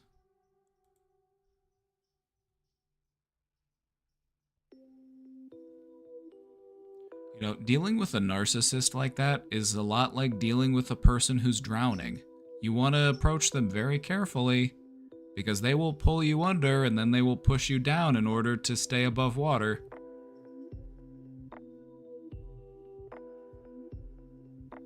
And it doesn't really matter how good your intentions are.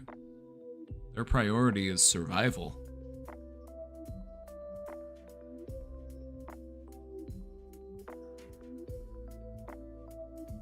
As a younger adult, I believe I had those narcissistic tendencies you mentioned. And I just want to remind people that having these types of tendencies is much more common than you may realize. And so it's not like you're a bad person or that there's something wrong with you because you have had narcissistic tendencies. It's just one of the ways that our ego protects itself from pain. And if that is the case, and that is what we're doing with that's what we're doing with our pain, we need to be aware of it. Because it's not actually doing anything to resolve that pain or let that pain go. It's making the pain a fixture on our mantle. It's making it a centerpiece.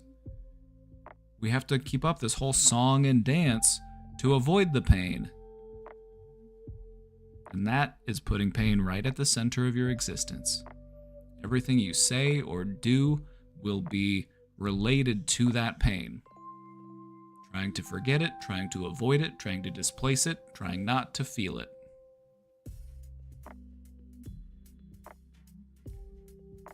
The irony being, just allow yourself to feel it so that you can let it go. The only way out is through.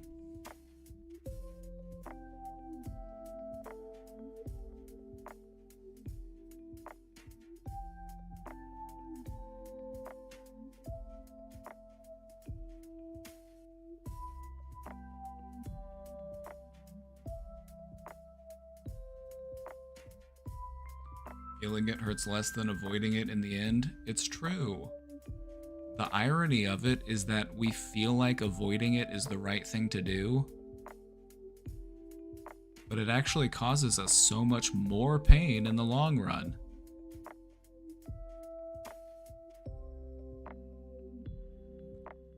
It's kind of like having a broken arm. It's like, if you have a broken arm, you need to get it taken care of. You need to reset the bone. You need to put it on a cast. You need to do physical therapy.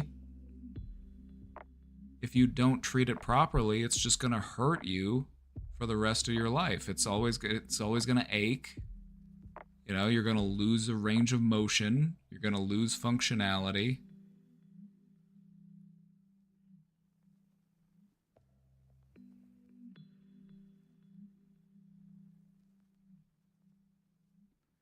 Fear of pain is stronger than pain. Pain is just your body giving you a signal that something needs to change.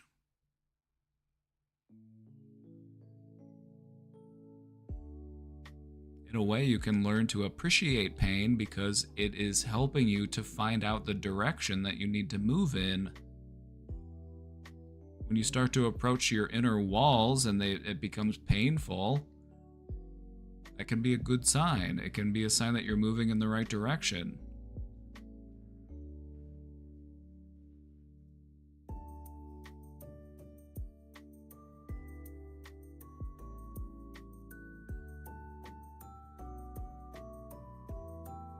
Think about all of the different ways that your body will use pain to try to motivate you. You know, if you're in an uncomfortable position, your butt will start to hurt. If you're in an uncomfortable seat, you'll start to ache. If you're hungry, your stomach will hurt. If you're too tight or too tense, you will ache. It's a signal that something needs to change. I need to get moving.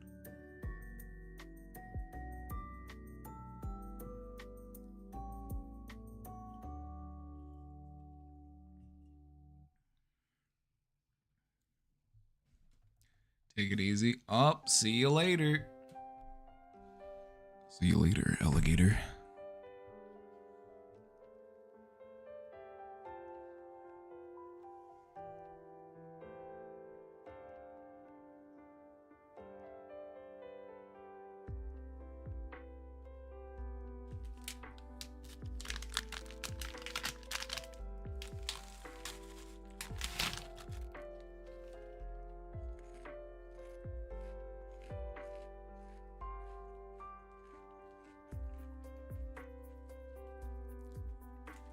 Constant fear is incredibly damaging.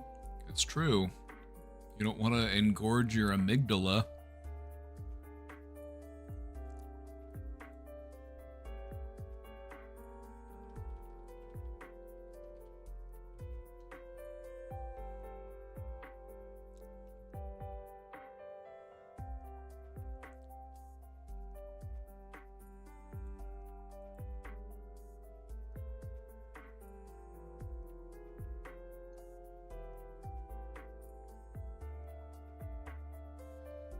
The thing about your brain is that when you, and I've told you this before, but I'm going to remind you,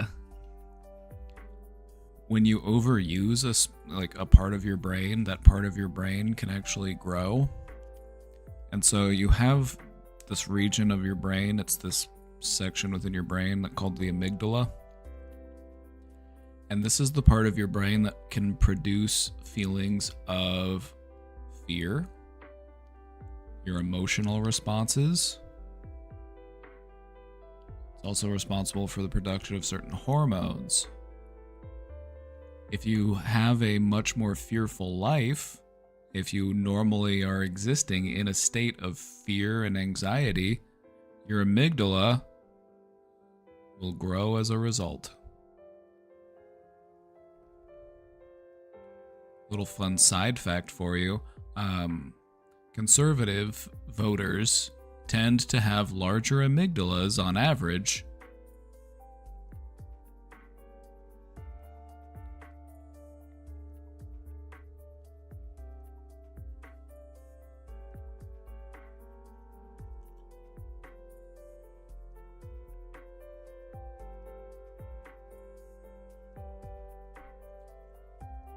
Constant flight or fight in my childhood resulted in Hashimoto's thyroid disorder and autoimmune disorder.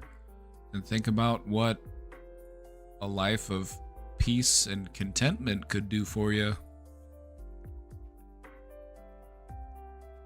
Don't forget about neuroplasticity, structural neuroplasticity. If there's a part of your brain that has been damaged, you can mend that. Your brain can train other parts of the brain to step up and take over. It can redirect activity, reallocate responsibility. It's just a matter of unlearning what you have learned and learning something new. Post-traumatic growth is very real. I'm a big believer in it, honestly. Like, trauma changes the structure of your brain because being stuck in that state for so long, it changes the way that your brain works. It changes the internal structure. Healing the trauma can help change the structure back.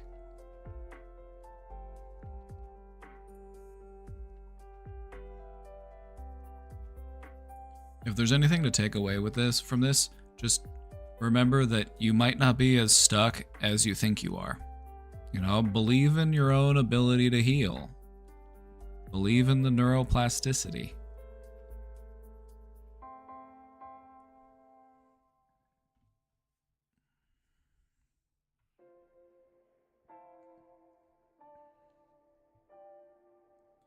We need to retrain it, but it's hard in this society. That's why I'm trying to teach people to do it for free, because that shit's expensive and inaccessible. And I'm trying my best to give you what you need to make it happen. So you're welcome.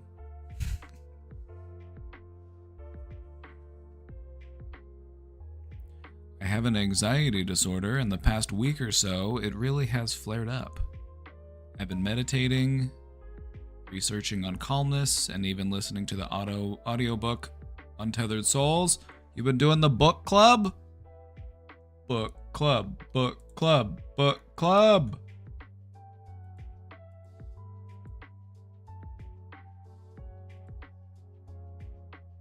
Were you reading it on your own or as part of the book club? Because this is our book club book.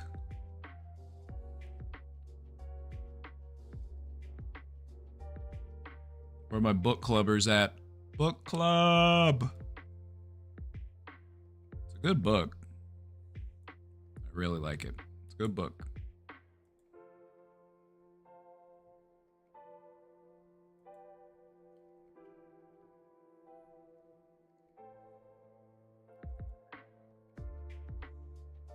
How much I've been working on it, the anxiety is still lingering.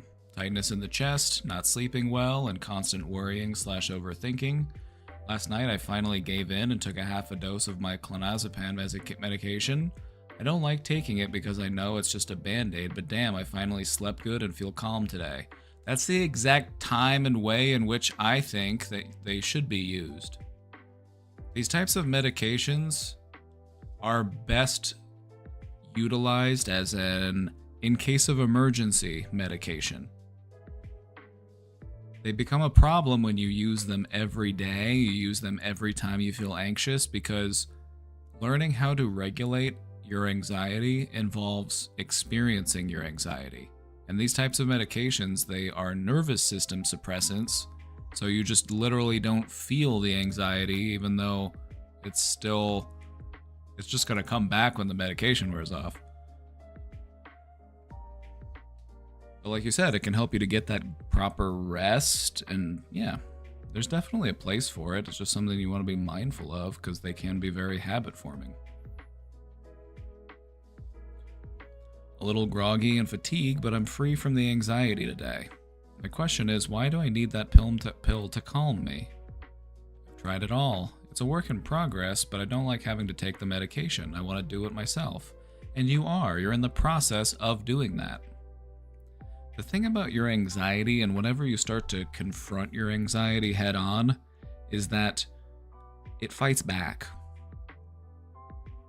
You know, and sometimes it'll feel like it's getting worse before it gets better, but that resistance that you feel, that is you learning how to let it go. That is you learning how to control it.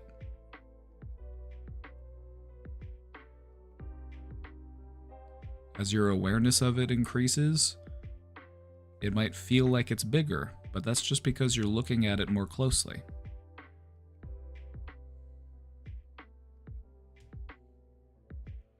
I feel like ultimately the reason why you do feel so much better today is because you finally got a good night's sleep. I don't know if the medication actually, because the medication doesn't last for that long. It's not like it would actually, it's not like you would actually be still feeling it, you know? But what you learned was that, oh yeah, a good night's sleep was what I needed.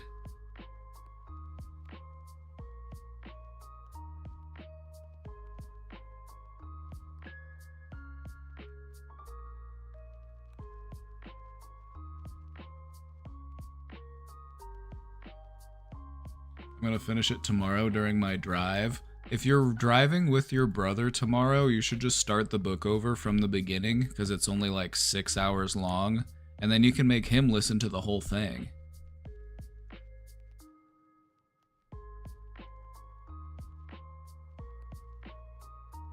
When I took a half dose, which is like half of a milligram, baby dose. You took a very small dose. This is you doing it in a mindful, healthy way, okay? So that's good. Does brain plasticity work like muscle growth? I've heard that muscles that have been strengthened that later lose muscle mass regain mass much faster. Yeah. You know, your brain it's not made of muscle tissue, but it operates under the same rules of muscle tissue, that use it or lose it type effect. You know, it's kind of like if you learn a skill and then you don't use that skill for a long time and then you come back to it, it might take you a minute to get back up to speed because you might be rusty, as they say. But it comes back to you.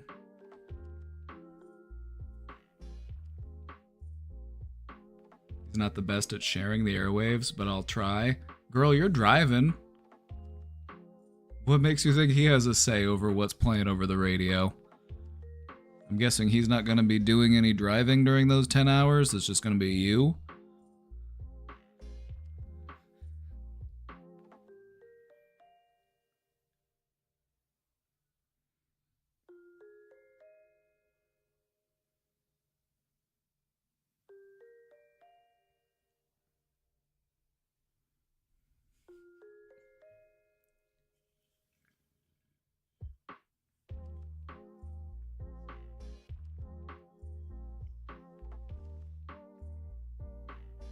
Just let him pick what you play on the way back. You get to pick what you play on the way there.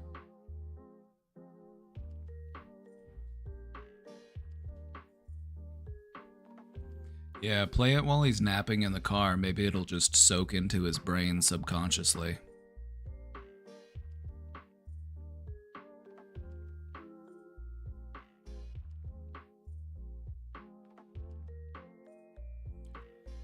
Questioner, I think that you're headed in a good direction, and I say that because when you start to properly confront your anxiety and you learn how to manage it better, sometimes the anxiety will flare up in response.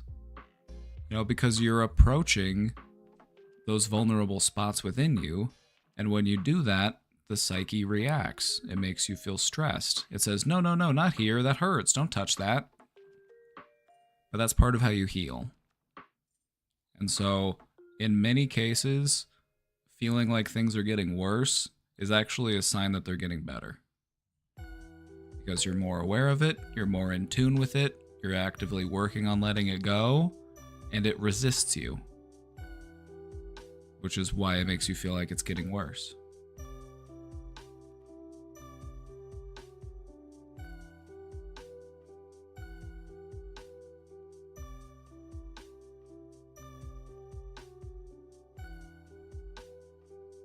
Feel me?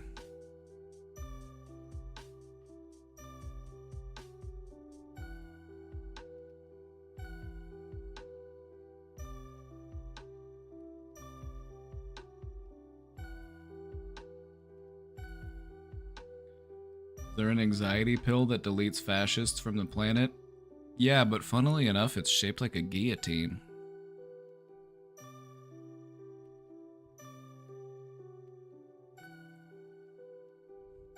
Hello, I'm drunk, please help.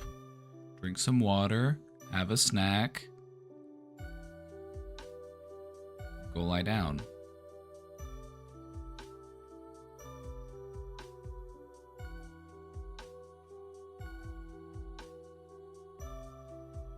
Other than that, I don't know what to do for you. I'd get you a pillow and a blanket, but I probably wouldn't get there in time. Probably have sobered up by the time I get there.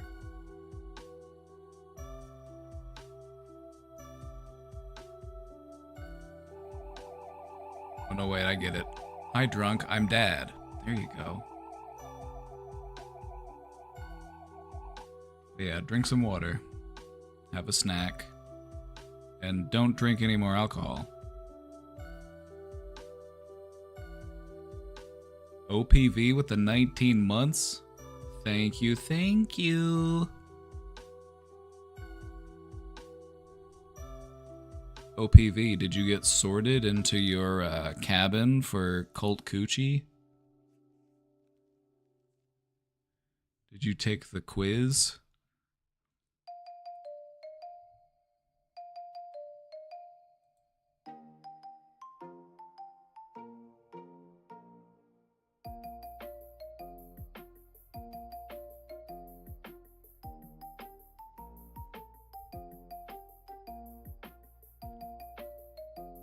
Camp Gucci, invite only. I'll invite you. Brat Coven here. I'm in the Unwell Oracles. Is it in Discord? Yeah, here, I'll show you where it is. It's in the Divine Orders channel. Divine Orders for Cult Coochie. There's a link here that'll take you to the quiz.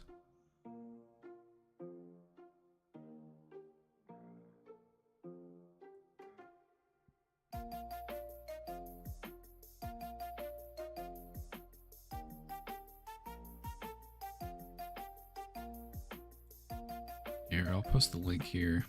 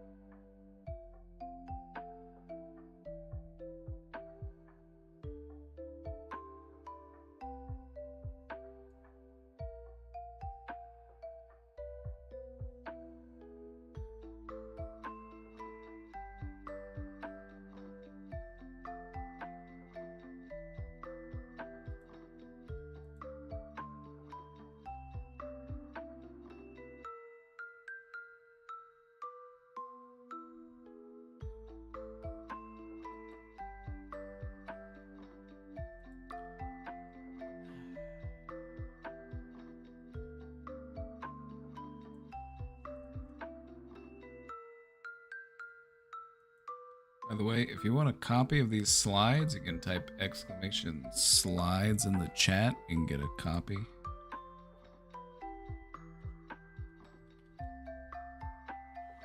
You know, you can print them out and leave them around the office.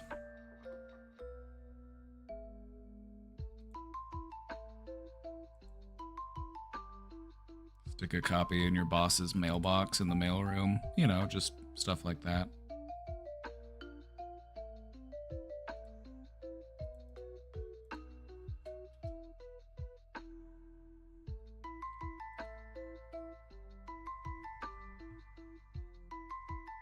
I have some exciting topics that we're going to be talking about next week. We're going to do something about perfectionism, because it's been a little while since we've done a perfectionism discussion.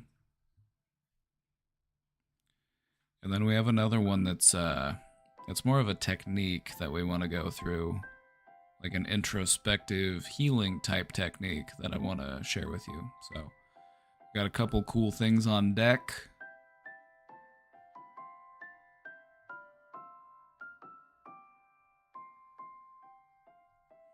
Sounds real great to throw that in the break room for people.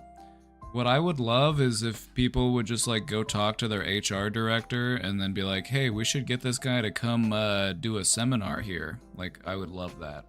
Like, I'll come to your workplace and teach him about narcissistic traits.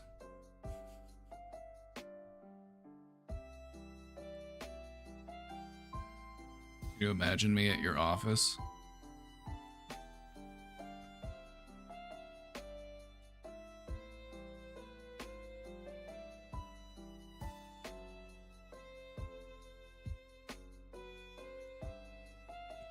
I actually did a presentation a while ago about narcissism in the workplace.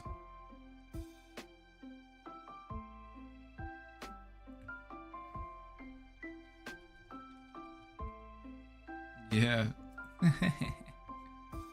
Narcissism in the workplace.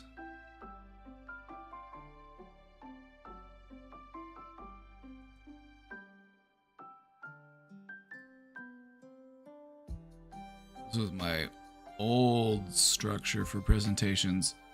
Big pictures, not as many words.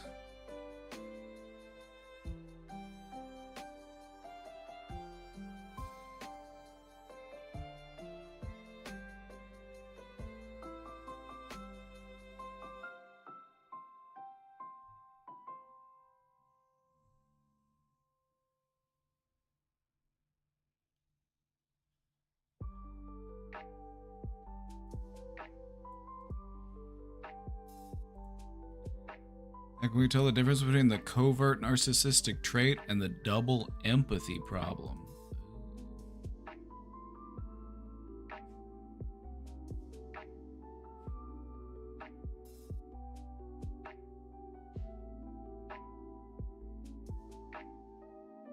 Consistency. Intention.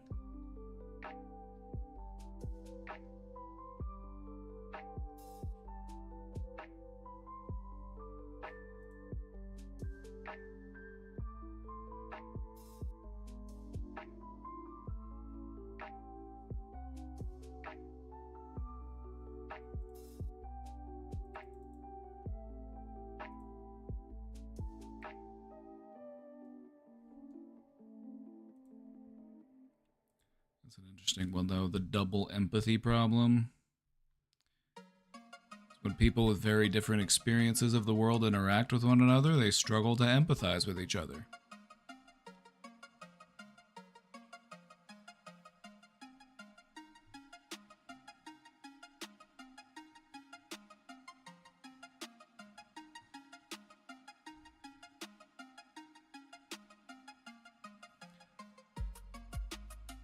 I think what you're going to want to look for is the presence of authenticity, accountability, and a desire to understand. You know, double empathy is an error in communication. Covert narcissism is an attempt at manipulation.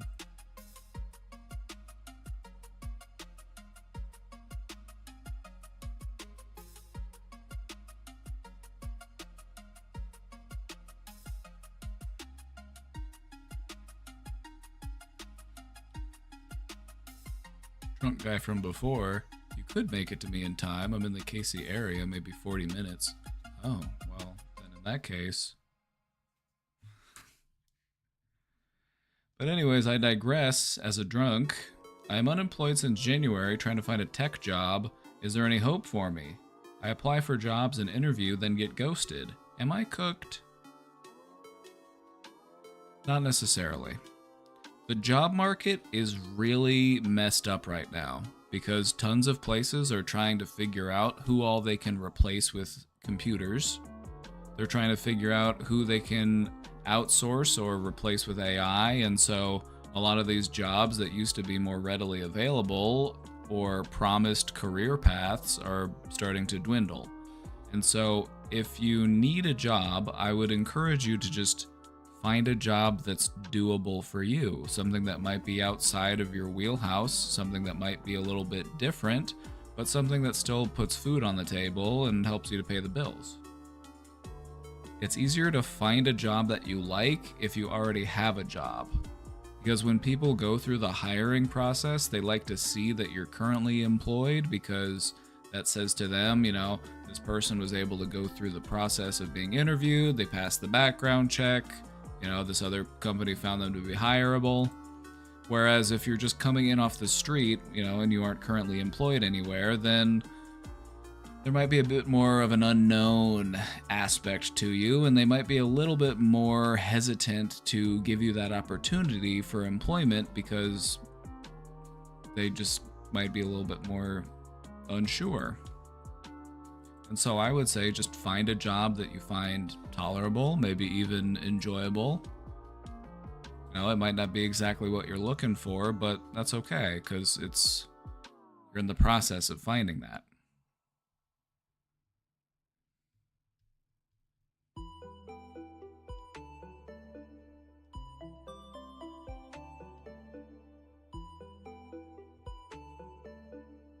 Tech is pretty bad right now. Yeah, I feel bad for people who were promised like easy access to a career, because of, computer science degrees or tech certifications. It's like those industries are cutting people out at a rapid pace. You're going to see the same thing happening in all sorts of different industries. Law school.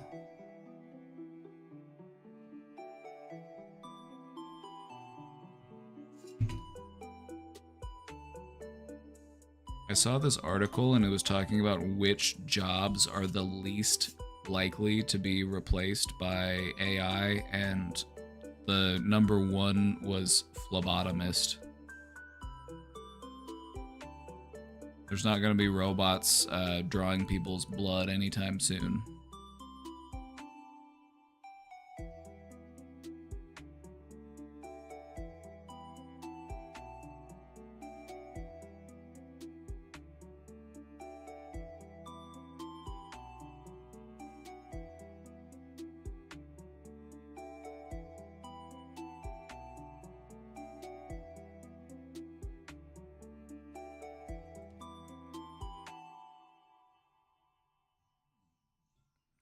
Honestly, I feel like UBI is an inevitability. With the rapid progress that we've made with productivity over the last few years, hell, over the last, 100 years, we've come such a far way. We've come such a far way. We're far more productive than we've ever been. I feel like it's overdue that we stop forcing people to participate in this outdated system where you spend a majority of your life working.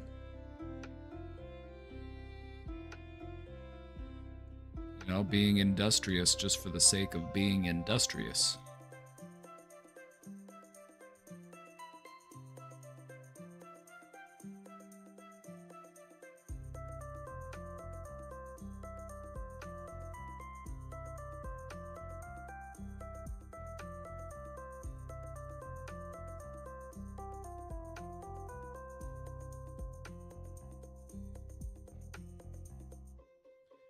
Am I really that cooked with a 7-month lapse in work history?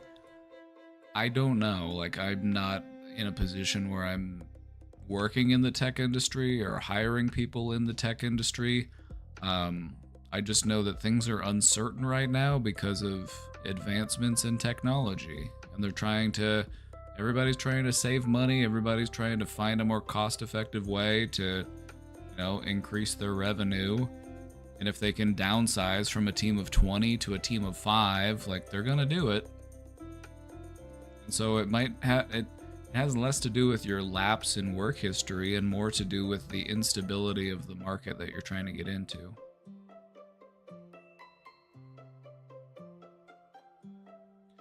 I worked in tech with another company for 5 years and then the next with 2 before layoff at the end of last year. This is terrible. Thanks, Obama.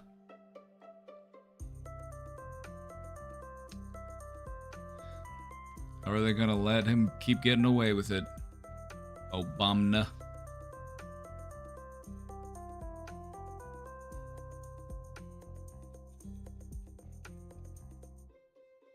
It might be worth looking around and talking to friends and seeing who's hiring. Sometimes it's more about who you know and not what you know. The good news is that you still have that experience. There might still be an opportunity for you, but it's definitely more challenging than it has been. And again, this isn't because of some personal failure on your part. It's just the way that the hiring environment is right now. There's a lot of people struggling to find fitting employment.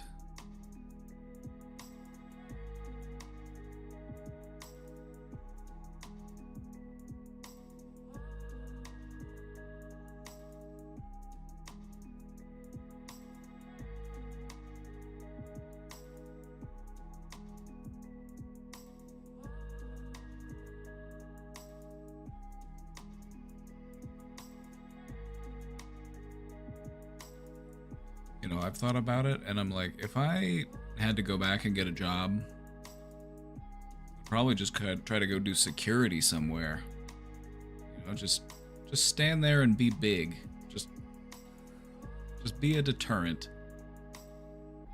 That's my plan.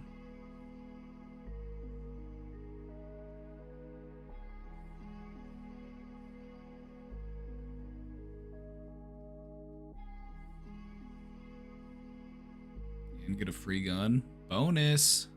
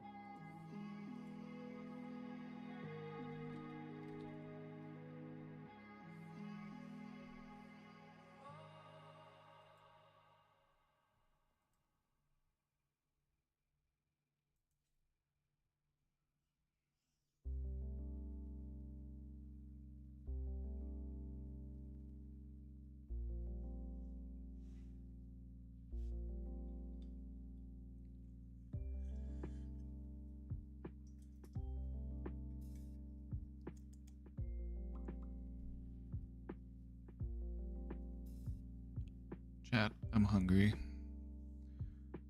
I'm hungry and I need to go find something to eat.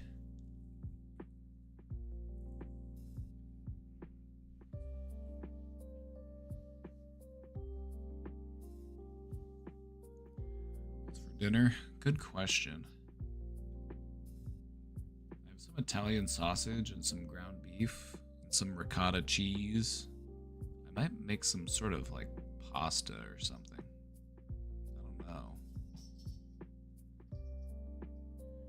I might run to the store and get some more heavy cream. And some like mozzarella cheese or something. Maybe I'll make... You know, I could get lasagna noodles. Maybe I could just make a whole ass lasagna.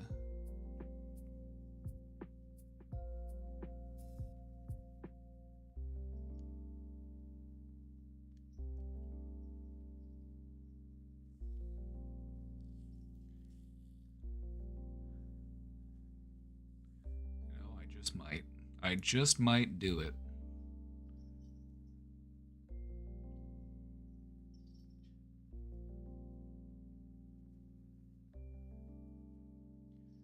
Anyways, I had fun. I hope you had fun. Hope y'all have a great night. You're all wonderful. So thank you for being here. Thank you for being you.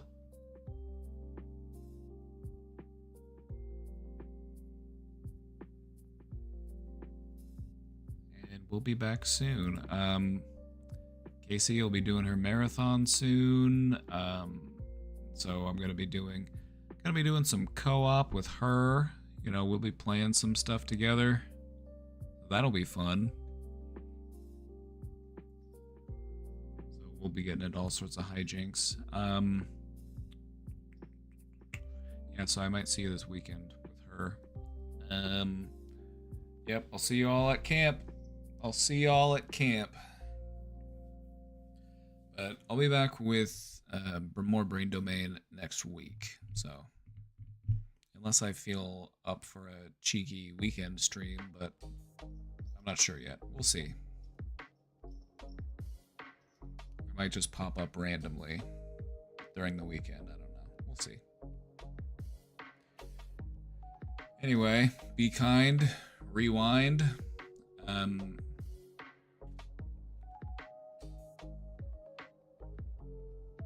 That's it. That's it. I'll see y'all next time. Y'all have a great night. Take care. Miss Pookie, you ready? She's ready.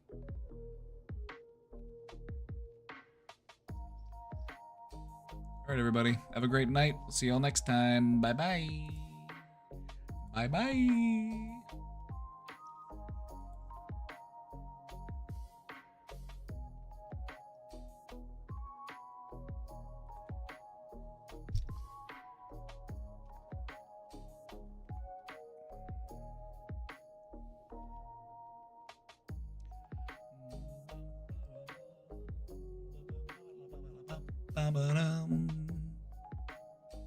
What do you think, Miss Poopy? Did you have fun?